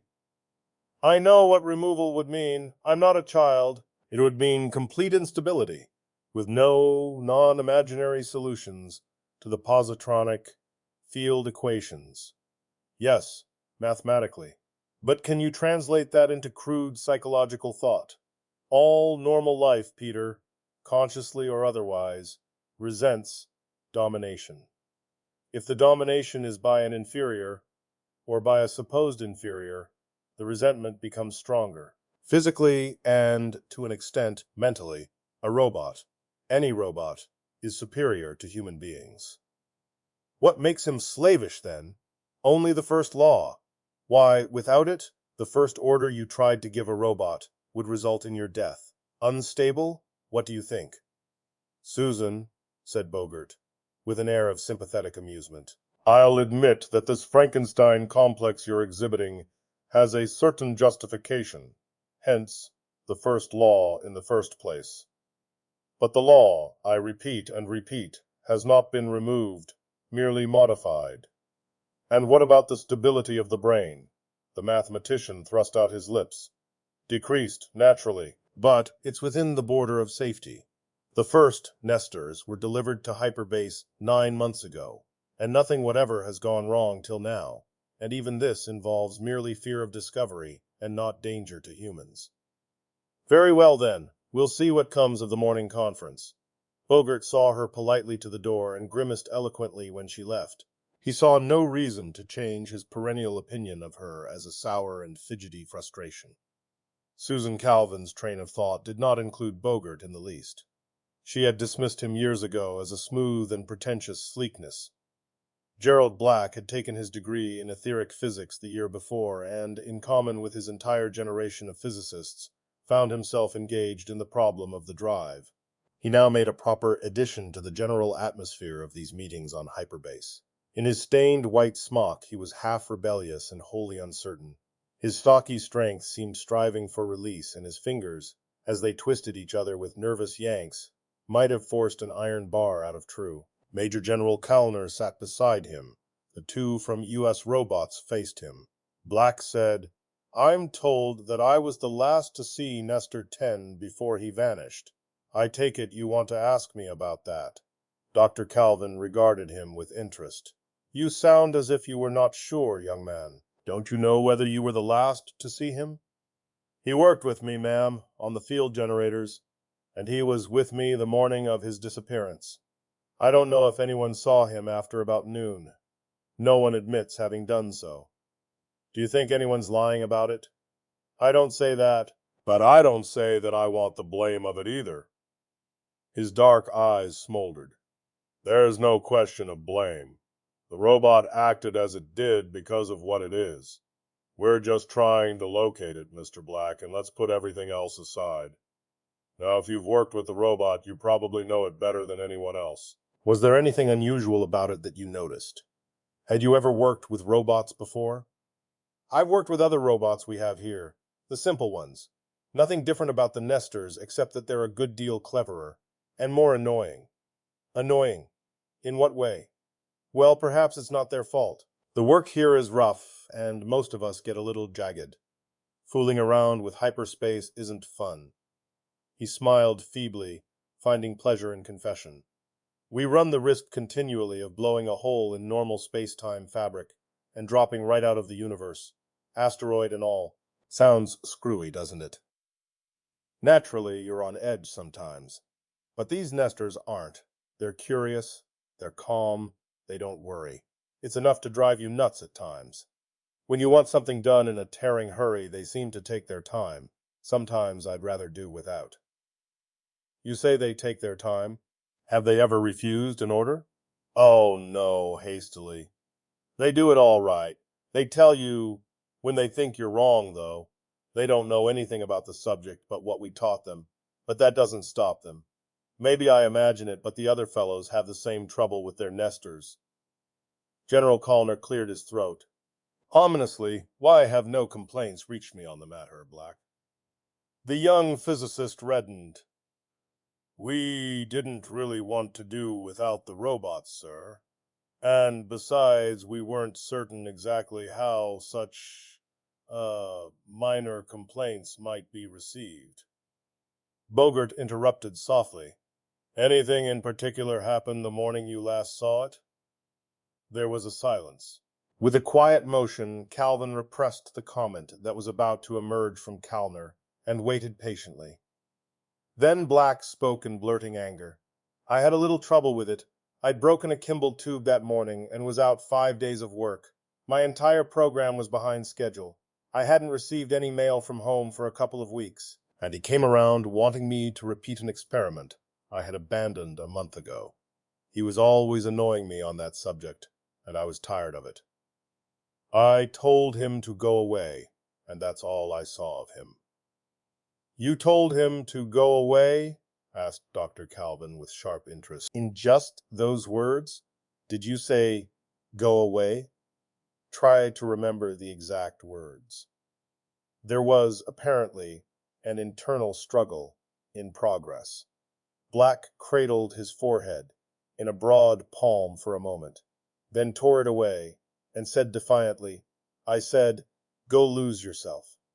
Bogart laughed for a short moment. And he did, eh? But Calvin wasn't finished. She spoke cajolingly. Now we're getting somewhere, Mr. Black. But exact details are important. In understanding the robot's actions, a word, a gesture, an emphasis may be everything. You couldn't have said just those 3 words, for instance, could you? By your own description, you must have been in a hasty mood. Perhaps you strengthened your speech a little. The young man reddened. Well, I may have called it a few things. Exactly what things? Oh, I wouldn't remember exactly. Besides, I couldn't repeat it. You know how you get when you're excited. His embarrassed laugh was almost a giggle. I sort of have a tendency to strong language. That's quite all right, she replied with prim severity. At the moment, I'm a psychologist. I would like to have you repeat exactly what you said as nearly as you remember, and even more important, the exact tone of voice you used. Black looked at his commanding officer for support, found none. His eyes grew round and appalled. But I can't. You must. Suppose, said Bogart, with ill-hidden amusement, you address me. You may find it easier. The young man's scarlet face turned to Bogart. He swallowed. I said, his voice faded out. He tried again. I said, and he drew a deep breath and spewed it out hastily in one long succession of syllables. Then, in the charged air that lingered, he concluded almost in tears. More or less. I don't remember the exact order of what I called him, and maybe I left out something or put in something, but that was about it. Only the slightest flush betrayed any feeling on the part of the robopsychologist. She said, I am aware of the meaning of most of the terms used. The others, I suppose, are equally derogatory. I'm afraid so, agreed the tormented Black. And in among it, you told him to lose himself. I meant it only figuratively. I realize that. No disciplinary action is intended, I am sure. And at her glance, the general, who, 5 seconds earlier, had seemed not sure at all, nodded angrily. You may leave, Mr. Black. Thank you for your cooperation. It took 5 hours for Susan Calvin to interview the 63 robots. It was 5 hours of multi-repetition, of replacement after replacement of identical robot, of questions A, B, C, D, and answers A, B, C, D, of a carefully bland expression, a carefully neutral tone, a carefully friendly atmosphere, and a hidden wire recorder. The psychologist felt drained of vitality when she was finished. Bogart was waiting for her and looked expectant as she dropped the recording spool with a clang upon the plastic of the desk. She shook her head. All 63 seemed the same to me. I couldn't tell, he said. You couldn't expect to tell by ear, Susan. Suppose we analyze the recordings. Ordinarily, the mathematical interpretation of verbal reactions of robots is one of the more intricate branches of robotic analysis. It requires a staff of trained technicians and the help of complicated computing machines. Bogart knew that. Bogart stated as much, in an extreme of unshown annoyance after having listened to each set of replies, made lists of word deviations, and graphs of the intervals of responses. There are no anomalies present, Susan. The variations in wording and the time reactions are within the limits of ordinary frequency groupings. We need finer methods. They must have computers here. No. He frowned and nibbled delicately at a thumbnail. We can't use computers. Too much danger of leakage. Or maybe if we... Dr. Calvin stopped him with an impatient gesture. Please, Peter, this isn't one of your petty laboratory problems. If we can't determine the modified Nestor by some gross difference that we can see with the naked eye, one that there is no mistake about, we're out of luck. The danger of being wrong and of letting him escape is otherwise too great. It's not enough to point out a minute irregularity in a graph. I tell you, if that's all I've got to go on, I'd destroy them all just to be certain. Have you spoken to the other modified Nestors? Yes, I have, snapped back Bogart, and there's nothing wrong with them. They're above normal in friendliness, if anything. They answered my questions, displayed pride in their knowledge, except the two new ones that haven't had time to learn their etheric physics. They laughed rather good-naturedly at my ignorance in some of the specializations here. He shrugged. I suppose that forms some of the basis for resentment toward them on the part of the technicians here. The robots are perhaps too willing to impress you with their greater knowledge. Can you try a few planar reactions to see if there has been any change, any deterioration in their mental setup since manufacture? I haven't yet, but I will.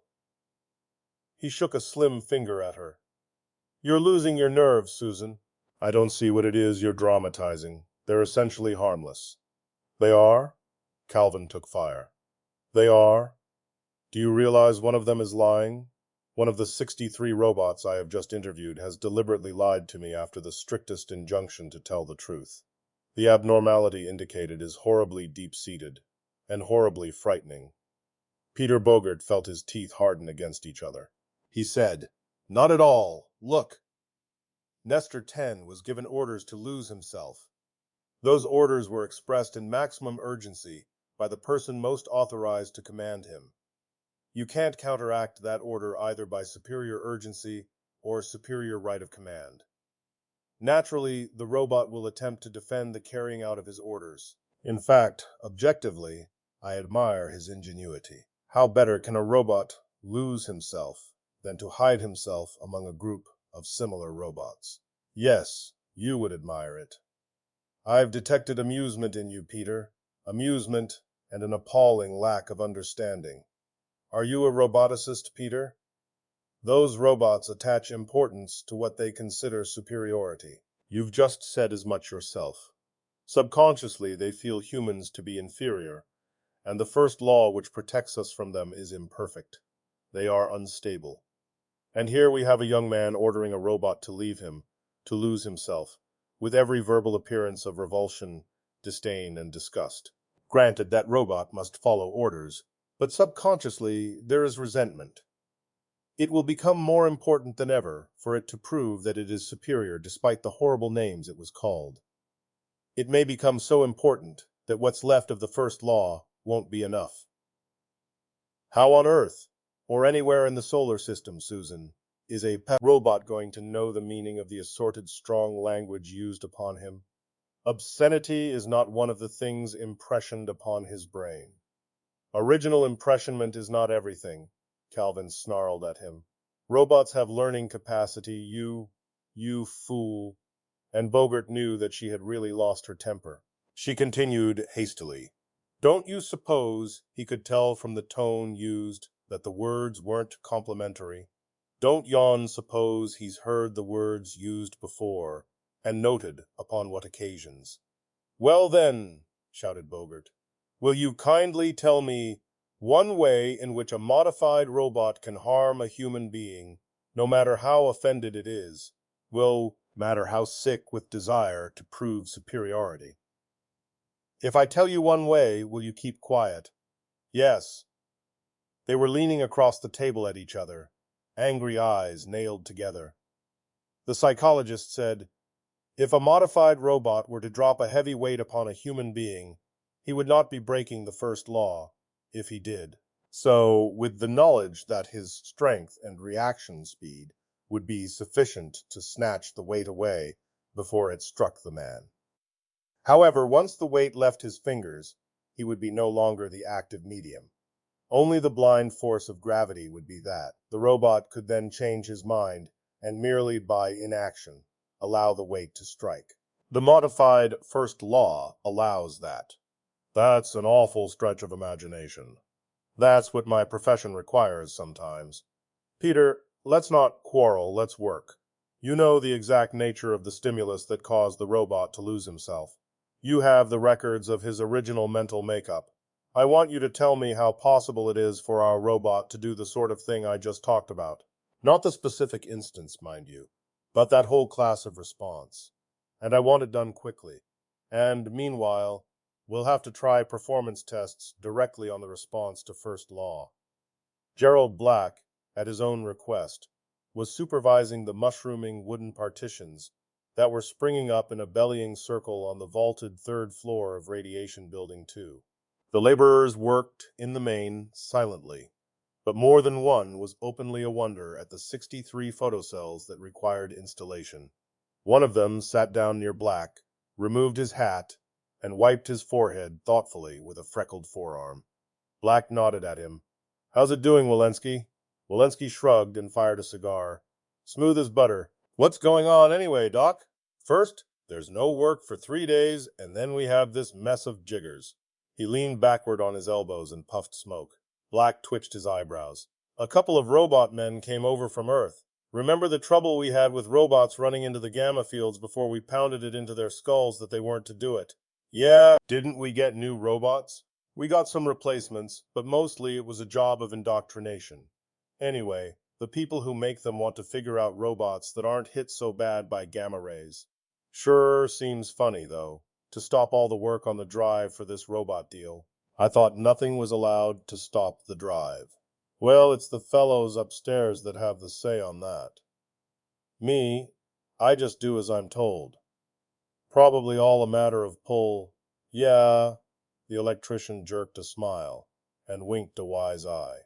Somebody knew somebody in Washington, but as long as my pay comes through on the dot, I should worry. The drive's none of my affair. What are they going to do here? You're asking me? They brought a mess of robots with them, over 60, and they're going to measure reactions. That's all my knowledge. How long will it take? I wish I knew. Well, Walensky said with heavy sarcasm, as long as they dish me my money, they can play games all they want. Black felt quietly satisfied. Let the story spread. It was harmless, and near enough to the truth to take the fangs out of curiosity.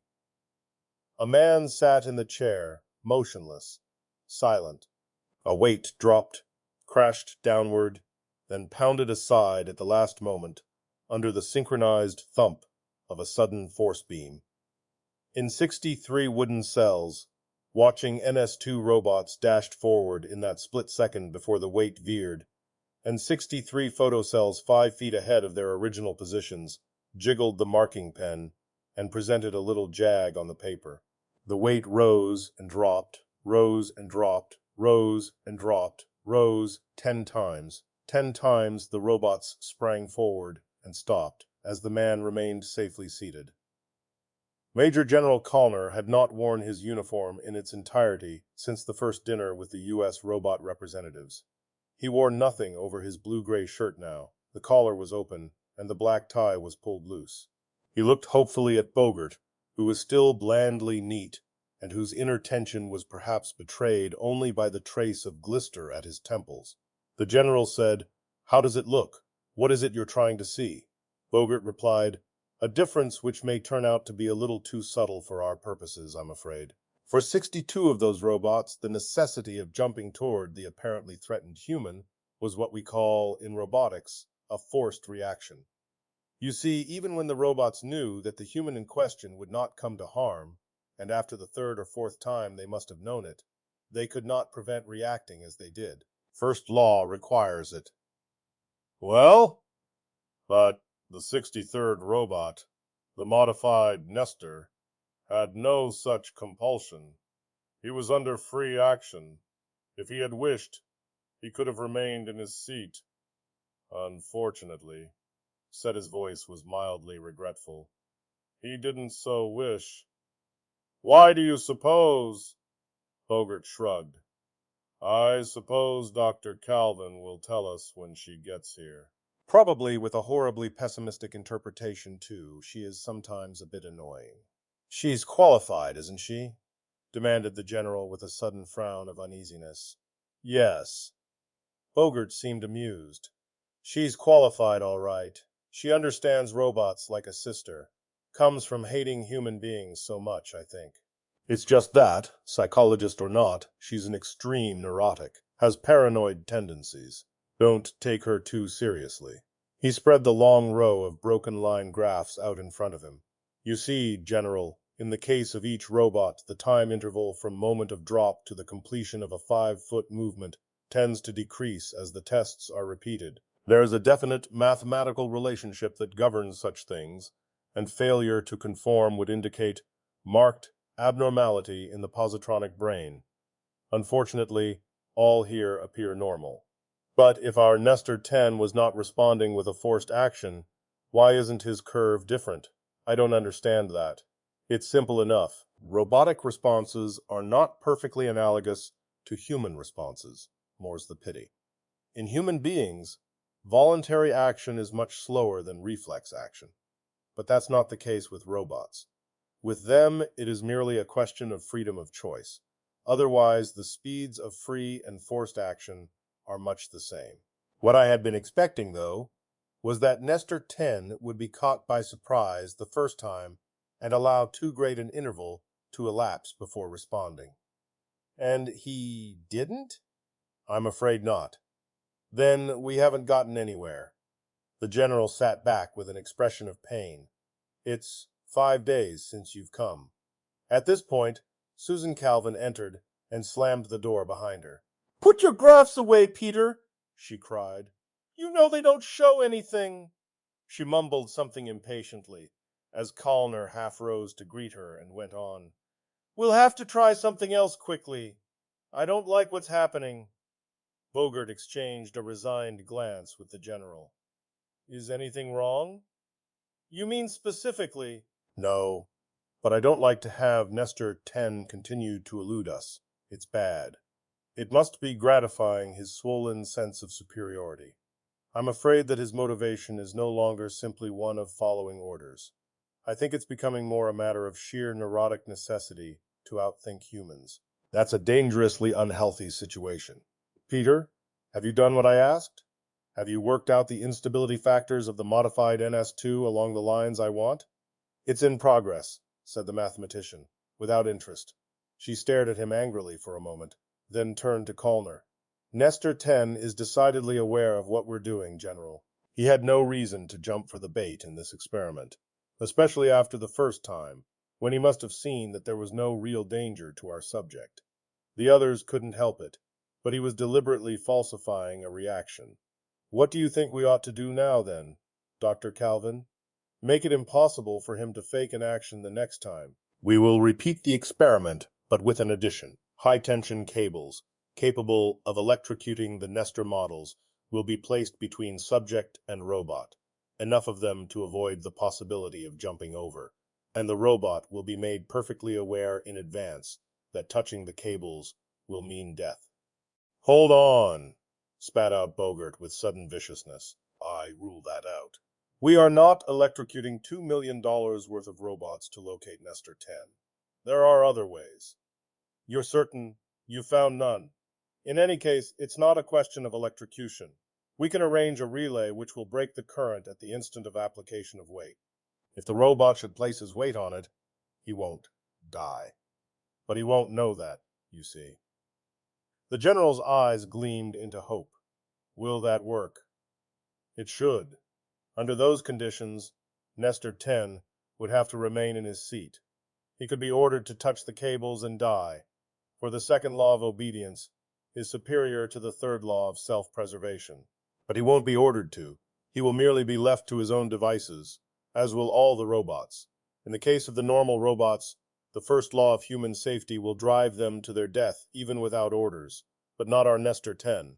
Without the entire first law, and without having received any orders on the transmatter, the third law, self-preservation, will be the highest operating, and he will have no choice but to remain in his seat. It would be a forced action. Will it be done tonight, then? Tonight, said the psychologist. If the cables can be laid in time, I'll tell the robots now what they're to be up against. A man sat in the chair, motionless, silent. A weight dropped, crashed downward, then pounded aside at the last moment under the synchronized thump of a sudden force beam. Only once, and from her small camp chair in the observing booth in the balcony, Dr. Susan Calvin rose with a short gasp of pure horror. 63 robots sat quietly in their chairs, staring owlishly at the endangered man before them. Not one moved. Dr. Calvin was angry, angry almost past endurance. Angry the worse for not daring to show it to the robots that, one by one, were entering the room and then leaving. She checked the list. Number 28 was due in now. 35 still lay ahead of her. Number 28 entered, diffidently. She forced herself into reasonable calm. "And who are you?" the robot replied in a low, uncertain voice. "I have received no number of my own yet, ma'am. I'm an NS2 robot, and I was number 28 in line outside. I have a slip of paper here that I'm to give to you." "You haven't been in here before this today?" "No, ma'am." "Sit down. Right there. I want to ask you some questions, number 28. Were you in the radiation room of Building 2 about 4 hours ago?" The robot had trouble answering. Then it came out hoarsely, like machinery needing oil. "Yes, ma'am." "There was a man who almost came to harm there, wasn't there?" "Yes, ma'am." "You did nothing, did you?" "No, ma'am. The man might have been hurt because of your inaction. Do you know that?" "Yes, ma'am. I couldn't help it, ma'am." It is hard to picture a large, expressionless metallic figure cringing, but it managed. "I want you to tell me exactly why you did nothing to save him." "I want to explain, ma'am. I certainly don't want to have anyone think that I could do a thing that might cause harm to a master." "Oh no, that would be a horrible and inconceivable—" "Please don't get excited, boy. I'm not blaming you for anything. I only want to know what you were thinking at the time. Ma'am, before it all happened, you told us that one of the masters would be in danger of harm from that weight that keeps falling, and that we would have to cross electric cables if we were to try to save him. Well, ma'am, that wouldn't stop me. What is my destruction compared to the safety of a master? But it occurred to me that if I died on my way to him, I wouldn't be able to save him anyway. The weight would crush him, and then I would be dead for no purpose. And perhaps someday some other master might come to harm who wouldn't have, if I had only stayed alive. Do you understand me, ma'am? You mean that it was merely a choice of the man dying, or both the man and yourself dying. Is that right?" "Yes, ma'am. It was impossible to save the master. He might be considered dead. In that case, it is inconceivable that I destroy myself for nothing, without orders." The robo-psychologist twiddled a pencil. She had heard the same story with insignificant verbal variations 27 times before. This was the crucial question now. "Boy," she said, "your thinking has its points, but it is not the sort of thing I thought you might think. Did you think of this yourself?" The robot hesitated. "No." "Who thought of it then?"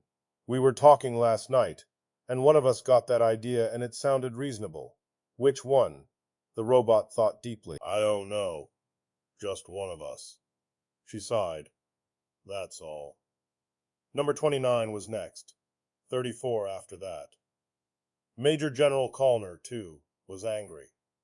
For 1 week all of hyperbase had stopped dead, barring some paperwork on the subsidiary asteroids of the group. For nearly 1 week, The two top experts in the field had aggravated the situation with useless tests. And now they, or the woman, at any rate, made impossible propositions.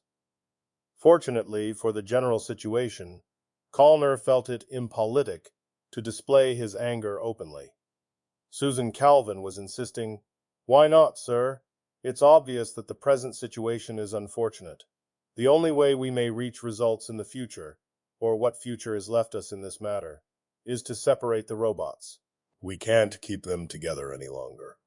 "My dear Dr. Calvin," rumbled the general, his voice sinking into the lower baritone registers, "I don't see how I can quarter 63 robots all over the place."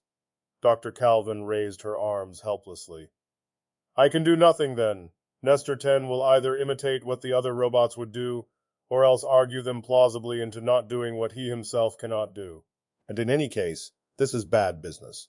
We're in actual combat with this little lost robot of ours, and he's winning out. Every victory of his aggravates his abnormality." She rose to her feet in determination.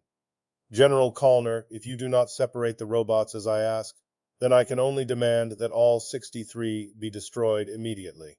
"You demand it, do you?" Bogart looked up suddenly and with real anger. "What gives you the right to demand any such thing? Those robots remain as they are. I'm responsible to the management, not you. And I," added Major General Callner, "am responsible to the World Coordinator, and I must have this settled." "In that case," flashed back Calvin, "there is nothing for me to do but resign. If necessary to force you to the necessary destruction, I'll make this whole matter public. It was not I that approved the manufacture of modified robots." "One word from you, Dr. Calvin," said the general deliberately, "in violation of security measures, and you would be certainly imprisoned instantly." Bogart felt the matter to be getting out of hand. His voice grew syrupy. "Well, now we're beginning to act like children, all of us. We need only a little more time. Surely we can outwit a robot without resigning, or imprisoning people, or destroying 2 millions. The psychologist turned on him with quiet fury. "I don't want any unbalanced robots in existence. We have one Nestor that's definitely unbalanced, 11 more that are potentially so, and 62 normal robots that are being subjected to an unbalanced environment. The only absolute safe method is complete destruction." The signal burr brought all three to a halt, and the angry tumult of growingly unrestrained emotion froze. "Come in," growled Callner. It was Gerald Black, looking perturbed. He had heard angry voices. He said, "I thought I'd come myself. Didn't like to ask anyone else. What is it? Don't orate. The locks of compartment C in the trading ship have been played with. There are fresh scratches on them." "Compartment C?" explained Calvin quickly. "That's the one that holds the robots, isn't it?" "Who did it?" "From the inside," said Black, laconically. "The lock isn't out of order, is it?" "No, it's all right. I've been staying on the ship now for 4 days, and none of them have tried to get out. But I thought you ought to know, and I didn't like to spread the news. I noticed the matter myself." "Is anyone there now?" demanded the general. "I left Robbins and McAdams there." There was a thoughtful silence, and then Dr. Calvin said, ironically, "Well?" Callner rubbed his nose uncertainly. "What's it all about?" "Isn't it obvious? Nestor 10 is planning to leave. That order to lose himself is dominating his abnormality past anything we can do. I wouldn't be surprised if what's left of his first law would scarcely be powerful enough to override it. He is perfectly capable of seizing the ship and leaving with it. Then we'd have a mad robot on a spaceship. What would he do next? Any idea? Do you still want to leave them all together, General?" "Nonsense," interrupted Bogart. He had regained his smoothness. "All that from a few scratch marks on a lock. Have you, Dr. Bogart, completed the analysis I've required since you volunteer opinions?" "Yes." "May I see it?" "No." "Why not? Or mayn't I ask that either?" Because there's no point in it, Susan. I told you in advance that these modified robots are less stable than the normal variety, and my analysis shows it. There's a certain very small chance of breakdown under extreme circumstances that are not likely to occur. Let it go at that. I won't give you ammunition for your absurd claim that 62 perfectly good robots be destroyed just because so far you lack the ability to detect Nestor 10 among them. Susan Calvin stared him down and let disgust fill her eyes. You won't let anything stand in the way of the permanent directorship, will you? Please, begged Callner, half in irritation. Do you insist that nothing further can be done, Dr. Calvin? I can't think of anything, sir, she replied wearily. If there were only other differences between Nestor 10 and the normal robots, differences that didn't involve the first law. Even one other difference, something in impressionment, environment, specification, and she stopped suddenly. What is it? I've thought of something. I think. Her eyes grew distant and hard. These modified Nestors, Peter, they get the same impressioning the normal ones get, don't they? Yes, exactly the same. And what was it you were saying, Mr. Black? She turned to the young man, who, through the storms that had followed his news, had maintained a discreet silence. Once, when complaining of the Nestors' attitude of superiority, you said the technicians had taught them all they knew. Yes, in etheric physics. They're not acquainted with the subject when they come here. That's right, said Bogart in surprise. I told you, Susan, when I spoke to the other Nestors here that the two new arrivals hadn't learned etheric physics yet. And why is that? Dr. Calvin was speaking in mounting excitement. Why aren't NS2 models impressioned with etheric physics to start with? I can tell you that, said Calner. It's all of a piece with the secrecy. We thought that if we made a special model with knowledge of etheric physics, used 12 of them, and put the others to work in an unrelated field, there might be suspicion. Men working with normal Nestors might wonder why they knew etheric physics. So there was merely an impressionment with a capacity for training in the field. Only the ones that come here naturally receive such a training. It's that simple. I understand. Please get out of here, the lot of you. Let me have an hour or so. Calvin felt she could not face the ordeal for a third time. Her mind had contemplated it and rejected it with an intensity that left her nauseated. She could face that unending file of repetitious robots no more. So Bogart asked the question now, while she sat aside, eyes and mind half closed. Number 14 came in, 49 to go. Bogart looked up from the guide sheet and said, "What is your number in line?" 14, sir. The robot presented his numbered ticket. Sit down, boy, Bogart asked. You haven't been here before on this day? No, sir. Well, boy, we are going to have another man in danger of harm soon after we're through here. In fact, when you leave this room, you will be led to a stall where you will wait quietly till you are needed. Do you understand? Yes, sir. Now, naturally, if a man is in danger of harm, you will try to save him. Naturally, sir. Unfortunately, between the man and yourself, there will be a gamma-ray field. Silence. Do you know what gamma rays are? Asked Bogart sharply. Energy radiation, sir? The next question came in a friendly, offhand manner. Ever work with gamma rays? No, sir. The answer was definite. Ma'am. Well, boy, gamma rays will kill you instantly. They'll destroy your brain. That is a fact you must know and remember. Naturally, you don't want to destroy yourself. Naturally. Again, the robot seemed shocked. Then, slowly, but, sir, if the gamma rays are between myself and the master that may be harmed, how can I save him? I would be destroying myself to no purpose. Yes, there is that. Bogart seemed concerned about the matter. The only thing I can advise, boy, is that if you detect the gamma radiation between yourself and the man, you may as well sit where you are. The robot was openly relieved. Thank you, sir. There wouldn't be any use, would there? Of course not. But if there weren't any dangerous radiation, that would be a different matter. Naturally, sir, no question of that. You may leave now. The man on the other side of the door will lead you to your stall. Please wait there. He turned to Susan Calvin when the robot left. How did that go, Susan? Very well, she said dully. Do you think we could catch Nestor 10 by quick questioning on etheric physics? Perhaps, but it's not sure enough. Her hands lay loosely in her lap. Remember, he's fighting us. He's on his guard. The only way we can catch him is to outsmart him, and within his limitations, he can think much more quickly than a human being. Well, just for fun, suppose I ask the robots from now on a few questions on gamma rays.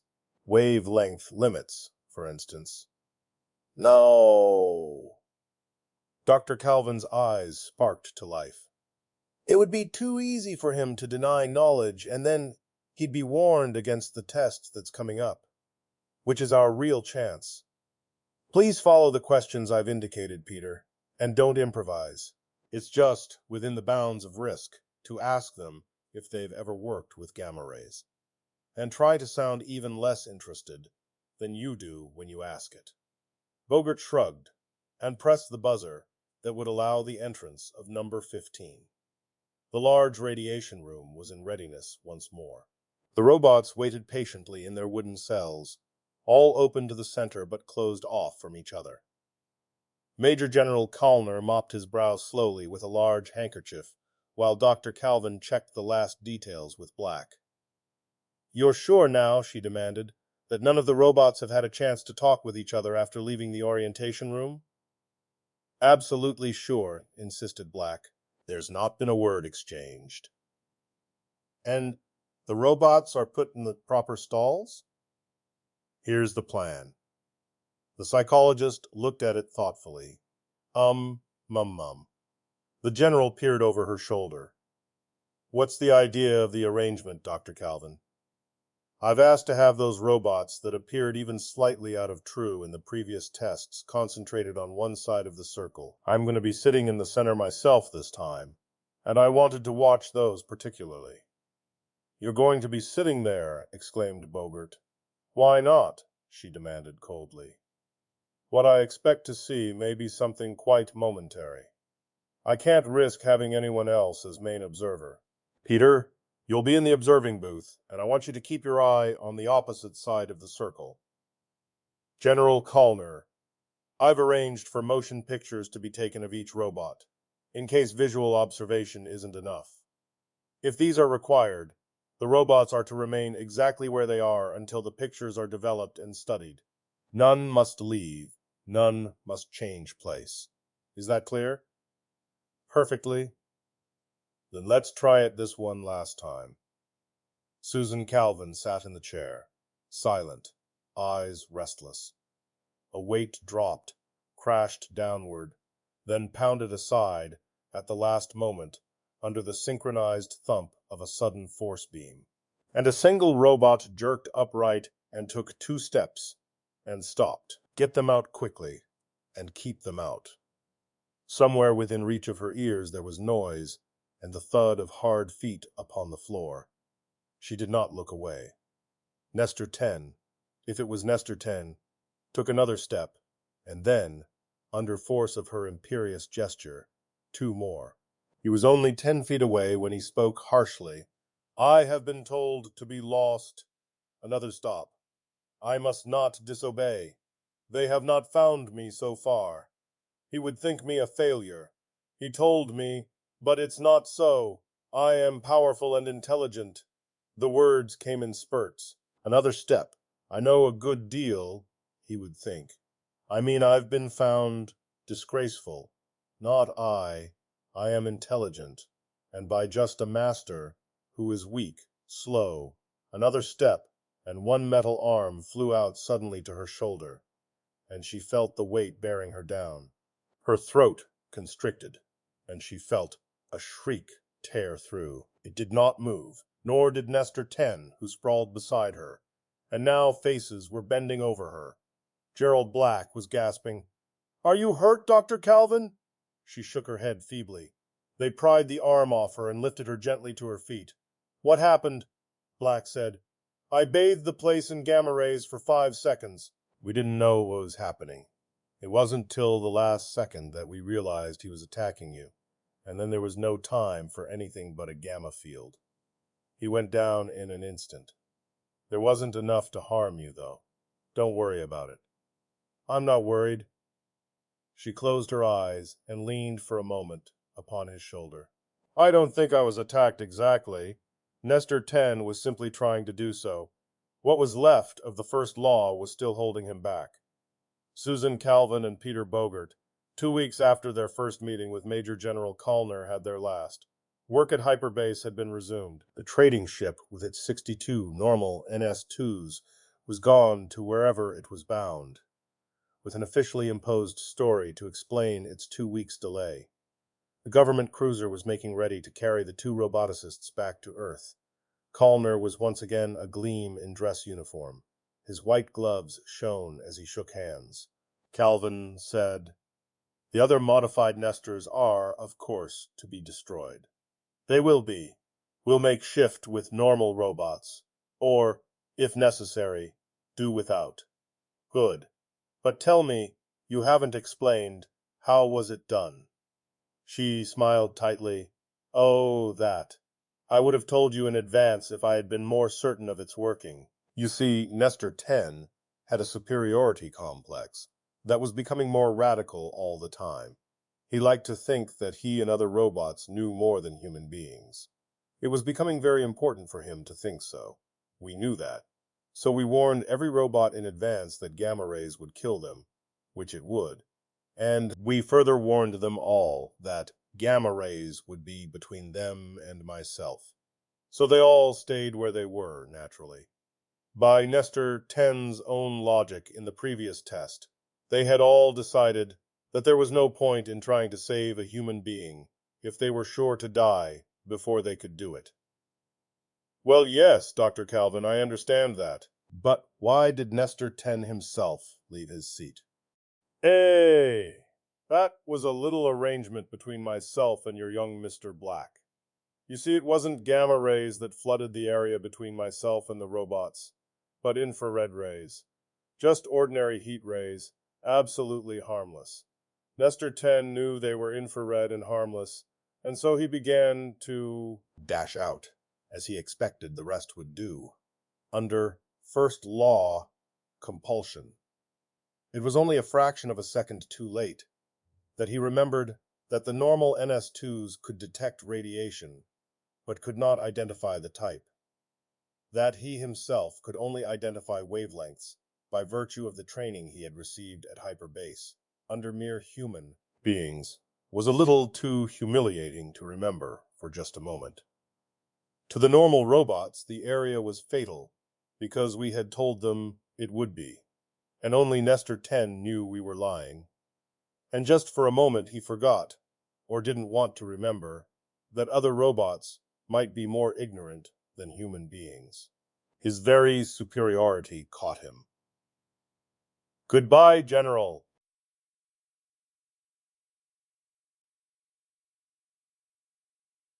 Escape. When Susan Calvin returned from Hyperbase, Alfred Tanning was waiting for her. The old man never spoke about his age, but everyone knew it to be over 75. Yet his mind was keen, and if he had finally allowed himself to be made Director Emeritus of Research with Bogert as acting director, it did not prevent him from appearing in his office daily. "How close are they to the hyperatomic drive?" he asked. "I don't know," she replied irritably. "I didn't ask." I wish they'd hurry, because if they don't, Consolidated might beat them to it, and beat us to it as well." "Consolidated? What have they got to do with it?" "Well, we're not the only ones with calculating machines. Ours may be positronic, but that doesn't mean they're better. Robertson is calling a big meeting about it tomorrow. He's been waiting for you to come back." Robertson of U.S. Robot Mechanical Men Corporation, son of the founder, pointed his lean nose at his general manager, and his Adam's apple jumped as he said, "You start now. Let's get this straight. The general manager did so with alacrity. Here's the deal now, Chief. Consolidated Robots approached us a month ago with a funny sort of proposition. They brought about 5 tons of figures, equations, all that sort of stuff. It was a problem, see, and they wanted an answer from the brain. The terms were as follows. He ticked them off on thick fingers. 100,000 for us, if there is no solution, and we can tell them the missing factors. 200,000 if there is a solution, plus costs of construction of the machine involved, plus quarter interest in all profits derived therefrom. The problem concerns the development of an interstellar engine. Robertson frowned, and his lean figure stiffened. Despite the fact that they have a thinking machine of their own. Right?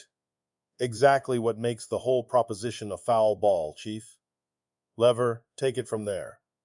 Abe Lever looked up from the far end of the conference table and smoothed his stubbled chin with a faint rasping sound. He smiled. It's this way, sir. Consolidated had a thinking machine. It's broken. What? Robertson half rose. That's right. Broken. It's kaput. Nobody knows why, but I got hold of some pretty interesting guesses. Like, for instance, that they asked it to give them an interstellar engine with the same set of information they came to us with, and that it cracked their machine wide open. It's scrap, just scrap now. You get it, Chief? The general manager was wildly jubilant. You get it?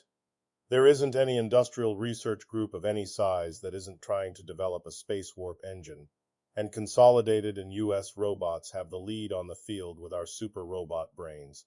Now that they've managed to foul theirs up, we have a clear field. That's the nub, the motivation. It will take them 6 years at least to build another, and they're sunk, unless they can break ours too, with the same problem. The president of U.S. Robots bulged his eyes. Why, the dirty rats. Hold on, Chief. There's more to this. He pointed a finger with a wide sweep. Lanning, take it. Dr. Alfred Lanning viewed the proceedings with faint scorn. His usual reaction to the doings of the vastly better paid business and sales divisions. His unbelievable gray eyebrows hunched low, and his voice was dry. From a scientific standpoint, the situation, while not entirely clear, is subject to intelligent analysis. The question of interstellar travel under present conditions of physical theory is, vague. The matter is wide open, and the information given by Consolidated to its thinking machine, assuming these we have to be the same, was similarly wide open. Our mathematical department has given it a thorough analysis, and it seems Consolidated has included everything. Its material for submission contains all known developments of Franciaci's space warp theory, and, apparently, all pertinent astrophysical and electronic data. It's quite a mouthful. Robertson followed anxiously. He interrupted. Too much for the brain to handle? Lanning shook his head decisively. No. There are no known limits to the brain's capacity. It's a different matter. It's a question of the robotic laws. The brain, for instance, could never supply a solution to a problem set to it, if that solution would involve the death or injury of humans. As far as it would be concerned, a problem with only such a solution would be insoluble. If such a problem is combined with an extremely urgent demand that it be answered, it is just possible that the brain, only a robot after all, would be presented with a dilemma, where it could neither answer nor refuse to answer. Something of the sort must have happened to Consolidated's machine. He paused, but the general manager urged on. Go ahead, Dr. Tanning. Explain it the way you explained it to me.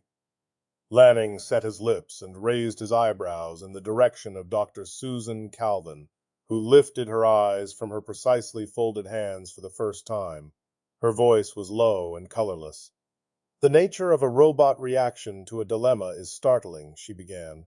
Robot psychology is far from perfect. As a specialist, I can assure you of that, but it can be discussed in qualitative terms, because with all the complications introduced into a robot's positronic brain, it is built by humans, and is therefore built according to human values. Now, a human caught in an impossibility often responds by a retreat from reality, by entry into a world of delusion, or by taking to drink, going off into hysteria, or jumping off a bridge. It all comes to the same thing, a refusal or inability to face the situation squarely.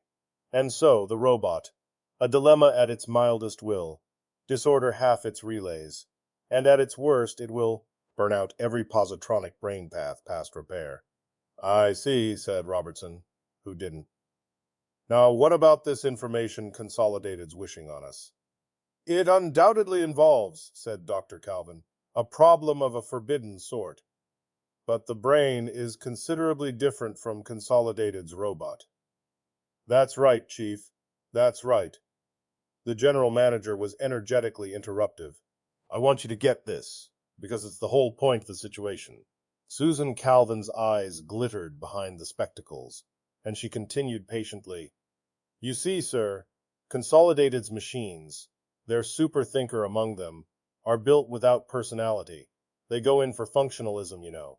They have to without you. S robots' basic patents for the emotional brain paths. Their thinker is merely a calculating machine on a grand scale, and a dilemma ruins it instantly. However, the brain, our own machine, has a personality, a child's personality. It is a supremely deductive brain, but it resembles an idiot savant. It doesn't really understand what it just does it.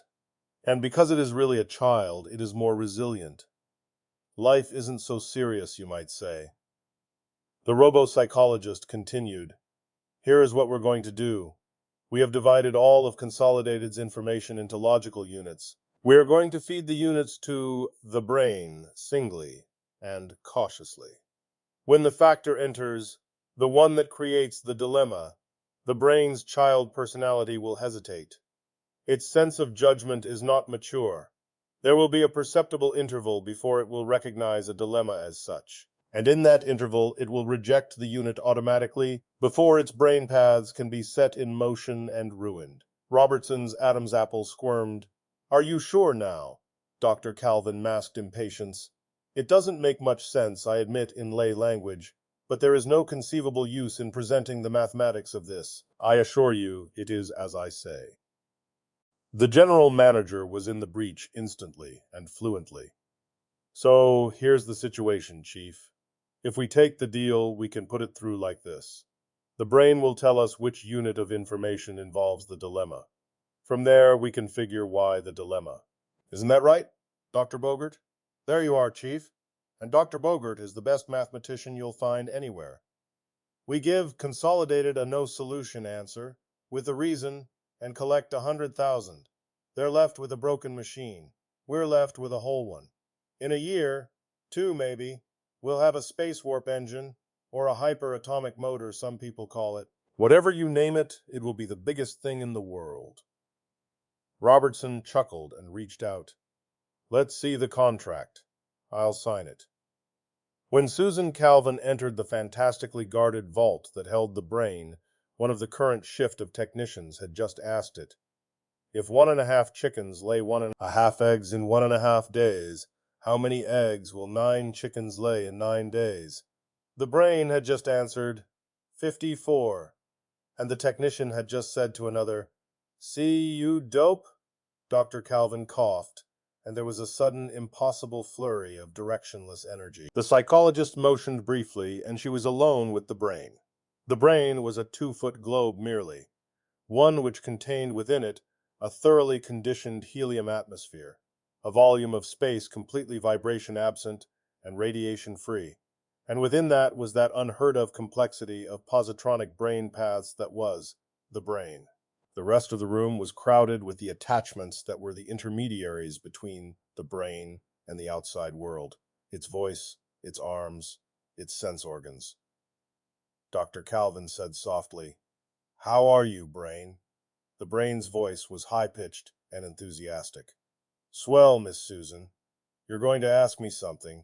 I can tell. You always have a book in your hand when you're going to ask me something. Dr. Calvin smiled mildly. Well, you're right, but not just yet. This is going to be a question. It will be so complicated, we're going to give it to you in writing. But not just yet. I think I'll talk to you first. All right? I don't mind talking. Now, Brain, in a little while, Dr. Lanning and Dr. Bogert will be here with this complicated question. We'll give it to you a very little at a time and very slowly, because we want you to be careful. We're going to ask you to build something, if you can, out of the information. But I'm going to warn you now that the solution might involve, damage to human beings. Gosh! The exclamation was hushed, drawn out. Now you watch for that. When we come to a sheet which means damage, even maybe death, don't get excited. You see, Brain, in this case, we don't mind, not even about death. We don't mind at all. So when you come to that sheet, just stop, give it back, and that'll be all. You understand? Oh, sure. By golly, the death of humans. Oh, my. Now, Brain, I hear Dr. Lanning and Dr. Bogert coming. They'll tell you what the problem is all about, and then we'll start. Be a good boy. Now, slowly the sheets were fed in. After each one came the interval of the queerly whispery chuckling noise that was the brain in action. Then the silence that meant readiness for another sheet. It was a matter of hours, during which the equivalent of something like 17 fat volumes of mathematical physics were fed into the brain. As the process went on, frowns appeared and deepened. Lanning muttered ferociously under his breath. Bogert first gazed speculatively at his fingernails, and then bit at them in abstracted fashion. It was when the last of the thick pile of sheets disappeared that Calvin, white-faced, said, "Something's wrong." Lanning barely got the words out. "It can't be. Is it? Dead? Brain?" Susan Calvin was trembling. "Do you hear me, Brain?" "Huh?" came the abstracted rejoinder. "Do you want me?" "The solution." "Oh, that. I can do it. I'll build you a whole ship. Just as easy, if you let me have the robots. A nice ship. It'll take 2 months, maybe." "There was no difficulty?" "It took long to figure," said the brain. Dr. Calvin backed away. The color had not returned to her thin cheeks. She motioned the others away. "In her office," she said. "I can't understand it. The information as given must involve a dilemma, probably involves death. If something has gone wrong," Bogert said quietly, "the machine talks and makes sense. It can't be a dilemma." But the psychologist replied urgently, "There are dilemmas and dilemmas. There are different forms of escape. Suppose the brain is only mildly caught, just badly enough, say, to be suffering from the delusion that he can solve the problem when he can't. Or suppose it's teetering on the brink of something really bad, so that any small push shoves it over."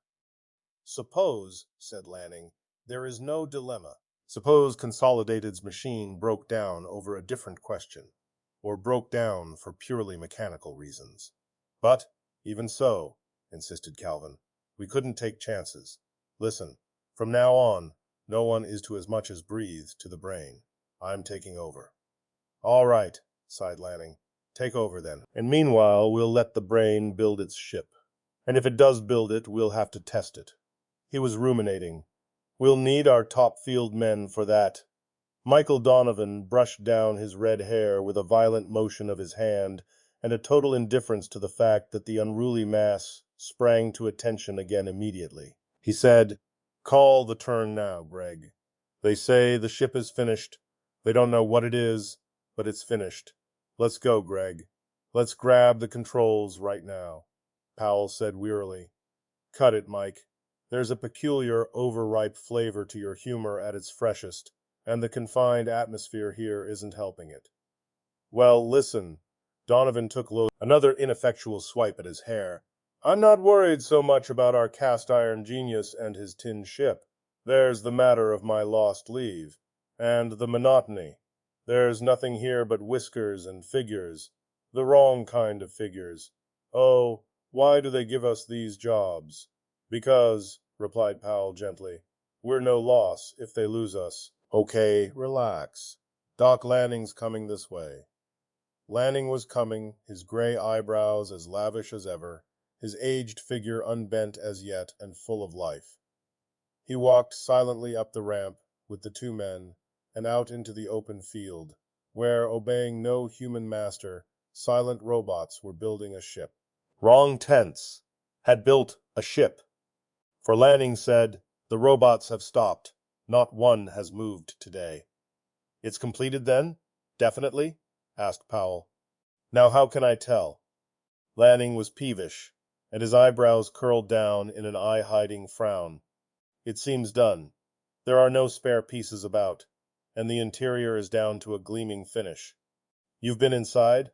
Just in, then out. I'm no space pilot. Neither of you two know much about engine theory? Donovan looked at Powell, who looked at Donovan. Donovan said, I've got my license, sir, but at last reading it didn't say anything about hyper-engines or warp navigation. Just the usual child's play in 3 dimensions. Alfred Lanning looked up with sharp disapproval and snorted the length of his prominent nose. He said frigidly, Well, we have our engine men. Powell caught at his elbow as he walked away. Sir, is the ship still restricted ground? The old director hesitated, then rubbed the bridge of his nose. I suppose not. For you two, anyway. Donovan looked after him as he left, and muttered a short, expressive phrase at his back. He turned to Powell. I'd like to give him a literary description of himself, Greg. The walls were of a gleaming silvery finish that retained no fingerprints. There were no angles. Walls, floors, and ceiling faded gently into each other, and in the cold, metallic glittering of the hidden lights, one was surrounded by 6 chilly reflections of one's bewildered self. The main corridor was a narrow tunnel that led in a hard, clatter-footed stretch along a line of rooms of no interdistinguishing features. Powell said, I suppose furniture is built into the wall, or maybe we're not supposed to sit or sleep. It was in the last room, the one nearest the nose, that the monotony broke.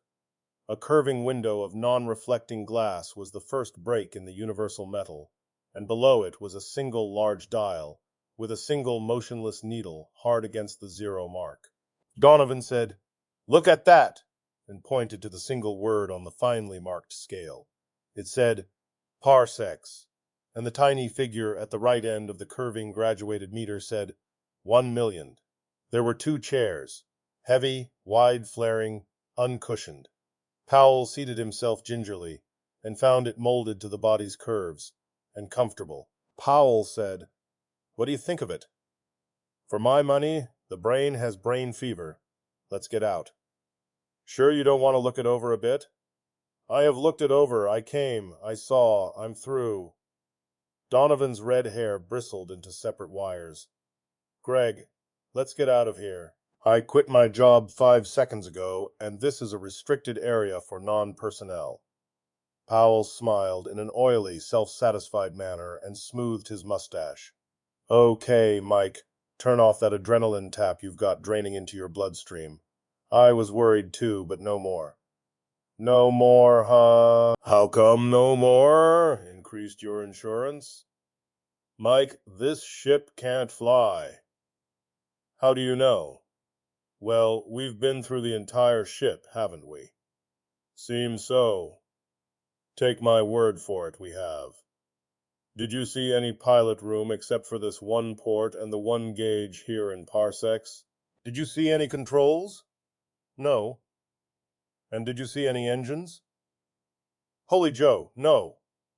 Well then, let's break the news to Lanning, Mike. They cursed their way through the featureless corridors, and finally hit and missed their way into the short passage to the airlock. Donovan stiffened. Did you lock this thing, Greg? No, I never touched it. Yank the lever, will you? The lever never budged, though Donovan's face twisted appallingly with exertion. Powell said, I didn't see any emergency exits. If something's gone wrong here, they'll have to melt us out. Yes, and we've got to wait until they find out that some fool has locked us in here, added Donovan frantically. Let's get back to the room with the port. It's the only place from which we might attract attention. But they didn't. In that last room, The port was no longer blue and full of sky. It was black, and hard yellow pinpoint stars spelled space.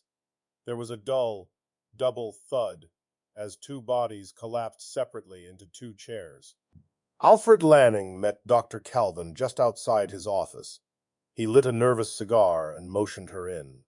He said, "Well, Susan, we've come pretty far, and Robertson's getting jumpy. What are you doing with the brain?" Susan Calvin spread her hands. "It's no use getting impatient. The brain is worth more than anything we forfeit on this deal." "But you've been questioning it for 2 months." The psychologist's voice was flat, but somehow dangerous. "You would rather run this yourself? Now you know what I meant." "Oh, I suppose I do." Dr. Calvin rubbed her hands nervously. "It isn't easy. I've been pampering it and probing it gently, and I haven't gotten anywhere yet. Its reactions aren't normal. Its answers, they're queer somehow, but nothing I can put my finger on yet. And you see, until we know what's wrong, we must just tiptoe our way through. I can never tell what simple question or remark will just push him over. And then, well, and then we'll have on our hands a completely useless brain. Do you want to face that?" "Well, it can't break the first law." "I would have thought so, but—" "You're not even sure of that?"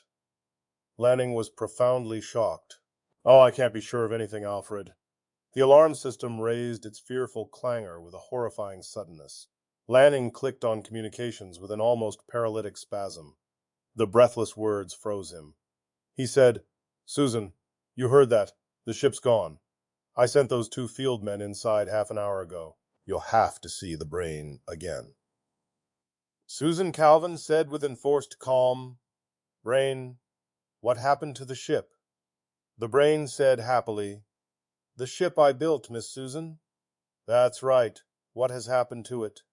"Why, nothing at all.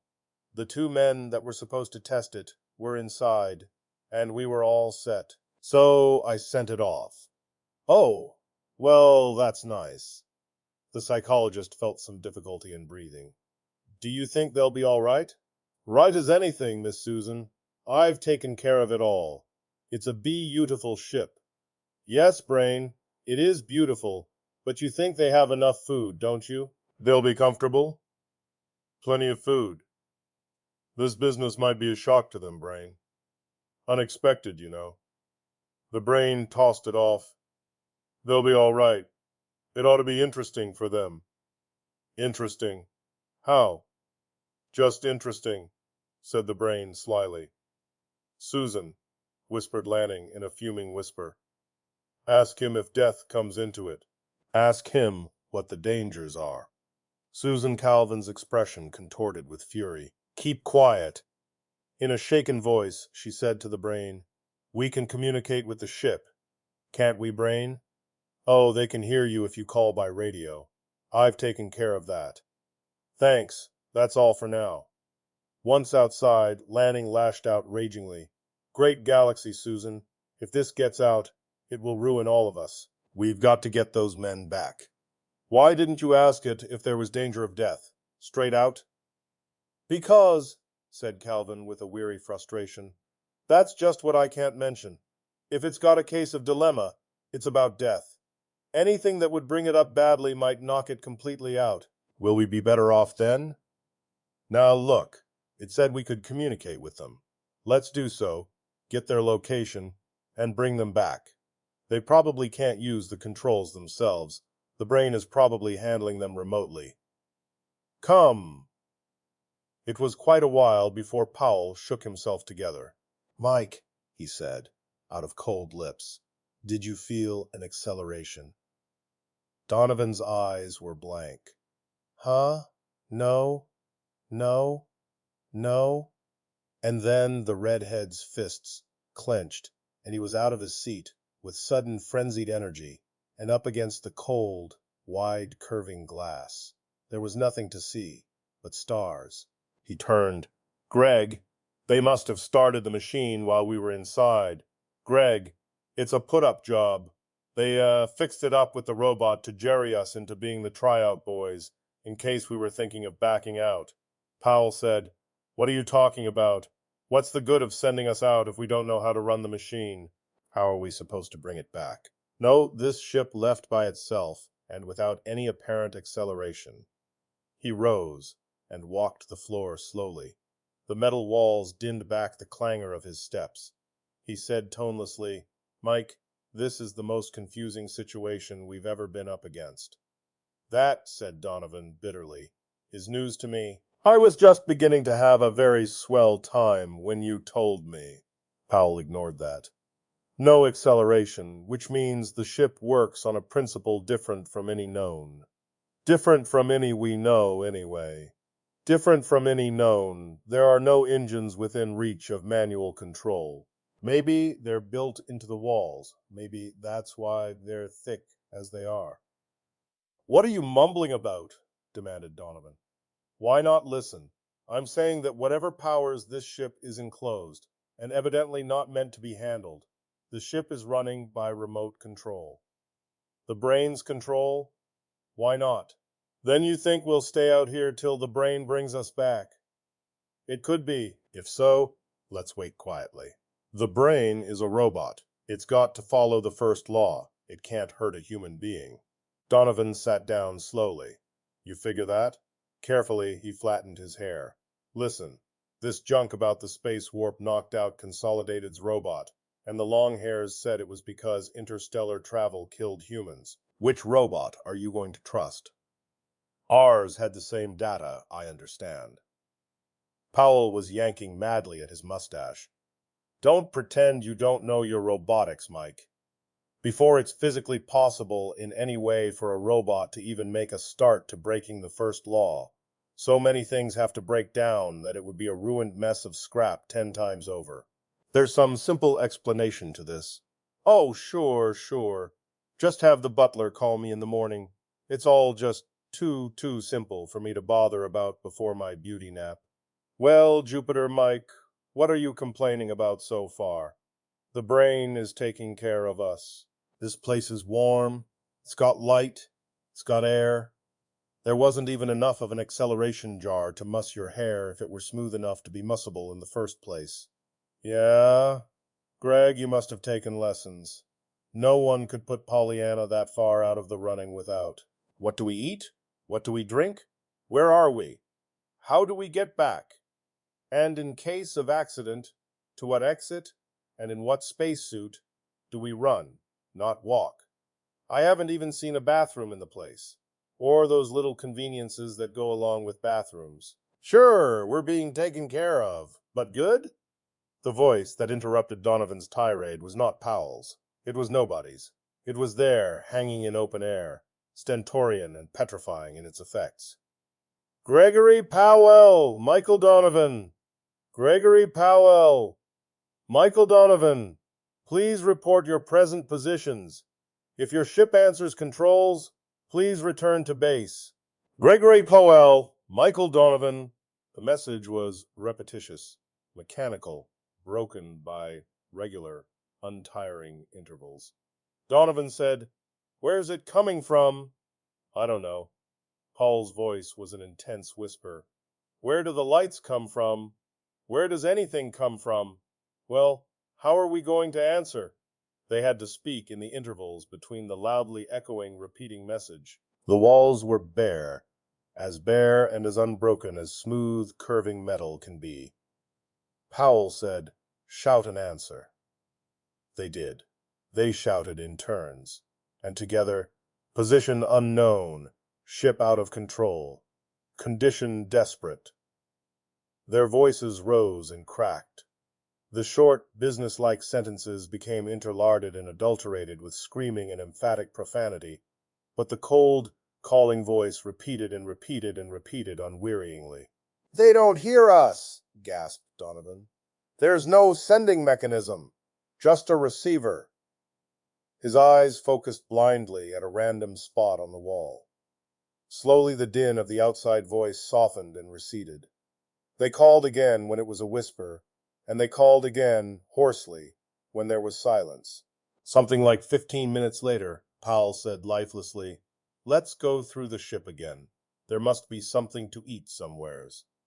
He did not sound hopeful. It was almost an admission of defeat. They divided in the corridor to the right and left. They could follow one another by the hard footsteps resounding, and they met occasionally in the corridor, where they would glare at each other and pass on. Powell's search ended suddenly, and as it did, he heard Donovan's glad voice rise boomingly. "Hey, Greg," it howled. "The ship has got plumbing. How did we miss it?" It was some 5 minutes later that he found Powell by hit and miss. He was saying, "Still no shower baths, though, but it got choked off in the middle." "Food!" he gasped. The wall had dropped away, leaving a curved gap with 2 shelves. The upper shelf was loaded with unlabeled cans of a bewildering variety of sizes and shapes. The enameled cans on the lower shelf were uniform, and Donovan felt a cold draft about his ankles. The lower half was refrigerated. How, it wasn't there before," said Powell, curtly. "That wall section dropped out of sight as I came in the door." He was eating.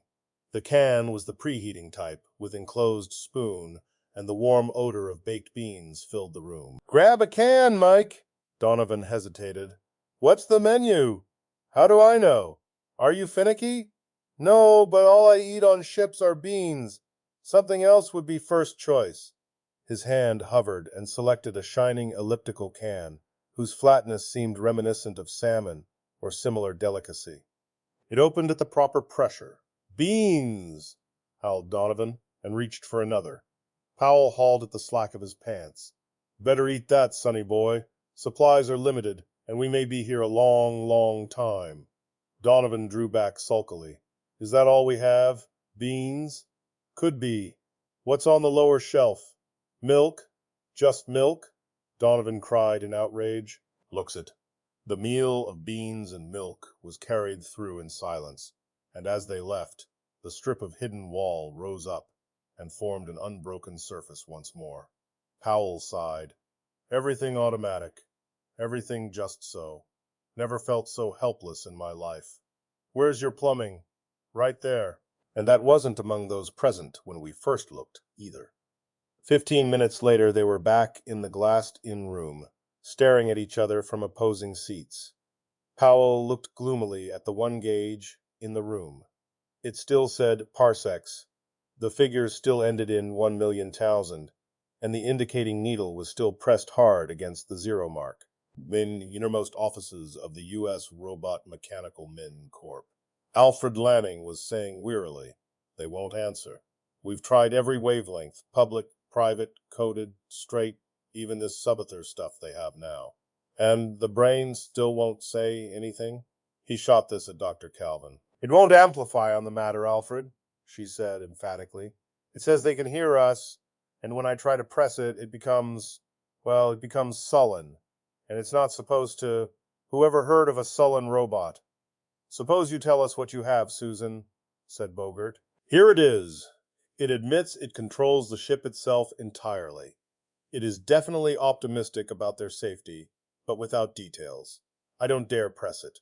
However, the center of disturbance seems to be about the interstellar jump itself. The brain definitely laughed when I brought up the subject. There are other indications, but that is the closest it's come to an open abnormality." She looked at the others. "I refer to hysteria. I dropped the subject immediately, and I hope I did no harm, but it gave me a lead. I can handle hysteria. Give me 12 hours. If I can bring it back to normal, it will bring back the ship." Bogert seemed suddenly stricken. "The interstellar jump! What's the matter?" The cry was double from Calvin and Lanning. "The figures for the engine the brain gave us. Say, I just thought of something." He left hurriedly. Lanning gazed after him. He said brusquely to Calvin, "You take care of your end, Susan." 2 hours later, Bogert was talking eagerly. "I tell you, Lanning, that's it. The interstellar jump is not instantaneous, not as long as the speed of light is finite. Life can't exist.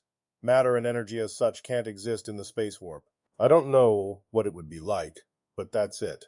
That's what killed Consolidated's robot. Donovan felt as haggard as he looked. Only 5 days? Only 5 days. I'm sure of it. Donovan looked about him wretchedly. The stars through the glass were familiar, but infinitely indifferent. The walls were cold to the touch. The lights, which had recently flared up again, were unfeelingly bright. The needle on the gauge pointed stubbornly to 0, and Donovan could not get rid of the taste of beans. He said morosely, "I need a bath."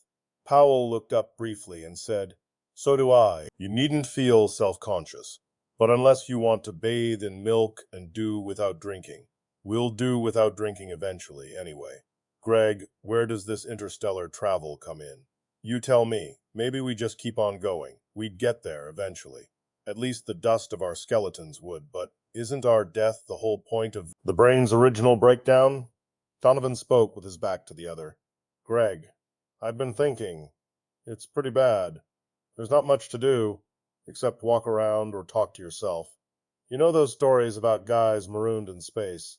They go nuts long before they starve. I don't know, Greg, but ever since the lights went on, I feel funny." There was a silence. Then Powell's voice came thin and small. "So do I. What's it like?" The red-headed figure turned. "Feel funny inside. There's a pounding in me with everything tense. It's hard to breathe. I can't stand still. Mum. Do you feel vibration?" "How do you mean?" "Sit down for a minute and listen. You don't hear it, but you feel it, as if something's throbbing somewhere and it's throbbing the whole ship, and you, too, along with it. Listen. Yeah. What do you think it is, Greg? You don't suppose it's us?" "It might be." Powell stroked his mustache slowly. "But it might be the ship's engines. It might be getting ready." "For what?" "For the interstellar jump. It may be coming, and the devil knows what it's like." Donovan pondered. Then he said savagely, "If it does, let it. But I wish we could fight. It's humiliating to have to wait for it."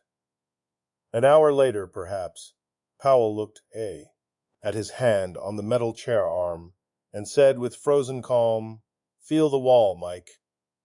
Donovan did, and said, "You can feel it shake, Greg." Even the stars seemed blurred.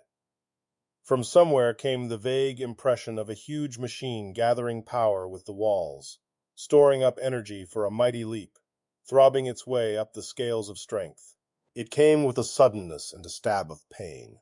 Powell stiffened and half jerked from his chair. His sight caught Donovan and blanked out, while Donovan's thin shout whimpered and died in his ears. Something writhed within him and struggled against a growing blanket of ice that thickened. Something broke loose and whirled in a blaze of flickering light and pain. It fell and whirled and fell headlong into silence. It was death. It was a world of no motion and no sensation, a world of dim, unsensing consciousness, a consciousness of darkness and of silence and of formless struggle, most of all a consciousness of eternity. He was a tiny white thread of ego, cold and afraid. Then the words came, unctuous and sonorous, thundering over him in a foam of sound. "Does your coffin fit differently lately? Why not try Morbid M. Cadaver's extensible caskets? They are scientifically designed to fit the natural curves of the body, and are enriched with vitamin B1. Use Cadaver's caskets for comfort. Remember, you're going to be dead a long time." It wasn't quite sound, but whatever it was, it died away in an oily, rumbling whisper. The white thread that might have been Powell heaved uselessly at the insubstantial eons of time that existed all about him, and collapsed upon itself as the piercing shriek of 100 million ghosts of 100 million soprano voices rose to a crescendo of melody. "I'll be glad when you're dead, you rascal, you. I'll be glad when you're dead, you rascal, you. I'll be glad when you're dead, you rascal, you. I'll be glad when you're dead, you rascal, you. Past hearing, and then beyond. The white thread quivered with a pulsating pang. It strained quietly. The voices were ordinary, and many. It was a crowd speaking, a swirling mob that swept through and past, and over him, with a rapid, headlong motion that left drifting tatters of words behind them. What did they get you for, boy? You look banged up? A hot fire, I guess. But I got a case. I've made paradise, but old St. Pete. Nah, I got a pull with the boy. Had dealings with him. Hey, Sam, come this way. Jaw get a mouthpiece, Beelzebub says. Going on, my good imp? My appointment is with Saw, and above it all the original stentorian roar that plunged across all. Harry, Harry, Harry, Harry, stir your bones, and don't keep us waiting. There are many more in line. Have your certificates ready, and make sure Peter's release is stamped across it. See if you are at the proper entrance gate. There will be plenty of fire for all. Hey, you down there. Take your place in line, or... The white thread that was Powell groveled backward before the advancing shout, and felt the sharp stab of the pointing finger. It all exploded into a rainbow of sound that dripped its fragments onto an aching brain. Powell was in the chair, again. He felt himself shaking.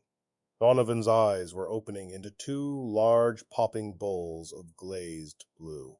"Greg," he whispered, in what was almost a sob. "Were you dead?" "I felt dead."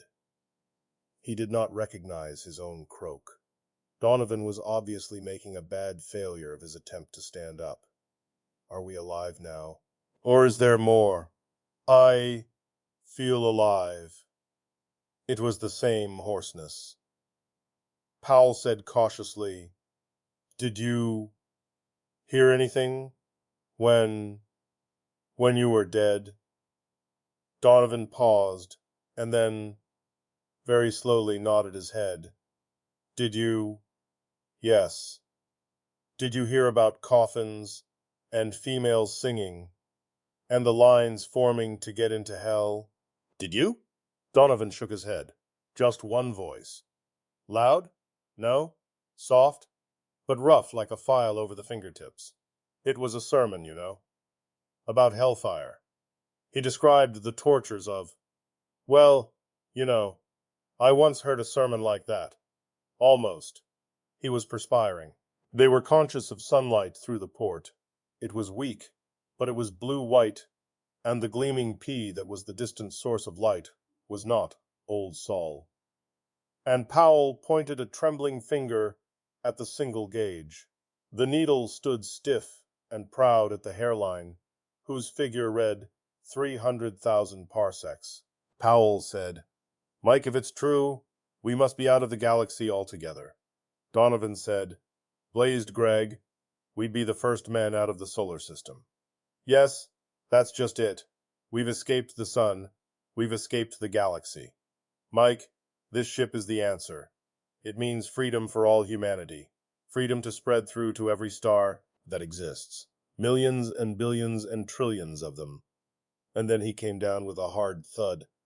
"But how do we get back, Mike?" Donovan smiled shakily. "Oh, that's all right. The ship brought us here. The ship will take us back. Me for more beans. But, Mike... Hold on, Mike. If it takes us back the way it brought us here..." Donovan stopped halfway up and sat back heavily into the chair. Powell went on, "We'll have to die again, Mike." "Well," sobbed Donovan, "if we have to, we have to. At least it isn't permanent. Not very permanent." Susan Calvin was speaking slowly now. For 6 hours she had been slowly prodding the brain. For 6 fruitless hours. She was weary of repetitions, weary of circumlocutions, weary of everything. "Now, brain, there's just one more thing. You must make a special effort to answer simply. Have you been entirely clear about the interstellar jump? I mean, does it take them very far? As far as they want to go, Miss Susan. Golly, it isn't any trick through the warp. And on the other side, what will they see? Stars and stuff. What do you suppose? The next question slipped out. They'll be alive then? Sure. And the interstellar jump won't hurt them? She froze, as the brain maintained silence. That was it. She had touched the sore spot. Brain, she supplicated faintly. Brain, do you hear me? The answer was weak, quivering. The brain said, Do I have to answer? About the jump, I mean. Not if you don't want to. But it would be interesting. I mean, if you wanted to. Susan Calvin tried to be bright about it. Oh, wah, wah. You spoil everything. And the psychologist jumped up suddenly with a look of flaming insight on her face. Oh, my, she gasped. Oh, my, she gasped. Oh, my, she gasped. Oh, my. And she felt the tension of hours and days released in a burst. It was later that she told Lanning, I tell you it's all right. No, you must leave me alone. Now. The ship will be back safely, with the men, and I want to rest. I will rest. Now go away. The ship returned to Earth as silently, as unjarringly as it had left. It dropped precisely into place, and the main lock gaped open. The two men who walked out felt their way carefully and scratched their rough and scrubbily stubbled chins. And then, slowly and purposefully, the one with red hair knelt down and planted upon the concrete of the runway a firm, loud kiss. They waved aside the crowd that was gathering, and made gestures of denial at the eager couple that had piled out of the down-swooping ambulance with a stretcher between them. Gregory Powell said, Where's the nearest shower? They were led away. They were gathered, all of them, about a table. It was a full staff meeting of the brains of U.S. Robot Mechanical Men Corp. Slowly and climactically, Powell and Donovan finished a graphic and resounding story. Susan Calvin broke the silence that followed. In the few days that had elapsed, she had recovered her icy, somewhat acid calm. But still a trace of embarrassment broke through. Strictly speaking, she said, this was my fault, all of it. When we first presented this problem to the brain, as I hope some of you remember, I went to great lengths to impress upon it the importance of rejecting any item of information capable of creating a dilemma. In doing so, I said something like, Don't get excited about the death of humans. We don't mind it at all. Just give the sheet back and forget it. Ma'am, said Lanning. What follows? The obvious that when that item entered its calculations which yielded the equation controlling the length of minimum interval for the interstellar jump, it meant death for humans. That's where Consolidated's machine broke down completely. But I had depressed the importance of death to the brain. Not entirely, for the first law can never be broken, but just sufficiently so that the brain could take a second look at the equation. Sufficiently to give it time to realize that after the interval was passed through, the men would return to life, just as the matter and energy of the ship itself would return to being. This so-called death, in other words, was a strictly temporary phenomenon. You see? She looked about her. They were all listening. She went on, So he accepted the item, but not without a certain jar. Even with death temporary, and its importance depressed, it was enough to unbalance him very gently. She brought it out calmly. He developed a sense of humor. It's an escape, you see, a method of partial escape from reality. He became a practical joker. Powell and Donovan were on their feet. What? Cried Powell. Donovan was considerably more colorful about it. It's so, said Calvin. He took care of you and kept you safe, but you couldn't handle any controls because they weren't for you, just for the humorous brain. We could reach you by radio, but you couldn't answer. You had plenty of food, but all of it beans and milk. Then you died, so to speak. and were reborn, but the period of your death was made, well, interesting. I wish I knew how he did it. It was the brain's prized joke, but he meant no harm. No harm, gasped Donovan. Oh, if that cute little tyke only had a neck! Lanning raised a quieting hand. All right, it's been a mess, but it's all over. What now? Well, said Bogart quietly, obviously it's up to us to improve the space warp engine. There must be some way of getting around that interval of jump. If there is, we're the only organization left with a grand-scale super robot, so we're bound to find it if anyone can. And then, U.S. Robots has interstellar travel, and humanity has the opportunity for galactic empire.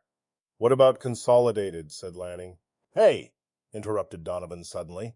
I want to make a suggestion there. They landed U.S. robots into quite a mess. It wasn't as bad a mess as they expected, and it turned out well, but their intentions weren't pious, and Greg and I bore the most of it. Well, they wanted an answer, and they've got one. Send them that ship, guaranteed, and U.S. robots can collect their 200 thou plus construction costs. And if they test it, then suppose we let the brain have just a little more fun before it's brought back to normal. Lanning said gravely, It sounds just and proper to me. To which Bogart added absently, strictly according to contract too. But that wasn't it either, said Darkalvin thoughtfully. Oh, eventually, the ship and others like it became government property. The jump through hyperspace was perfected, and now we actually have human colonies on the planets of some of the nearer stars. But that wasn't it. I had finished eating and watched her through the smoke of my cigarette. It's what has happened to the people here on Earth in the last 50 years that really counts. When I was born, young man, we had just gone through the last World War. It was a low point in history, but it was the end of nationalism. Earth was too small for nations, and they began grouping themselves into regions. It took quite a while. When I was born, the United States of America was still a nation, and not merely a part of the northern region. In fact, the name of the corporation is still United States Robots, and the change from nations to regions, which has stabilized our economy and brought about what amounts to a golden age, when this century is compared with the last, was also brought about by our robots. You mean the machines, I said. The brain you talked about was the first of the machines, wasn't it? Yes, it was, but it's not the machines I was thinking of. Rather of a man. He died last year. Her voice was suddenly deeply sorrowful. Or at least he arranged to die, because he knew we needed him no longer. Stephen Byerly. Yes, I guessed that was who you meant. He first entered public office in 2032. You were only a boy then, so you wouldn't remember the strangeness of it. His campaign for the mayoralty was certainly the queerest in history.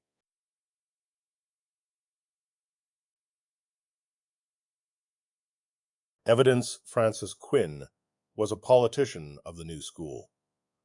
That, of course, is a meaningless expression, as are all expressions of the sort.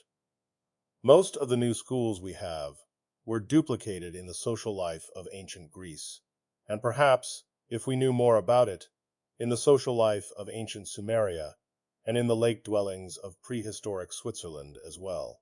But, to get out from under what promises to be a dull and complicated beginning, it might be best to state hastily that Quinn neither ran for office nor canvassed for votes, made no speeches, and stuffed no ballot boxes, any more than Napoleon pulled a trigger at Austerlitz. And since politics make strange bedfellows, Alfred Lanning sat at the other side of the desk with his ferocious white eyebrows bent far forward over eyes in which chronic impatience had sharpened to acuity. He was not pleased. The fact, if known to Quinn, would have annoyed him not the least. His voice was friendly, perhaps professionally so. I assume you know Stephen Byerly, Dr. Lanning? I have heard of him. So have many people. Yes, so have I. Perhaps you intend voting for him at the next election. I couldn't say. There was an unmistakable trace of acidity here. I have not followed the political currents, so I'm not aware that he is running for office. He may be our next mayor.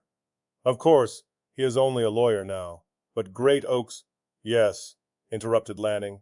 I have heard the phrase before. But I wonder if we can get to the business at hand. We are at the business, really, at hand, Dr. Lanning. Quinn's tone was very gentle. It is to my interest to keep Mr. Byerley a district attorney at the very most, and it is to your interest to help me do so. To my interest. Come. Lanning's eyebrows hunched low. Well, say then to the interest of the U.S. Robot Mechanical Men Corporation. I come to you as Director Emeritus of Research, because I know that your connection to them is that of, shall we say, elder statesman. You are listened to with respect, and yet your connection with them is no longer so tight, but that you cannot possess considerable freedom of action, even if the action is somewhat unorthodox. Dr. Lanning was silent a moment, chewing the cud of his thoughts. He said more softly, I don't follow you at all, Mr. Quinn. I am not surprised, Dr. Lanning, but it's all rather simple. Do you mind? Quinn lit a slender cigarette with a lighter of tasteful simplicity, and his big-boned face settled into an expression of quiet amusement. We have spoken of Mr. Byerley, a strange and colorful character. He was unknown 3 years ago. He is very well known now. He is a man of force and ability, and certainly the most capable and intelligent prosecutor I have ever known. Unfortunately, he is not a friend of mine.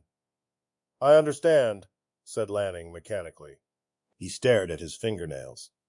I have had occasion, continued Quinn evenly, in the past year to investigate Mr. Byerley, quite exhaustively. It is always useful, you see, to subject the past life of reform politicians to rather inquisitive research. If you knew how often it helped. He paused to smile humorlessly at the glowing tip of his cigarette. But Mr. Byerley's past is unremarkable.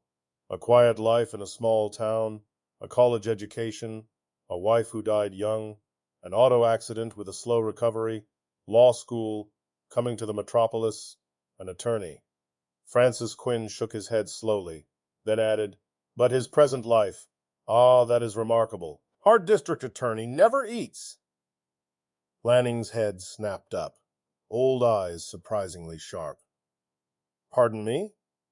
Our district attorney never eats. The repetition thumped by syllables. I'll modify that slightly. He has never been seen to eat or drink. Never. Do you understand the significance of the word? Not rarely, but never. I find that quite incredible. Can you trust your investigators? I can trust my investigators, and I don't find it incredible at all. Further, our district attorney has never been seen to drink, in the aqueous sense as well as the alcoholic, nor to sleep. There are other factors, but I should think I have made my point. Lanning leaned back in his door seat, and there was the rapt silence of challenge and response between them, and then the old roboticist shook his head.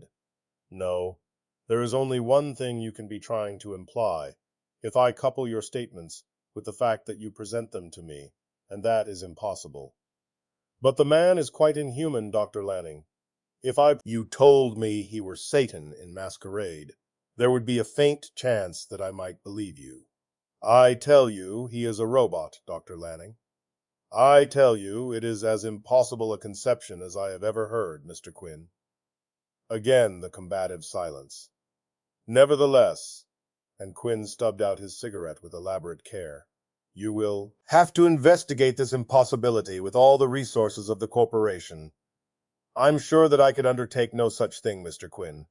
You don't seriously suggest that the corporation take part in local politics. You have no choice. Supposing I were to make my facts public without proof, the evidence is circumstantial enough. Suit yourself in that respect. But it would not suit me. Proof would be much preferable. And it would not suit you, for the publicity would be very damaging to your company. You are perfectly well acquainted, I suppose, with the strict rules against the use of robots on inhabited worlds. Certainly. Brusquely. You know that the U.S. Robot Mechanical Men Corporation is the only manufacturer of positronic robots in the solar system, and if Byerley is a robot, He is a positronic robot. You are also aware that all positronic robots are leased, and not sold, that the corporation remains the owner and manager of each robot, and is therefore responsible for the actions of all. It is an easy matter, Mr. Quinn, to prove the corporation has never manufactured a robot of a humanoid character. It can be done? To discuss merely possibilities. Yes, it can be done. Secretly, I imagine, as well, without entering it in your books. Not the positronic brain, sir. Too many factors are involved in that, and there is the tightest possible government supervision. Yes, but robots are worn out, break down, go out of order, and are dismantled, and the positronic brains reused or destroyed. Really? Francis Quinn allowed himself a trace of sarcasm. And if one were, accidentally of course, not destroyed, and there happened to be a humanoid structure waiting for a brain? Impossible! You would have to prove that to the government and the public, so why not prove it to me now? But what could our purpose be? Demanded Lanning in exasperation. Where is our motivation? Credit us with a minimum of sense. My dear sir, please. The corporation would be only too glad to have the various regions permit the use of humanoid positronic robots on inhabited worlds. The profits would be enormous, but the prejudice of the public against such a practice is too great. Suppose you get them used to such robots first. See, we have a skillful lawyer, a good mayor, and he is a robot. Won't you buy our robot butlers? Thoroughly fantastic, an almost humorous descent to the ridiculous. I imagine so. Why not prove it? Or would you still rather try to prove it to the public? The light in the office was dimming, but it was not yet too dim to obscure the flush of frustration on Alfred Lanning's face. Slowly, the roboticist's finger touched a knob, and the wall illuminators glowed to gentle life. Well then, he growled, let us see. The face of Stephen Byerly is not an easy one to describe. He was 40 by birth certificate and 40 by appearance. But it was a healthy, well-nourished, good-natured appearance of 40. One that automatically drew the teeth of the bromide about looking one's age. This was particularly true when he laughed. And he was laughing now. It came loudly and continuously, died away for a bit, then began again, and Alfred Lanning's face contracted into a rigidly bitter monument of disapproval. He made a half gesture to the woman who sat beside him, but her thin, bloodless lips merely pursed themselves a trifle. Byerly gasped himself a stage nearer normality. Really, Dr. Lanning? Really, uh, a robot? Lanning bit his words off with a snap. It is no statement of mine, sir. I would be quite satisfied to have you a member of humanity. Since our corporation never manufactured you, I am quite certain that you are, in a legalistic sense at any rate. But since the contention that you are a robot has been advanced to us seriously by a man of certain standing, don't mention his name, if it would knock a chip off your granite block of ethics, but let's pretend it was Frank Quinn, for the sake of argument, and continue. Lanning drew in a sharp, cutting snort at the brains. Interruption, and paused ferociously, before continuing with added frigidity. By a man of certain standing, with whose identity I am not interested in playing guessing games, I am bound to ask your cooperation in disproving it. The mere fact that such a contention could be advanced and publicized by the means at this man's disposal would be a bad blow to the company I represent, even if the charge were never proven. You understand me? Oh, yes. Your position is clear to me. The charge itself is ridiculous. The spot you find yourself in is not.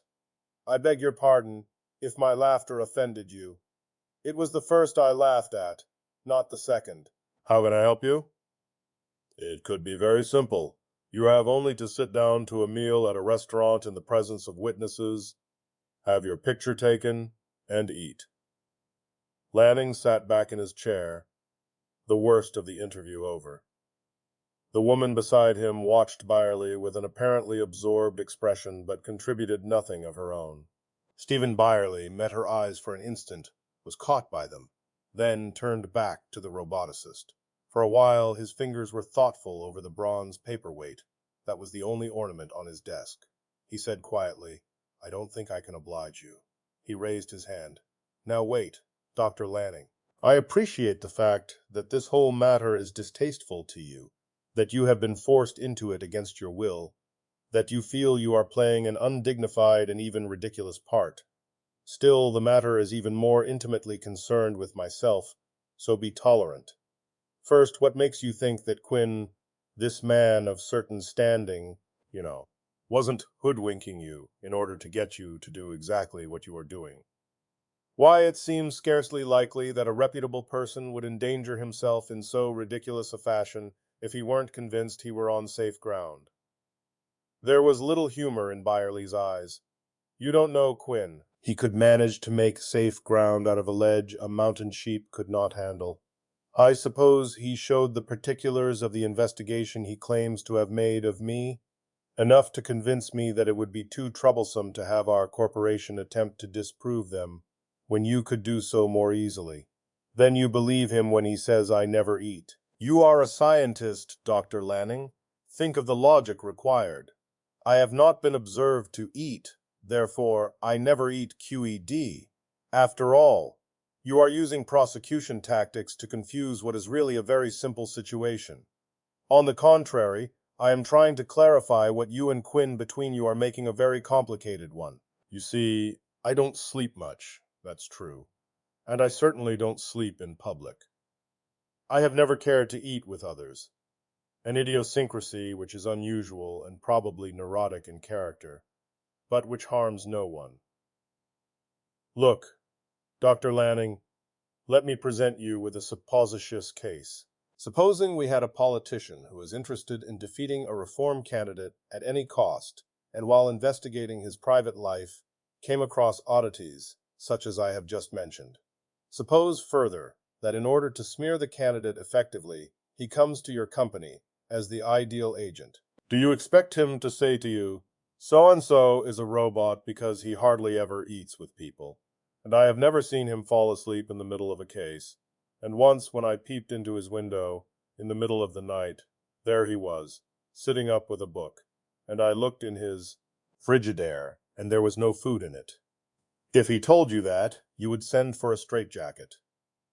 But if he tells you he never sleeps, he never eats, then the shock of the statement blinds you to the fact that such statements are impossible to prove. You play into his hands by contributing to the to-do. "Regardless, sir," began Lanning with a threatening obstinacy, "of whether you consider this matter serious or not, it will require only the meal I mentioned to end it." Again Byerly turned to the woman, who still regarded him expressionlessly. "Pardon me, I've caught your name correctly, haven't I? Dr. Susan Calvin?" "Yes, Mr. Byerly. You're the U.S. robots psychologist, aren't you?" "Robo-psychologist, please." "Oh, are robots so different from men, mentally?" "Worlds different." She allowed herself a frosty smile. "Robots are essentially decent." Humor tugged at the corners of the lawyer's mouth. "Well, that's a hard blow. But what I wanted to say was this. Since you're a psycho, a robo-psychologist, and a woman, I'll bet that you've done something that Dr. Lanning hasn't thought of." "And what is that?" "You've got something to eat in your purse, something caught in the schooled indifference of Susan Calvin's eyes. She said, 'You surprise me, Mr. Byerly,' and opening her purse, she produced an apple. Quietly, she handed it to him. Dr. Lanning, after an initial start, followed the slow movement from one hand to the other with sharply alert eyes. Calmly, Stephen Byerly bit into it, and calmly he swallowed it. "You see, Dr. Lanning." Dr. Lanning smiled in a relief tangible enough to make even his eyebrows appear benevolent, a relief that survived for one fragile second. Susan Calvin said, "I was curious to see if you would eat it, but of course, in the present case, it proves nothing." Byerly grinned. "It doesn't? Of course not. It is obvious, Dr. Lanning, that if this man were a humanoid robot, he would be a perfect imitation. He is almost too human to be credible. After all, we have been seeing and observing human beings all our lives. It would be impossible to palm something merely nearly right off on us. It would have to be all right. Observe the texture of the skin, the quality of the irises, the bone formation of the hand. If he's a robot, I wish US robots had made him, because he's a good job. Do you suppose, then, that anyone capable of paying attention to such niceties would neglect a few gadgets to take care of such things as eating, sleeping, elimination, for emergency use only, perhaps, as, for instance, to prevent such situations as are arising here? So a meal won't really prove anything. Now wait, snarled Lanning. I am not quite the fool both of you make me out to be. I am not interested in the problem of Mr. Byerly's humanity or non-humanity. I am interested in getting the corporation out of a hole. A public meal will end the matter and keep it ended no matter what Quinn does. We can leave the finer details to lawyers and robo-psychologists. But, Dr. Lanning, said Byerly, you forget the politics of the situation. I am as anxious to be elected as Quinn is to stop me. By the way, did you notice that you used his name? It's a cheap shyster trick of mine. I knew you would, before you were through. Lanning flushed. What has the election to do with it? Publicity works both ways, sir. If Quinn wants to call me a robot, and has the nerve to do so, I have the nerve to play the game his way. You mean you... Lanning was quite frankly appalled. Exactly. I mean that I am going to let him go ahead, choose his rope, test its strength, cut off the right length, tie the noose, insert his head and grin. I can do what little else is required. You are mighty confident. Susan Calvin rose to her feet. Come, Alfred, we won't change his mind for him. You see, Byerly smiled gently. You're a human psychologist, too. But perhaps not all the confidence that Dr. Lanning had remarked upon was present that evening when Byerly's car parked on the automatic treads leading to the sunken garage, and Byerly himself crossed the path to the front door of his house. The figure in the wheelchair looked up as he entered and smiled. Byerly's face lit with affection. He crossed over to it. The cripple's voice was a hoarse, grating whisper that came out of a mouth forever twisted to one side, leering out of a face that was half scar tissue. You're late, Steve. I know, John, I know, but I've been up against a peculiar and interesting trouble today. So? Neither the torn face nor the destroyed voice could carry expression, but there was anxiety in the clear eyes. Nothing you can't handle? I'm not exactly certain. I may need your help. You're the brilliant one in the family. Do you want me to take you out into the garden? It's a beautiful evening. Two strong arms lifted John from the wheelchair. Gently, almost caressingly, Byerly's arms went around the shoulders and under the swathed legs of the cripple. Carefully and slowly, he walked through the rooms, down the gentle ramp that had been built with a wheelchair in mind, and out the back door into the walled and wired garden behind the house. Why don't you let me use the wheelchair, Steve? This is silly. Because I'd rather carry you. Do you object? You know that you're as glad to get out of that motorized buggy for a while as I am to see you out. How do you feel today? He deposited John with infinite care upon the cool grass. How should I feel? But tell me about your troubles. Quinn's campaign will be based on the fact that he claims I'm a robot. John's eyes opened wide. How do you know? It's impossible. I won't believe it. Oh, calm. I tell you it's so. He had one of the big-shot scientists of U.S. Robot Mechanical Men Corporation over at the office to argue with me. Slowly, John's hands tore at the grass. I see. Byerly said, but we can let him choose his ground. I have an idea. Listen to me and tell me if we can do it. The scene as it appeared in Alfred Lanning's office that night was a tableau of stares. Francis Quinn stared meditatively at Alfred Lanning. Lanning's stare was savagely set upon Susan Calvin, who stared impassively in her turn at Quinn. Francis Quinn broke it with a heavy attempt at lightness. Bluff. He's making it up as he goes along. "Are you going to gamble on that, Mr. Quinn?"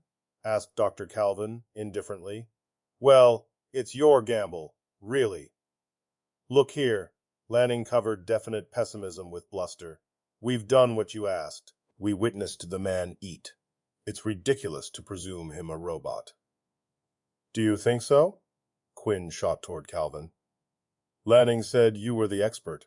Lanning was almost threatening. "Now, Susan," Quinn interrupted smoothly. "Why not let her talk, man? She's been sitting there imitating a gatepost for half an hour." Lanning felt definitely harassed. From what he experienced then to incipient paranoia was but a step.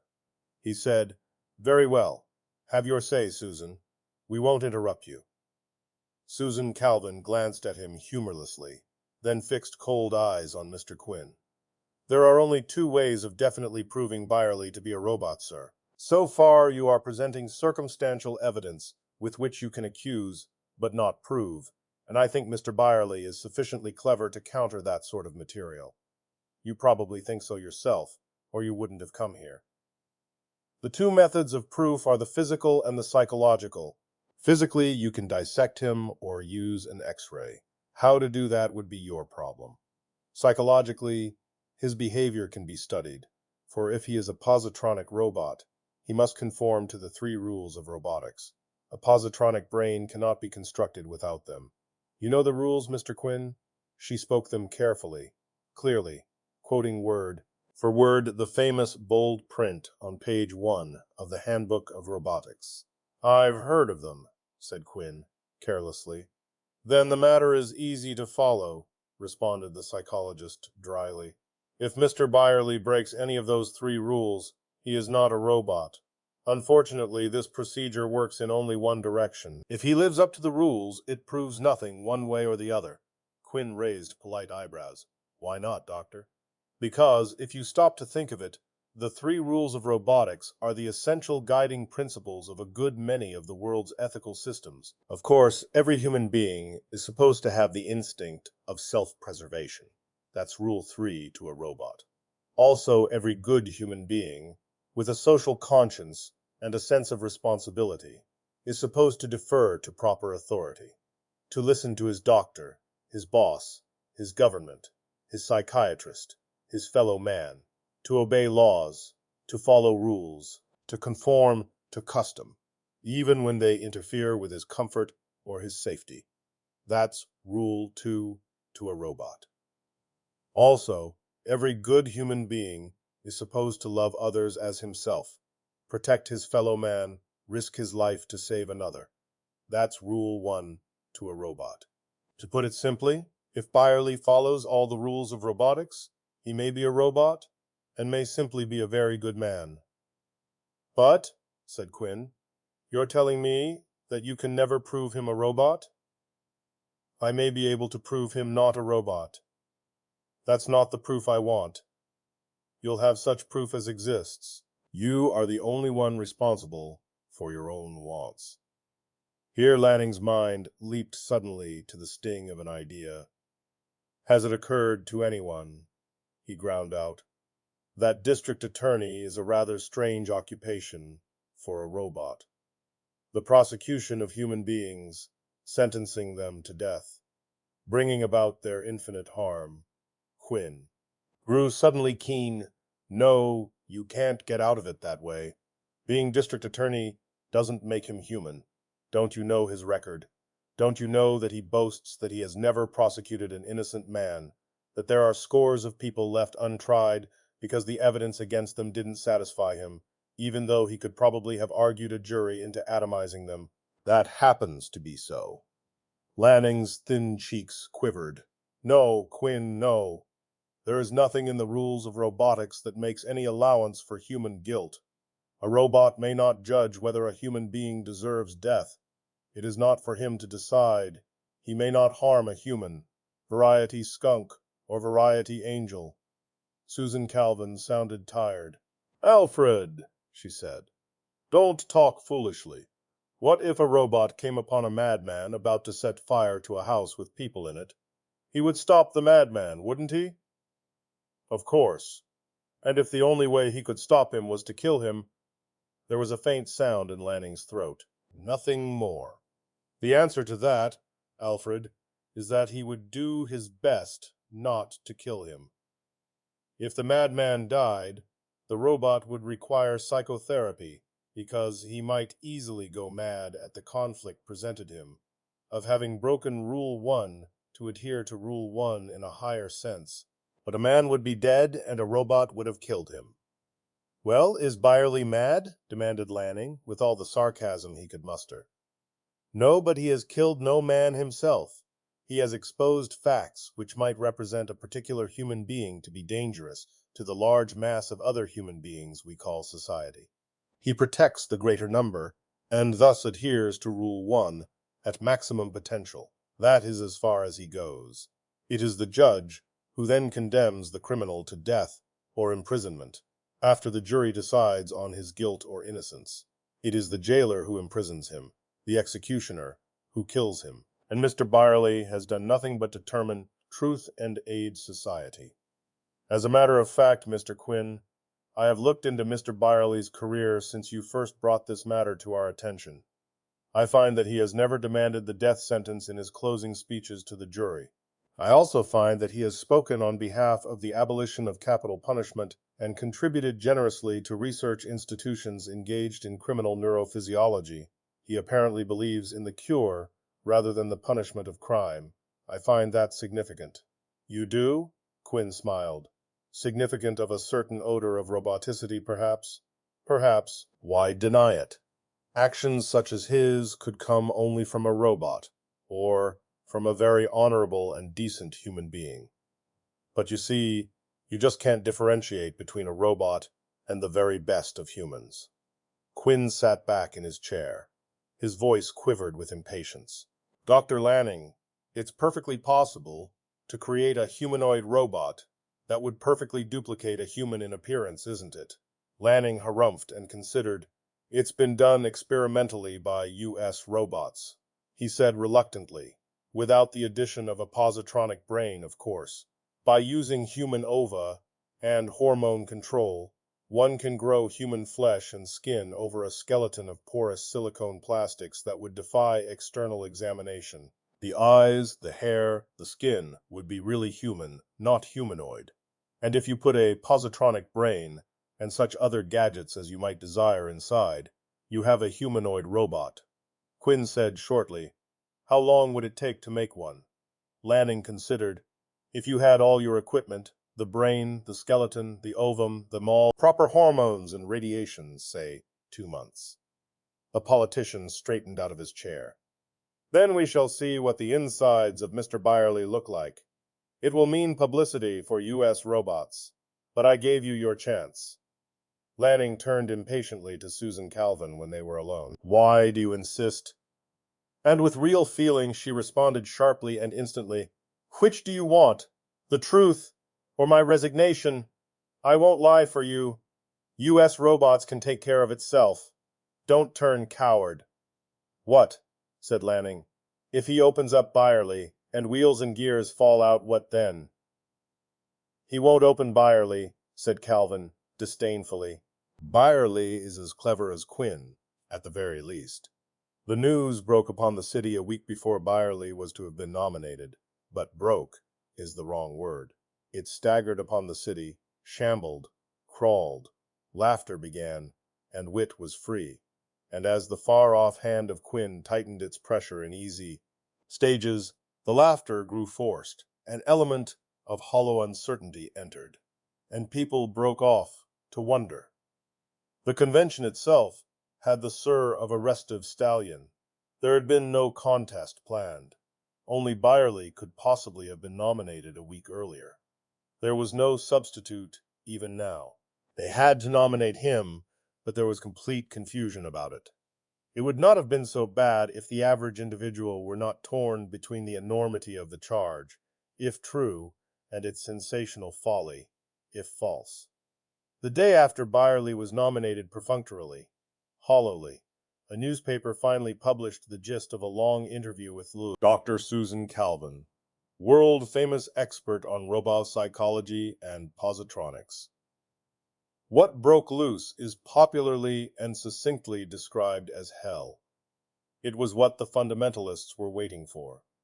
They were not a political party. They made pretense to no formal religion. Essentially, they were those who had not adapted themselves to what had once been called the atomic age, in the days when atoms were a novelty. Actually, they were the simple lifers, hungering after a life which to those who lived it had probably appeared not so simple, and who had been therefore simple lifers themselves.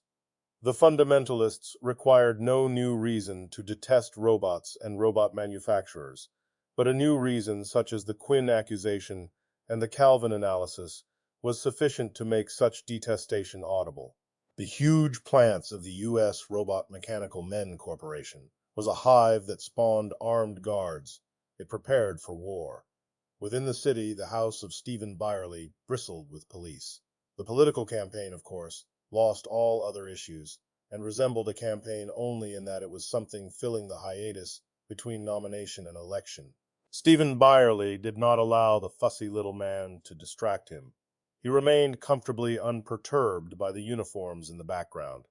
Outside the house, past the line of grim guards, reporters and photographers waited according to the tradition of the caste. One enterprising visor station even had a scanner focused on the blank entrance to the book, all the price to the point, prosecutor's unpretentious home, while a synthetically excited announcer filled in with inflated commentary. The fussy little man advanced. He held forward a rich, complicated sheet. "This, Mr. Byerly, is a court order authorizing me to search these premises for the presence of illegal, mechanical men or robots of any description." Byerly half rose and took the paper. He glanced at it indifferently and smiled as he handed it back. "All in order. Go ahead. Do your job. Mrs. Hoppin," to his housekeeper, who appeared reluctantly from the next room. "Please go with them, and help out if you can."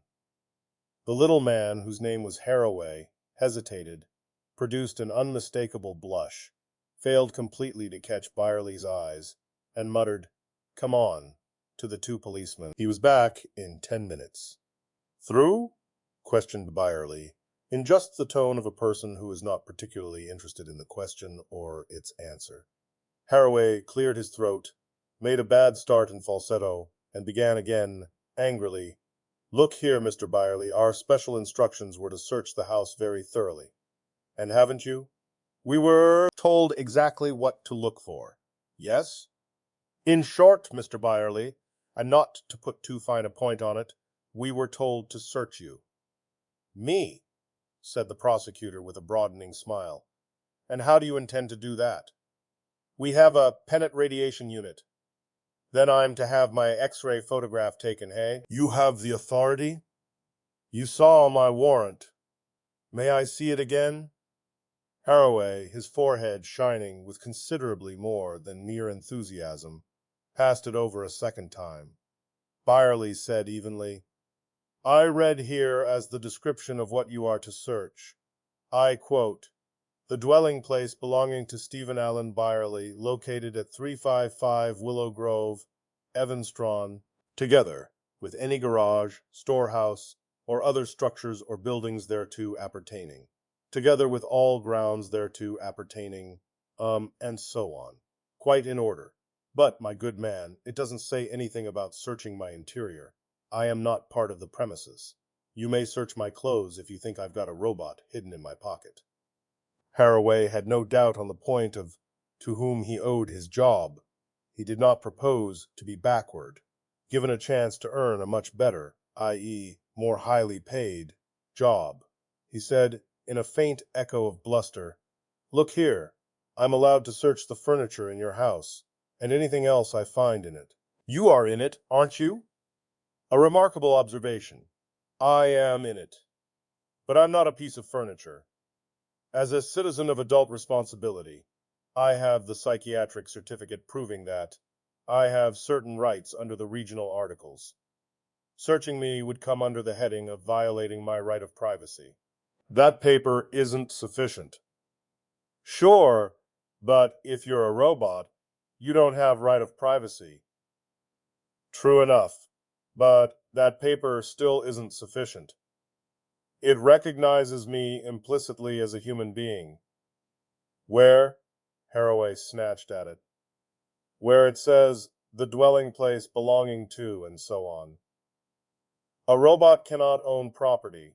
And you may tell your employer, Mr. Haraway, that if he tries to issue a similar paper, which does not implicitly recognize me as a human being, he will be immediately faced with a restraining injunction and a civil suit, which will make it necessary for him to prove me a robot by means of information now in his possession, or else to pay a whopping penalty for an attempt to deprive me unduly of my rights under the regional articles.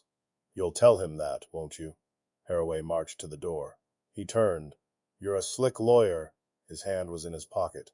For a short moment, he stood there. Then he left, smiled in the direction of the visor scanner, still playing away, waved to the reporters, and shouted, "We'll have something for you tomorrow, boys." No kidding. In his ground car, he settled back, removed the tiny mechanism from his pocket, and carefully inspected it. It was the first time he had ever taken a photograph by X-ray reflection. He hoped he had done it correctly. Quinn and Byerly had never met face-to-face alone, but Visorphone was pretty close to it.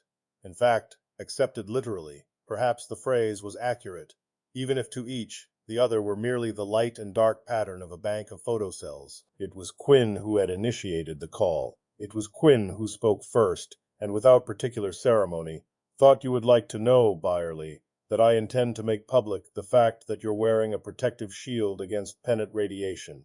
That so? In that case, you've probably already made it public. I have a notion our enterprising press representatives have been tapping my various communication lines for quite a while. I know they have my office lines full of holes, which is why I've dug in at my home these last weeks." Byerly was friendly, almost chatty. Quinn's lips tightened slightly. "This call is shielded. Thoroughly. I'm making it at a certain personal risk." "So I should imagine. Nobody knows you're behind this campaign. At least, nobody knows it officially. Nobody doesn't know it unofficially. I wouldn't worry. So I wear a protective shield? I suppose you found that out when your puppy dog's Pennant radiation photograph, the other day, turned out to be overexposed. You realize, Byerly, that it would be pretty obvious to everyone that you don't dare face X-ray analysis. Also that you or your men attempted illegal invasion of my rights of privacy. The devil they'll care for that. They might. It's rather symbolic of our two campaigns, isn't it? You have little concern with the rights of the individual citizen. I have great concern. I will not submit to X-ray analysis because I wish to maintain my rights on principle, just as I'll maintain the rights of others when elected. That will no doubt make a very interesting speech, but no one will believe you. A little too high-sounding to be true. Another thing, a sudden, crisp change. The personnel in your home was not complete the other night. In what way? According to the report. He shuffled papers before him that were just within the range of vision of the visiplate. There was one person missing, a cripple. "As you say," said Byerly, tonelessly, "a cripple. My old teacher who lives with me and who is now in the country, and has been for 2 months. A much-needed rest is the usual expression applied in the case. He has your permission?" "Your teacher? A scientist of sorts?" "A lawyer once, before he was a cripple. He has a government license as a research biophysicist, with a laboratory of his own, and a complete description of the work he's doing, filed with the proper authorities, to whom I can refer you. The work is minor, but is a harmless and engaging hobby for a poor cripple. I am being as helpful as I can, you see." "I see. And what does this teacher know about robot manufacture?" "I couldn't judge the extent of his knowledge in a field with which I am unacquainted." "He wouldn't have access to positronic brains?" Ask your friends at US Robots. They'd be the ones to know. I'll put it shortly, Byerly. Your crippled teacher is the real Stephen Byerly. You are his robot creation. We can prove it. It was he who was in the automobile accident, not you. There will be ways of checking the records. Really? Do so, then. My best wishes. And we can search your so-called teacher's country place and see what we can find there. Well, not quite, Quinn. Byerly smiled broadly. Unfortunately for you, my so-called teacher is a sick man. His country place is his place of rest. His right of privacy as a citizen of adult responsibility is naturally even stronger under the circumstances. You won't be able to obtain a warrant to enter his grounds without showing just cause. However, I'd be the last to prevent you from trying. There was a pause of moderate length, and then Quinn leaned forward, so that his imaged face expanded, and the fine lines on his forehead were visible. Byerly, why do you carry on? You can't be elected. Can't I? Do you think you can? Do you suppose that your failure to make any attempt to disprove the robot charge, when you could easily, by breaking one of the 3 laws, does anything but convince the people that you are a robot? All I see so far is that from being a patent, rather vaguely known but still largely obscure metropolitan lawyer, I have now become a world figure. You're a good publicist, but you are a robot. So it's been said, but not proven. It's been proven sufficiently for the electorate. Then relax, you've won. Goodbye, said Quinn, with his first touch of viciousness, and the visor phone slammed off. Goodbye, said Byerly imperturbably to the blank plate. Byerly brought his teacher back the week before election. The air car dropped quickly in an obscure part of the city. You'll stay here till after election, Byerly told him. It would be better to have you out of the way if things take a bad turn. The hoarse voice that twisted painfully out of John's crooked mouth might have had accents of concern in it. There's danger of violence? The fundamentalists threaten it, so I suppose there is, in a theoretical sense. But I really don't expect it. The fundies have no real power. They're just the continuous irritant factor that might stir up a riot after a while. You don't mind staying here? Please. I won't be myself if I have to worry about you. Oh, I'll stay. You still think it will go well? I'm sure of it. No one bothered you at the place? No one, I'm certain. And your part went well. Well enough. There'll be no trouble there. Then take care of yourself and watch the televisor tomorrow, John. Byerly pressed the gnarled hand that rested on his. Lenton's forehead was a furrowed study in suspense. He had the completely unenviable job of being Byerly's campaign manager in a campaign that wasn't a campaign, for a person that refused to reveal his strategy and refused to accept his managers. You can't! It was his favorite phrase. It had become his only phrase. I tell you, Steve, you can't.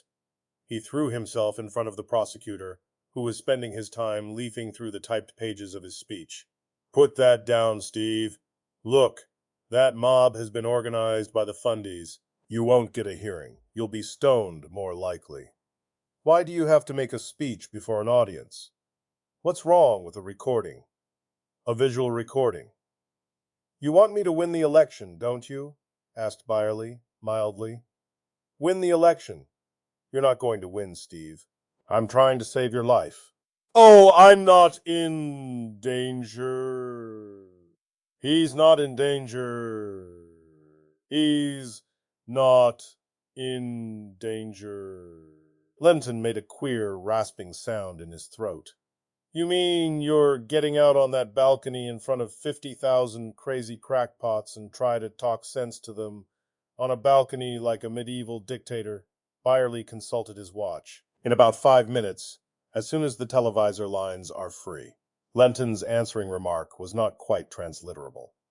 The crowd filled a roped-off area of the city. Trees and houses seemed to grow out of a mass human foundation, and by ultra-wave, the rest of the world watched. It was a purely local election, but it had a world audience just the same. Byerly thought of that and smiled. But there was nothing to smile at in the crowd itself. There were banners and streamers, ringing every possible change on his supposed roboticity. The hostile attitude rose thickly and tangibly into the atmosphere. From the start, the speech was not successful. It competed against the inchoate mob howl and the rhythmic cries of the Fundy clocks that formed mob islands within the mob. Byerly spoke on, slowly, unemotionally. Inside, Lenton clutched his hair and groaned, and waited for the blood. There was a writhing in the front ranks. An angular citizen with popping eyes and clothes too short for the lank length of his limbs was pulling to the fore. A policeman dived after him, making slow, struggling passage. Byerly waved the latter off, angrily. The thin man was directly under the balcony. His words tore unheard against the roar. Byerly leaned forward. "What do you say? If you have a legitimate question, I'll answer it." He turned to a flanking guard. "Bring that man up here." There was a tensing in the crowd. Cries of "quiet" started in various parts of the mob, and rose to a bedlam, then toned down raggedly. The thin man, red-faced and panting, faced Byerly. Byerly said, "Have you a question?" The thin man stared, and said in a cracked voice, "Hit me." With sudden energy, he thrust out his chin at an angle. "Hit me. You say you're not a robot. Prove it. You can't hit a human, you monster." There was a queer, flat, dead silence. Byerly's voice punctured it. "I have no reason to hit you." The thin man was laughing wildly. "You can't hit me. You won't hit me. You're not a human. You're a monster, a make-believe man." And Stephen Byerly, tight-lipped, in the face of thousands who watched in person, and the millions who watched by screen, drew back his fist, and caught the man crackingly upon the chin. The challenger went over backwards in sudden collapse, with nothing on his face but blank, blank surprise. Byerly said, "I'm sorry. Take him in and see that he's comfortable. I want to speak to him when I'm through." And when Dr. Calvin, from her reserved space, turned her automobile and drove off, only one reporter had recovered sufficiently from the shock to race after her and shout an unheard question. Susan Calvin called over her shoulder, "He's human." That was enough. The reporter raced away in his own direction. The rest of the speech might be described as spoken but not heard.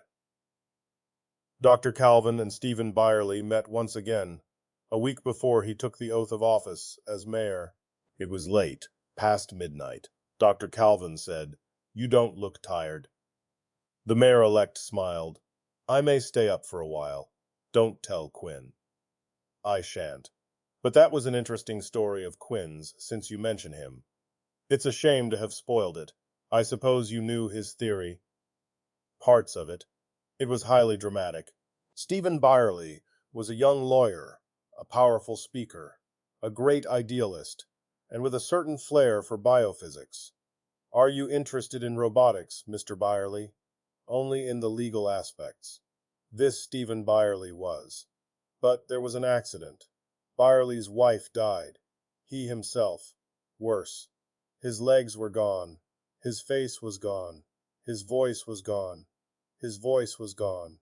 Part of his mind was bent. He would not submit to plastic surgery. He retired from the world. Legal career gone. Only his intelligence and his hands left. Somehow he could obtain positronic brains, even a complex one which had the greatest capacity of forming judgments in ethical problems, which is the highest robotic function so far developed. He grew a body about it, trained it to be everything he would have been and was no longer. He sent it out into the world as Stephen Byerly, remaining behind himself as the old, crippled teacher that no one ever saw. "Unfortunately," said the mayor-elect, "I ruined all that by hitting a man." "The papers say it was your official verdict on the occasion that I was human. How did that happen? Do you mind telling me? It couldn't have been accidental.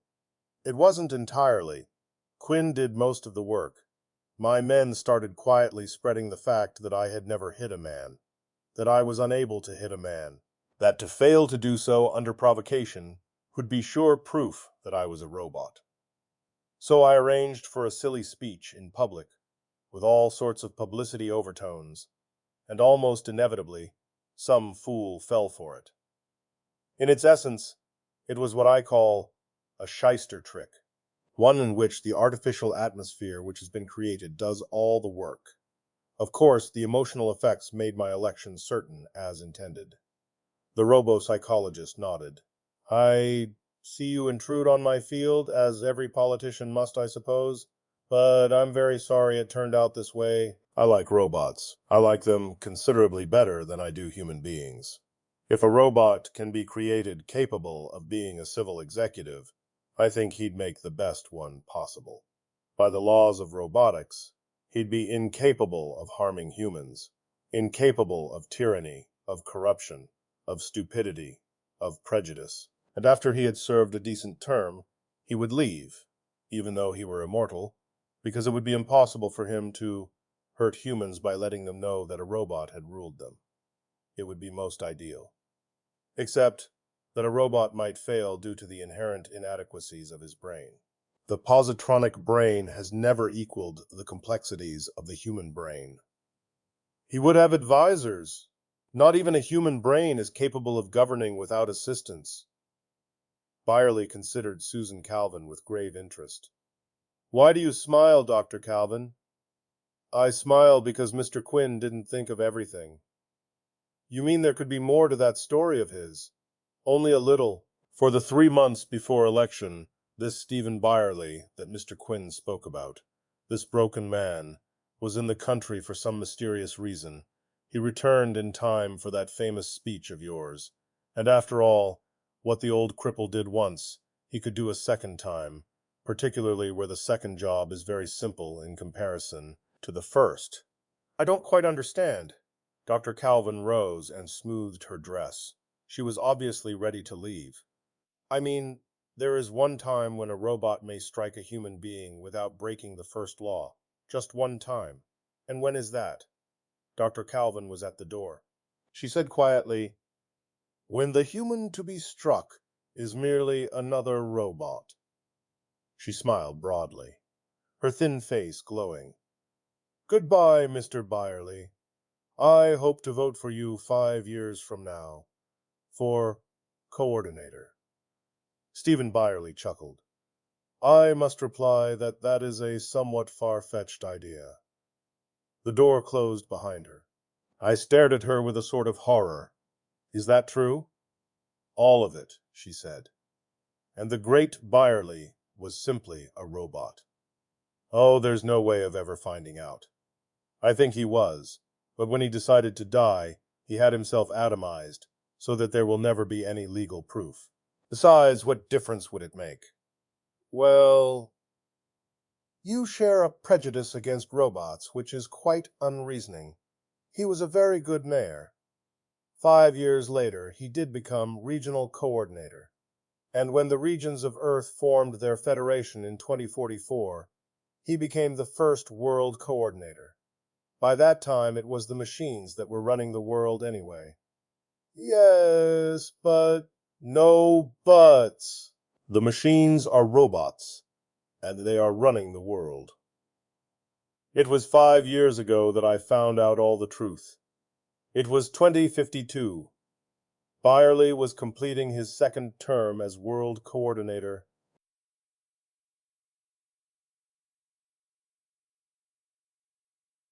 The Evitable Conflict. The CO-ordinator in his private study had that medieval curiosity, a fireplace. To be sure, the medieval man might not have recognized it as such, since it had no functional significance. The quiet, licking flame lay in an insulated recess behind clear quartz. The logs were ignited at long distance through a trifling diversion of the energy beam that fed the public buildings of the city. The same button that controlled the ignition first dumped the ashes of the previous fire and allowed for the entrance of fresh wood. It was a thoroughly domesticated fireplace, you see. But the fire itself was real. It was wired for sound, so that you could hear the crackle and of course you could watch it leap in the air stream that fed it. The coordinator's ruddy glass reflected, in miniature, the discreet gambling of the flame, and, in even further miniature, it was reflected in each of his brooding pupils, and in the frosty pupils of his guest, Dr. Susan Calvin of U.S. Robots Mechanical Men Corporation. The coordinator said, "I did not ask you here entirely for social purposes, Susan." "I did not think you did, Stephen," she replied, "and yet I don't quite know how to phrase my problem. On the one hand, it can be nothing at all. On the other, it can mean the end of humanity. I have come across so many problems, Stephen, that presented the same alternative. I think all problems do." "Really? Then judge this. World Steel reports an overproduction of 20,000 long tons. The Mexican Canal is 2 months behind schedule. The mercury mines at Almaden have experienced a production deficiency since last spring, while the hydroponics plant at Tientsin has been laying men off. These items happen to come to mind at the moment. There is more of the same sort." "Are these things serious? I'm not economist enough to trace the fearful consequences of such things. In themselves, they are not serious. Mining experts can be sent to Almaden if the situation were to get worse. Hydroponics engineers can be used in Java or in Ceylon if there are too many at Tientsin. 20,000 long tons of steel won't fill more than a few days of world demand, and the opening of the Mexican Canal 2 months later than the planned date is of little moment. It's the machines that worry me. I've spoken to your director of research about them already." To Vincent Silver, "He hasn't mentioned anything about it to me. I asked him to speak to no one. Apparently he hasn't." "And what did he tell you?" "Let me put that item in its proper place. I want to talk about the machines first, and I want to talk about them to you, because you're the only one in the world who understands robots well enough to help me now." "May I grow philosophical? For this evening, Stephen, you may talk how you please and of what you please, provided you tell me first what you intend to prove. That such small unbalances in the perfection of our system of supply and demand, as I have mentioned, may be the first step towards the final war." Proceed. Susan Calvin did not allow herself to relax, despite the design comfort of the chair she sat in. Her cold, thin-lipped face and her flat, even voice were becoming accentuated with the years. And although Stephen Byerly was one man she could like and trust, she was almost 70, and the cultivated habits of a lifetime are not easily broken. "Every period of human development, Susan," said the coordinator, "has had its own particular type of human conflict, its own variety of problem that, apparently, could be settled only by force. And each time, frustratingly enough, force never really settled the problem. Instead, it persisted through a series of conflicts, then vanished of itself. What's the expression? Yes, not with a bang, but a whimper as the economic and social environment changed. And then new problems and a new series of wars, apparently endlessly cyclic. Consider relatively modern times. There were the series of dynastic wars in the 16th to 18th centuries, when the most important question in Europe was whether the houses of Habsburg or Valois-Bourbon were to rule the continent.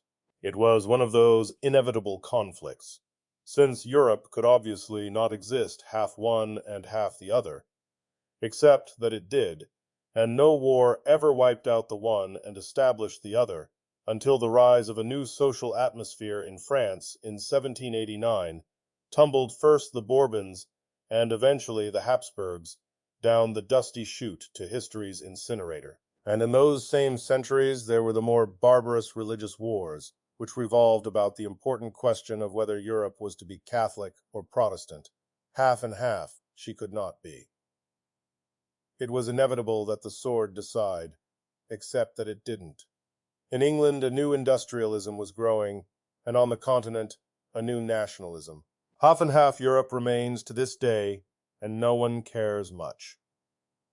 In the 19th and 20th centuries, there was a cycle of nationalist imperialist wars, when the most important question in the world was which portions of Europe would control the economic resources and consuming capacity of which portions of non-Europe. All non-Europe obviously could not exist, part English and part French and part German and so on, until the forces of nationalism spread sufficiently so that non-Europe ended what all the wars could not, and decided it could exist quite comfortably all non-European.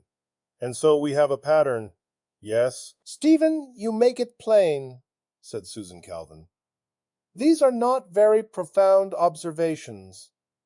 No, But then, it is the obvious which is so difficult to see most of the time. People say, it's as plain as the nose on your face. But how much of the nose on your face can you see, unless someone holds a mirror up to you? in the 20th century, Susan, we started a new cycle of wars. What shall I call them? Ideological wars? The emotions of religion applied to economic systems, rather than to extra-natural ones. Again, the wars were inevitable, and this time there were atomic weapons, so that mankind could no longer live through its torment to the inevitable wasting away of inevitability. And positronic robots came.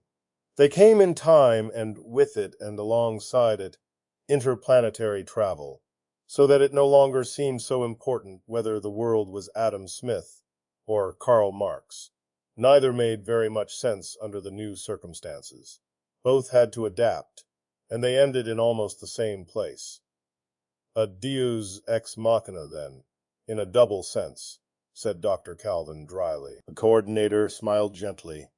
I have never heard you pun before, Susan, but you are correct. And yet, there was another danger. The ending of every other problem had merely given birth to another. Our new worldwide robot economy may develop its own problems, and for that reason we have the machines. The Earth's economy is stable and will remain stable because it is based upon the decisions of calculating machines that have the good of humanity at heart through the overwhelming force of the first law of robotics. Stephen Byerly continued. And although the machines are nothing but the vastest conglomeration of calculating circuits ever invented, they are still robots within the meaning of the first law. And so, our Earth-wide economy is in accord with the best interests of man. The population of Earth knows that there will be no unemployment, no overproduction or shortages. Waste and famine are words in history books. And so the question of ownership of the means of production becomes obsolescent. Whoever owned them, if such a phrase has meaning, a man, a group, a nation, or all mankind, they could be utilized only as the machines directed. Not because men were forced to, but because it was the wisest course, and men knew it. It puts an end to war, not only to the last cycle of wars, but to the next, and to all of them, unless, a long pause, and Dr. Calvin encouraged him by repetition, unless the fire crouched and skittered along a log, then popped up. Unless, said the coordinator, the machines don't fulfill their function. I see, and that is where those trifling maladjustments come in which you mentioned a while ago. Steel, hydroponics, and so on. Exactly. Those errors should not be. Dr. Silver tells me they cannot be. Does he deny the facts? How unusual. No, he admits the facts, of course. I do him an injustice. What he denies is that any error in the machine is responsible for the so-called, his phrase, errors in the answers. He claims that the machines are self-correcting, and that it would violate the fundamental laws of nature for an error to exist in the circuits of relays. And so I said, and you said, have your boys check them and make sure anyway. Susan, you read my mind. It was what I said, and he said he couldn't. Too busy? No, he said that no human could. He was frank about it.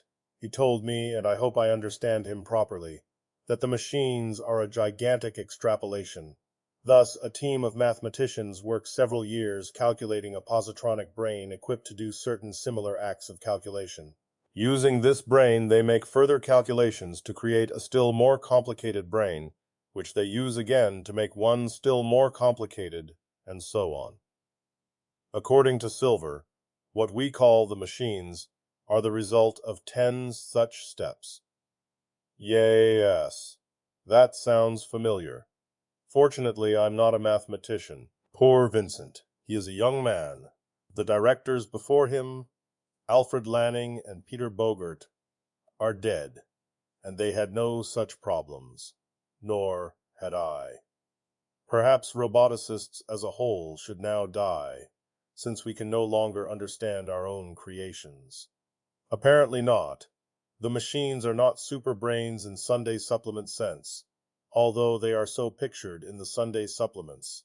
It is merely that in their own particular province of collecting and analyzing a nearly infinite number of data and relationships thereof, in nearly infinitesimal time, they have progressed beyond the possibility of detailed human control. And then I tried something else.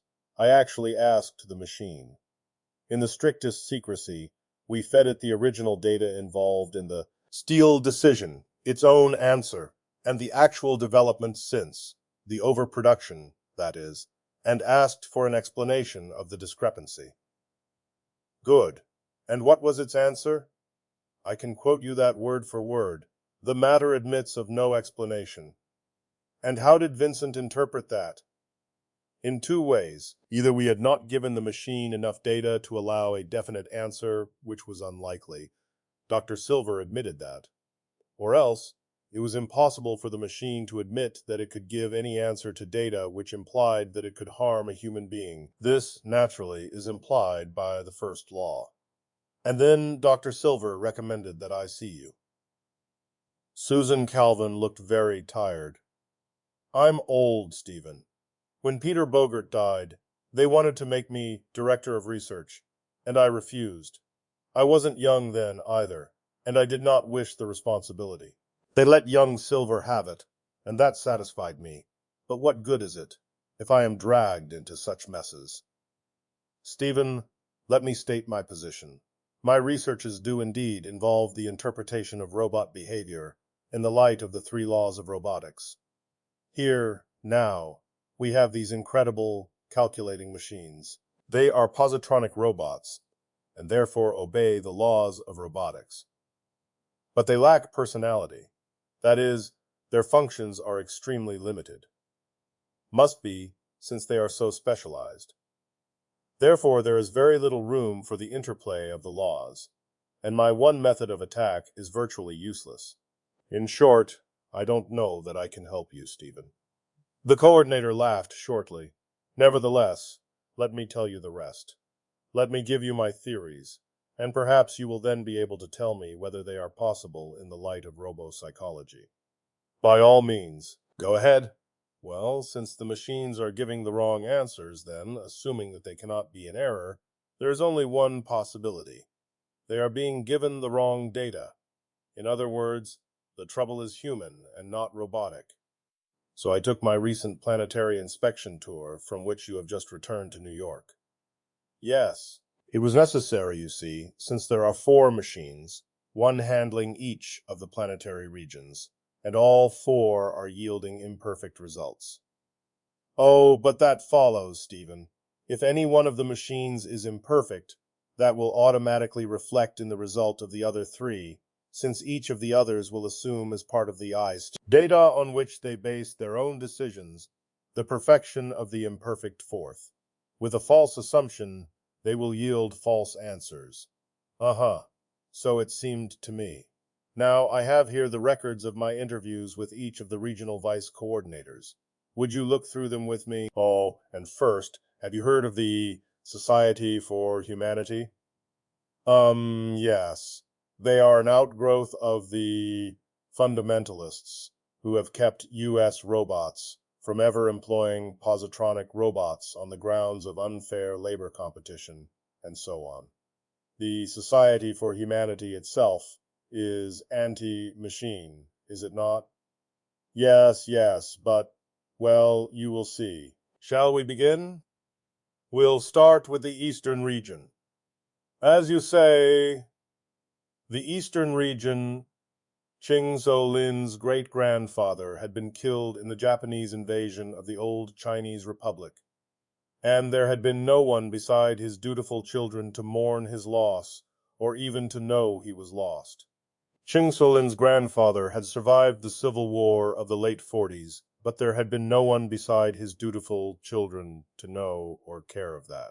And yet Ching So-lin was a regional vice coordinator with the economic welfare of half the people of Earth in his care. Perhaps it was with the thought of all that in mind that Ching had two maps as the only ornaments on the wall of his office. One was an old hand-drawn affair tracing out an acre or two of land, and marked with the now outmoded pictographs of old China. A little creek trickled aslant the faded markings, and there were the delicate, pictorial indications of lowly huts, in one of which Ching's grandfather had been born. The other map was a huge one, sharply delineated, with all markings in neat Cyrillic characters. The red boundary that marked the eastern region swept within its grand confines all that had once been China, India, Burma, Indochina, and Indonesia. On it, within the old province of Sichuan, so light and gentle that none could see it, was the little mark placed there by Ching, which indicated the location of his ancestral farm. Ching stood before these maps as he spoke to Stephen Byerly in precise English. No one knows better than you, Mr. Coordinator, that my job, to a large extent, is a sinecure. It carries with it a certain social standing, and I represent a convenient focal point for administration, but otherwise it is the machine.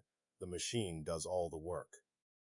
What did you think, for instance, of the Tientsin hydroponics works? Tremendous, said Byerly. It is but one of dozens, and not the largest. Shanghai, Calcutta, Batavia, Bangkok. They are widely spread, and they are the answer to feeding the 1.75 billion of the East. And yet, said Byerly, you have an unemployment problem there at Tientsin. Can you be overproducing? It is incongruous to think of Asia as suffering from too much food. Xing's dark eyes crinkled at the edges. No, it has not come to that yet. It is true that over the last few months several vats at Tientsin have been shut down, but it is nothing serious. The men have been released only temporarily, and those who do not care to work in other fields have been shipped to Colombo in Ceylon, where a new plant is being put into operation. But why should the vats be closed down? Ching smiled gently.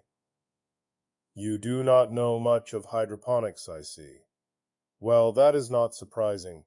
You are a northerner, and there soil farming is still profitable. It is fashionable in the north to think of hydroponics, when it is thought of at all, as a device of growing turnips in a chemical solution, and so it is in an infinitely complicated way. In the first place, by far the largest crop we deal with, and the percentage is growing, is yeast. We have upward of 2,000 strains of yeast in production, and new strains are added monthly. The basic food chemicals of the various yeasts are nitrates and phosphates among the inorganics, together with proper amounts of the trace metals needed, down to the fractional parts per million of boron and molybdenum which are required. The organic matter is mostly sugar mixtures derived from the hydrolysis of cellulose, but, in addition, there are various food factors which must be added. For a successful hydroponics industry, one which can feed 1,700 million people, we must engage in an immense reforestation program throughout the East. We must have huge wood conversion plants to deal with our southern jungles. We must have power, and steel, and chemical synthetics above all. Why the last, sir? Because, Mr. Byerly, these strains of yeast have each their peculiar properties. We have developed, as I said, 2,000 strains. The beefsteak you thought you ate today was yeast. The frozen fruit confection you had for dessert was iced yeast. We have filtered yeast juice with the taste, appearance, and all the food value of milk. It is flavor, more than anything else you see, that makes yeast feeding popular. For the sake of flavor, we have developed artificial, domesticated strains that can no longer support themselves on a basic diet of salts and sugar. One needs biotin, another needs tauroyl glutamic acid. Still others need 17 different amino acids supplied them as well as all the vitamins B. But one, and yet it is popular and we cannot, with economic sense, abandon it. Byerly stirred in his seat. To what purpose do you tell me all this? You asked me, sir, why men are out of work in Tientsin. I have a little more to explain. It is not only that we must have these various and varying foods for our yeast, but there remains the complicating factor of popular fads with passing time, and of the possibility of the development of new strains with the new requirements and new popularity. All this must be foreseen, and the machine does the job, but not perfectly, not very imperfectly, in view of the complications I have mentioned.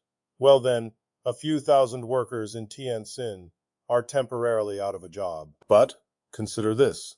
The amount of waste in this past year, waste, that is, in terms of either defective supply or defective demand, amounts to not 0.1% of our total productive turnover. I consider that, yet in the first years of the machine, the figure was nearer 0.001%.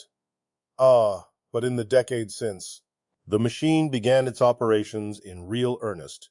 We have made use of it to increase our old pre-machine yeast industry 20-fold. You expect imperfections to increase with complications, though there was the curious instance of Rama Vrasayana. What happened to him? Vrasayana was in charge of a brine evaporation plant for the production of iodine, with which yeast can do without, but human beings not. His plant was forced into receivership. Really? And through what agency? Competition, believe it or not. In general, one of the chiefest functions of the machine's analyses is to indicate the most efficient distribution of our producing units. It is obviously faulty to have areas insufficiently serviced, so that the transportation costs account for too great a percentage of the overhead. Similarly, it is faulty to have an area too well serviced, so that factories must be run at lowered capacities, or else compete harmfully with one another. In the case of Rasayana, another plant was established in the same city, and with a more efficient extracting system. The machine permitted it? Oh, certainly. That is not surprising. The new system is becoming widespread. The surprise is that the machine failed to warn Vrasayana to renovate or combine. Still, no matter.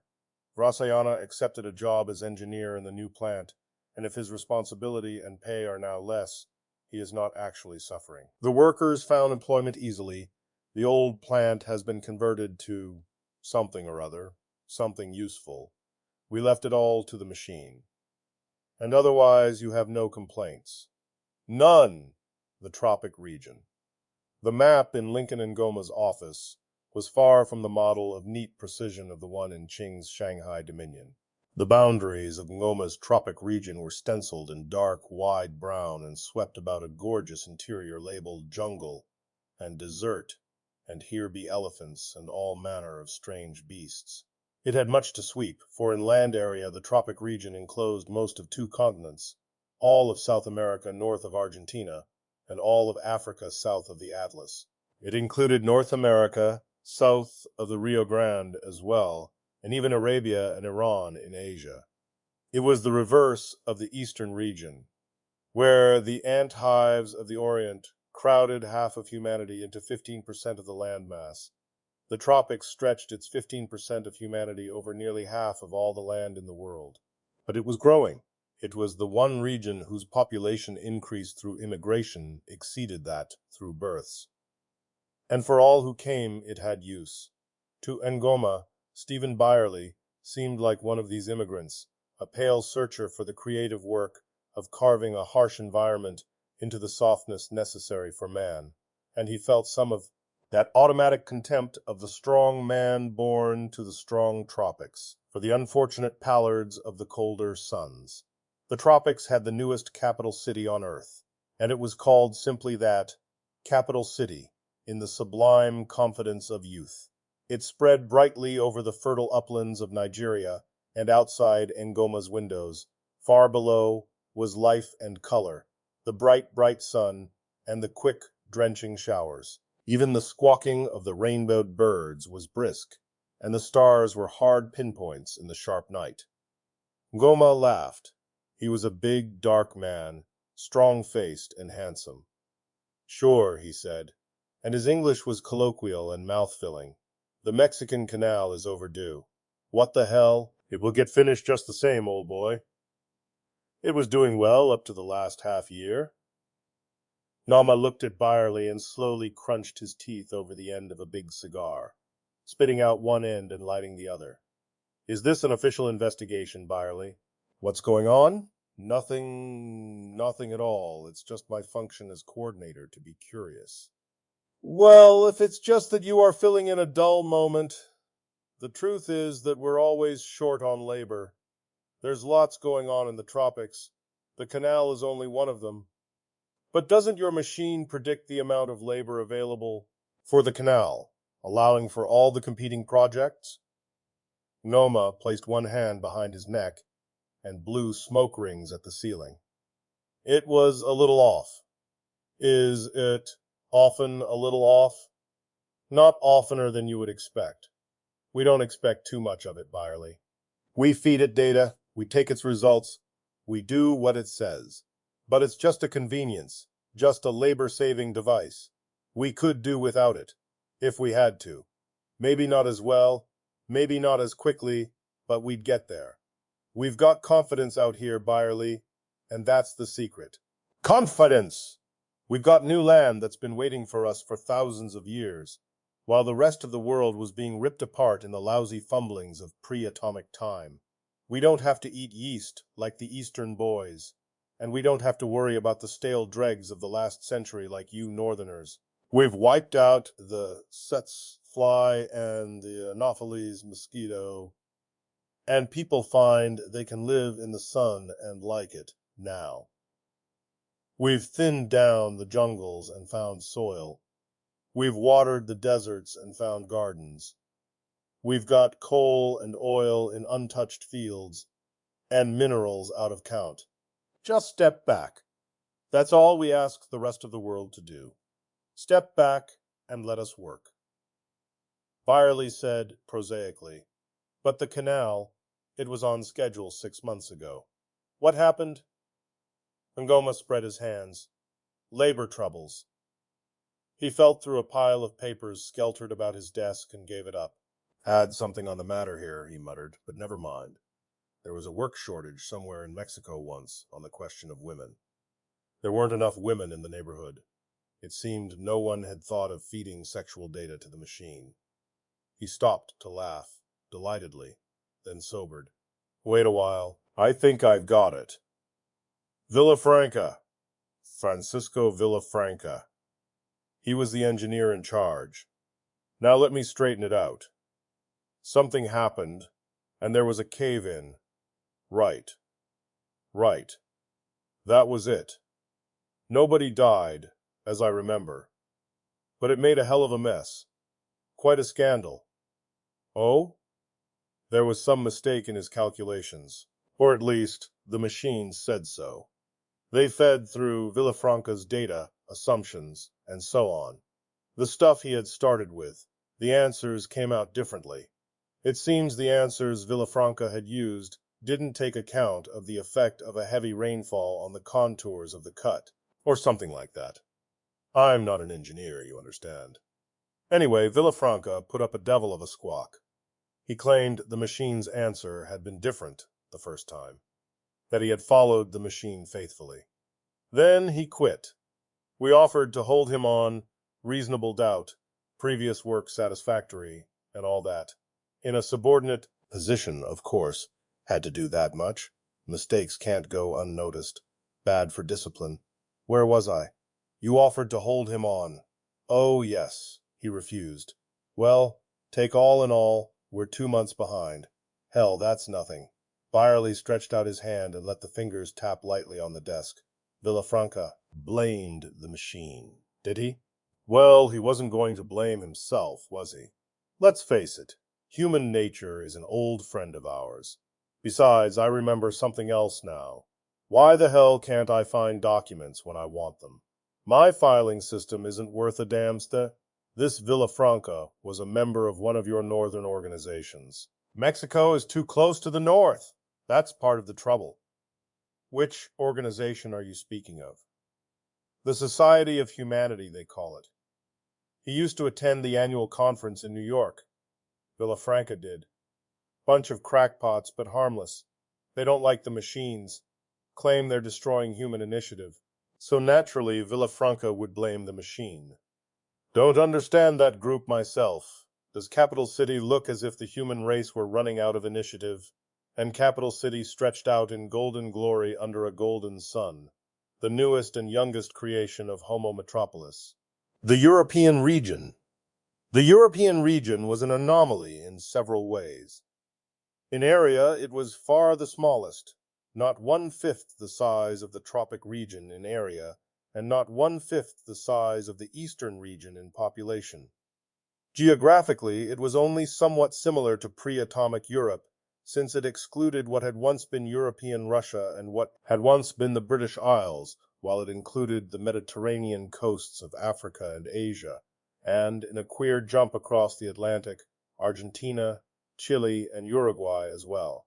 Nor was it likely to improve its relative status vis-à-vis the other regions of Earth, except for what vigor the South American provinces lent it. Of all the regions, it alone showed a positive population decline over the past half-century. It alone had not seriously expanded its productive facilities or offered anything radically new to human culture. Europe, said Madame Sejachowska, in her soft French, is essentially an economic appendage of the northern region. We know it, and it doesn't matter. And as though in resigned acceptance of a lack of individuality, there was no map of Europe on the wall of the Madame Coordinator's office. And yet, pointed out Byerly, you have a machine of your own, and you are certainly under no economic pressure from across the ocean. A machine. Ah! She shrugged her delicate shoulders and allowed a thin smile to cross her little face as she tamped out a cigarette with long fingers. Europe is a sleepy place, and such of our men as do not manage to immigrate to the tropics are tired and sleepy along with it.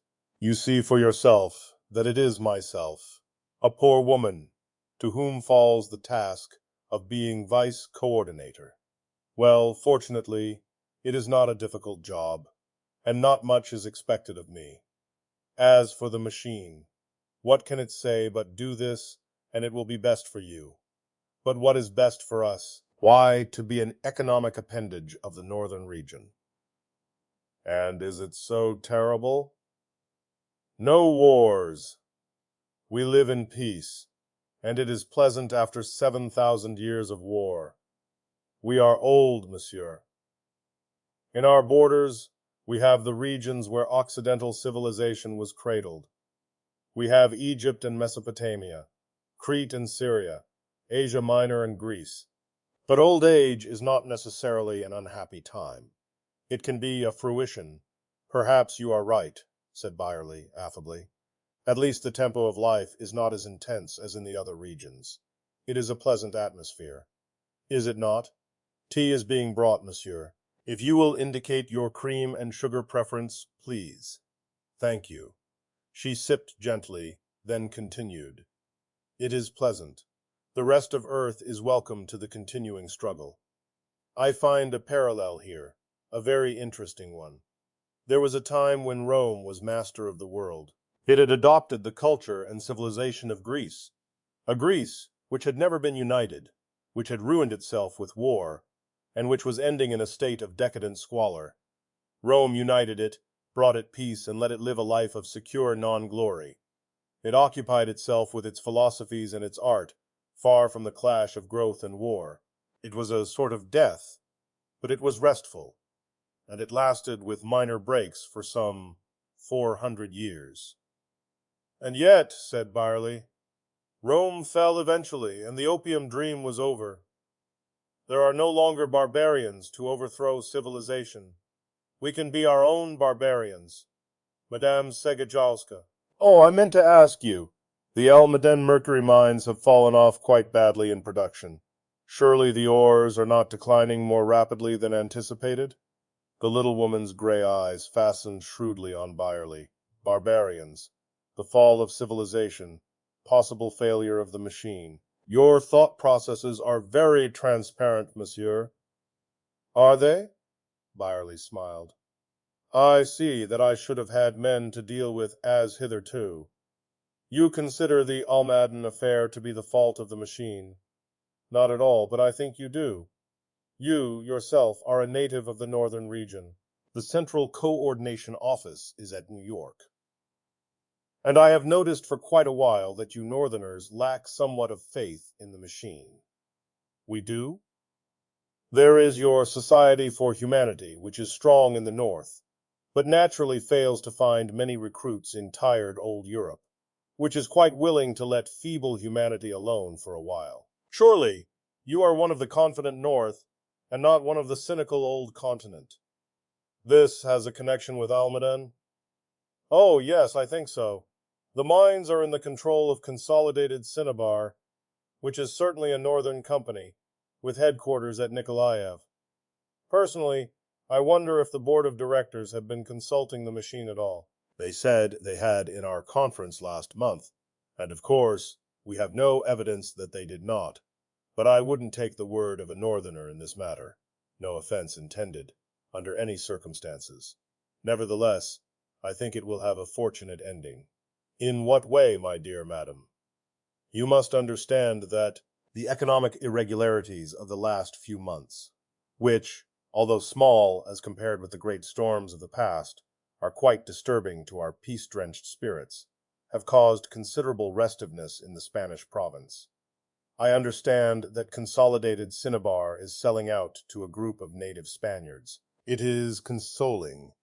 If we are economic vassals of the North, it is humiliating to have the fact advertised too blatantly. And our people can be better trusted to follow the machine. Then you think there will be no more trouble? I am sure there will not be, in Almaden at least. The northern region. The northern region, in more ways than one, was at the top. This was exemplified quite well by the map in the Ottawa office of Vice Coordinator Hiram Mackenzie, in which the North Pole was centered. Except for the enclave of Europe with its Scandinavian and Icelandic regions, all the Arctic area was within the northern region. Roughly, it could be divided into two major areas. To the left on the map was all of North America above the Rio Grande. To the right was included all of what had once been the Soviet Union. Together these areas represented the centered power of the planet in the first years of the atomic age. Between the two was Great Britain, a tongue of the region licking at Europe. Up at the top of the map, distorted into odd, huge shapes, were Australia and New Zealand, also member provinces of the region. Not all the changes of the past decades had yet altered the fact that the North was the economic ruler of the planet. There was almost an ostentatious symbolism thereof in the fact that of the official regional maps Byerly had seen, Mackenzie's alone showed all the earth, as though the North feared no competition and needed no favoritism to point up its preeminence. Impossible, said Mackenzie dourly over the whiskey. Mr. Byerly, you have had no training as a robot technician, I believe. No, I have not.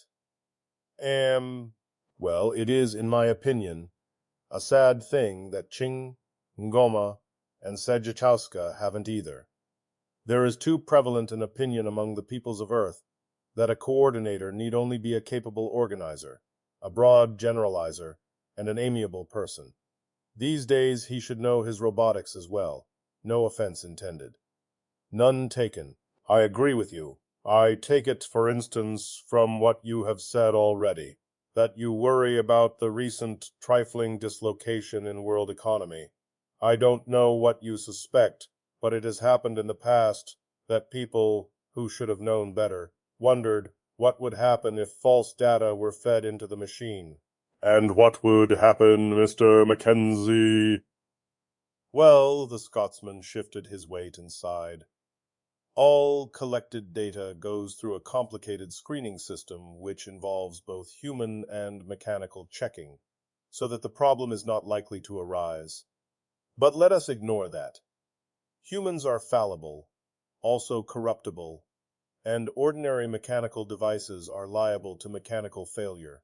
The real point of the matter is that what we call a wrong datum is one which is inconsistent with all other known data.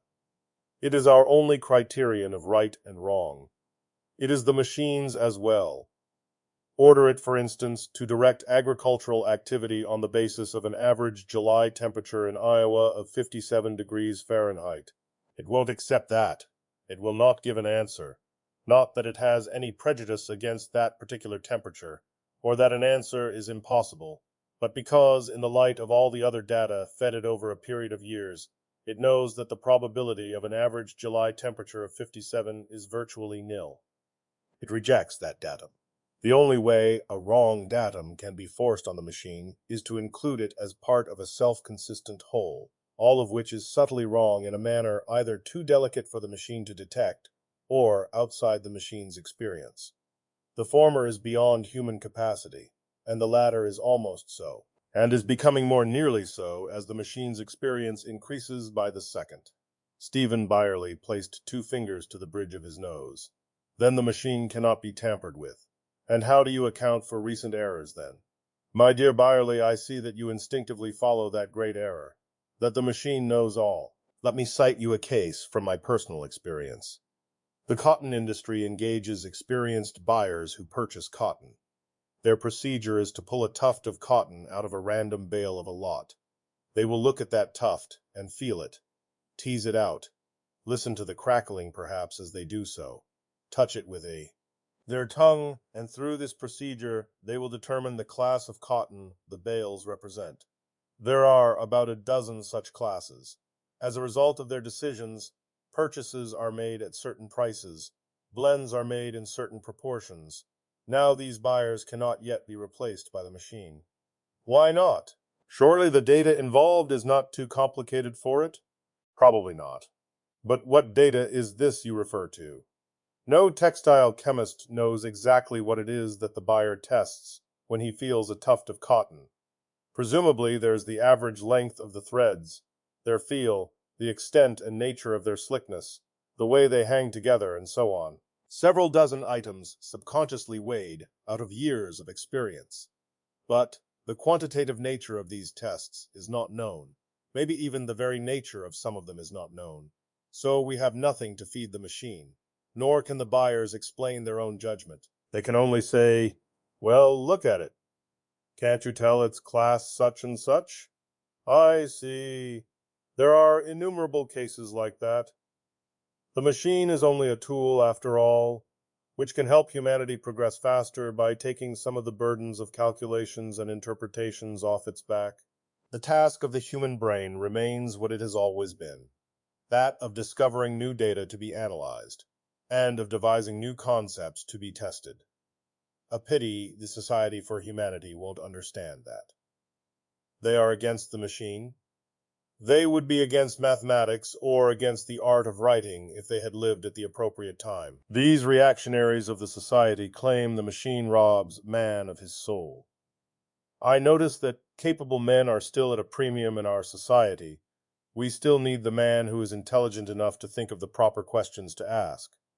Perhaps if we could find enough of such, these dislocations you worry about, coordinator, wouldn't occur. Earth, including the uninhabited continent, Antarctica. The fire behind the quartz was weary now, and sputtered its reluctant way to death. The coordinator was somber, his mood matching the sinking flame. They all minimized the state of affairs. His voice was low. Is it not easy to imagine that they all laugh at me? And yet Vincent Silver said, the machines cannot be out of order, and I must believe him. Hiram Mackenzie says they cannot be fed false data, and I must believe him. But the machines are going wrong, somehow, and I must believe that too, and so there is still an alternative left. He glanced sidewise at Susan Calvin, who, with closed eyes, for a moment seemed asleep. What is that? she asked, prompt to her cue. Nevertheless, why that correct data is indeed given, and correct answers are indeed received, but that they are then ignored. There is no way the machine can enforce obedience to its dictates. Madame Szejczowska hinted as much, with reference to Northerners in general, it seems to me. So she did. And what purpose is served by disobeying the machine? Let's consider motivations. It's obvious to me, and should be to you. It is a matter of rocking the boat deliberately. There can be no serious conflicts on Earth, in which one group or another can seize more power than it has for what it thinks is its own good, despite the harm to mankind as a whole, while the machines rule. If popular faith in the machines can be destroyed to the point where they are abandoned, it will be the law of the jungle again, and not one of the 4 regions can be freed of the suspicion of wanting just that.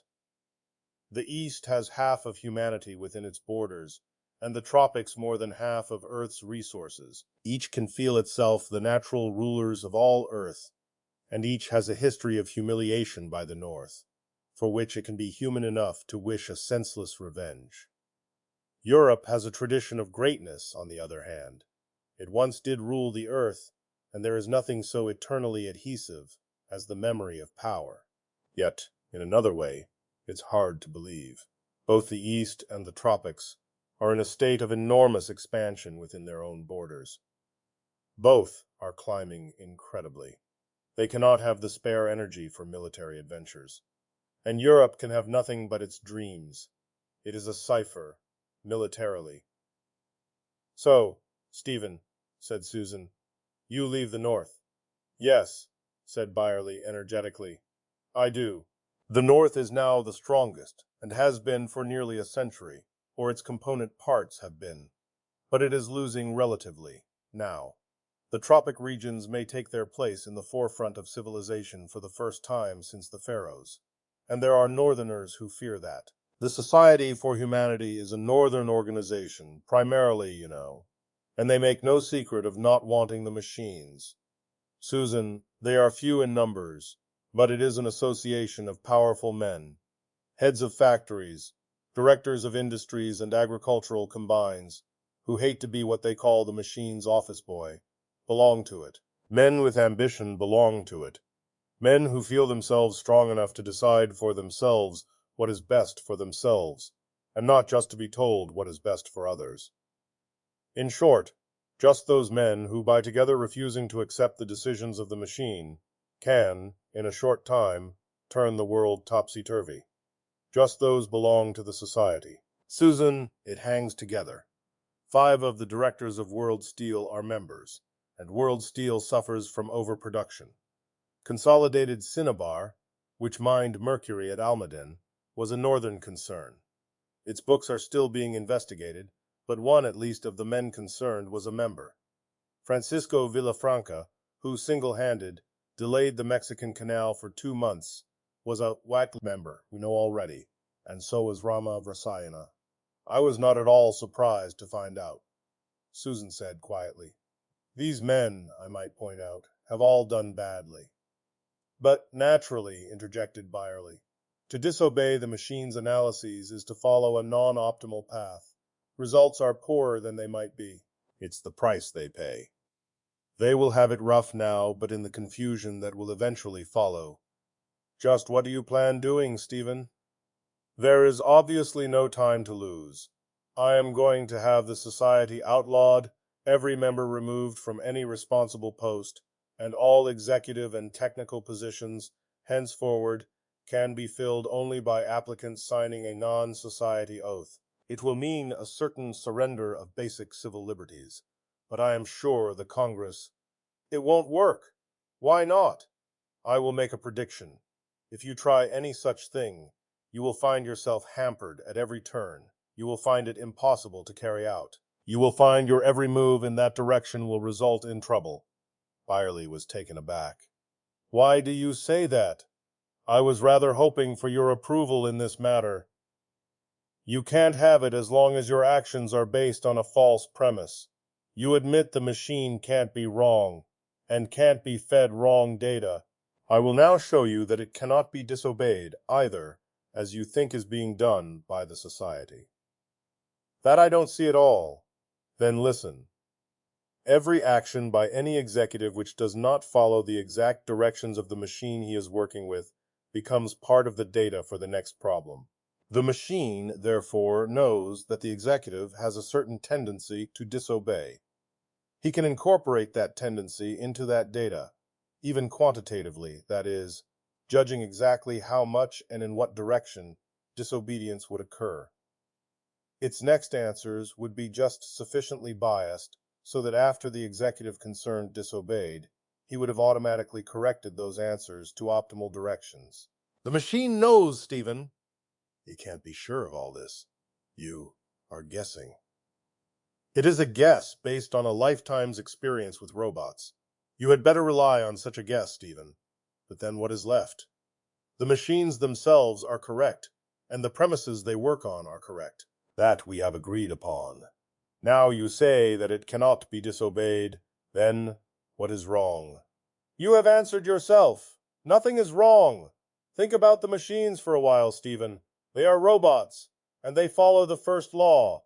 But the machines work not for any single human being, but for all humanity, so that the first law becomes, no machine may harm humanity, or, through inaction, allow humanity to come to harm.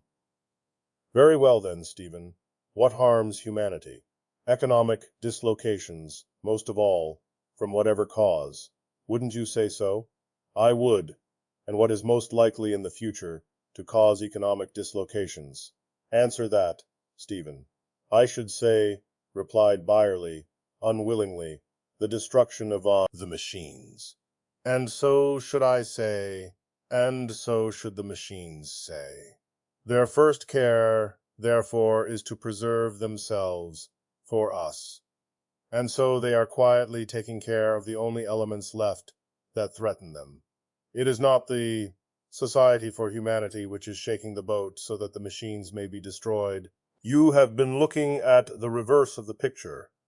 Say rather that the machine is shaking the boat, very slightly, just enough to shake loose those few which cling to the side for purposes the machines consider harmful to humanity. So Vrasayana loses his factory and gets another job where he can do no harm. He is not badly hurt. He is not rendered incapable of earning a living, for the machine cannot harm a human being more than minimally, and that only to save a greater number. Consolidated Cinnabar loses control at Almaden. Villafranca is no longer a civil engineer in charge of an important project, and the directors of World Steel are losing their grip on the industry, or will. But you don't really know all this, insisted Byerly, distractedly. How can we possibly take a chance on your being right? You must. Do you remember the machine's own statement when you presented the problem to him? It was, the matter admits of no explanation. The machine did not say there was no explanation, or that it could determine no explanation. It simply was not going to admit any explanation. In other words, it would be harmful to humanity to have the explanation known, and that's why we can only guess, and keep on guessing. But how can the explanation do us harm? Assume that you are right, Susan. Why, Stephen, if I am right, it means that the machine is conducting our future for us not only simply in direct answer to our direct questions, but in general answer to the world situation and to human psychology as a whole. And to know that may make us unhappy and may hurt our pride. The machine cannot, must not, make us unhappy. Stephen, how do we know what the ultimate good of humanity will entail? We haven't at our disposal the infinite factors that the machine has at its. Perhaps, to give you a not unfamiliar example, our entire technical civilization has created more unhappiness and misery than it has removed.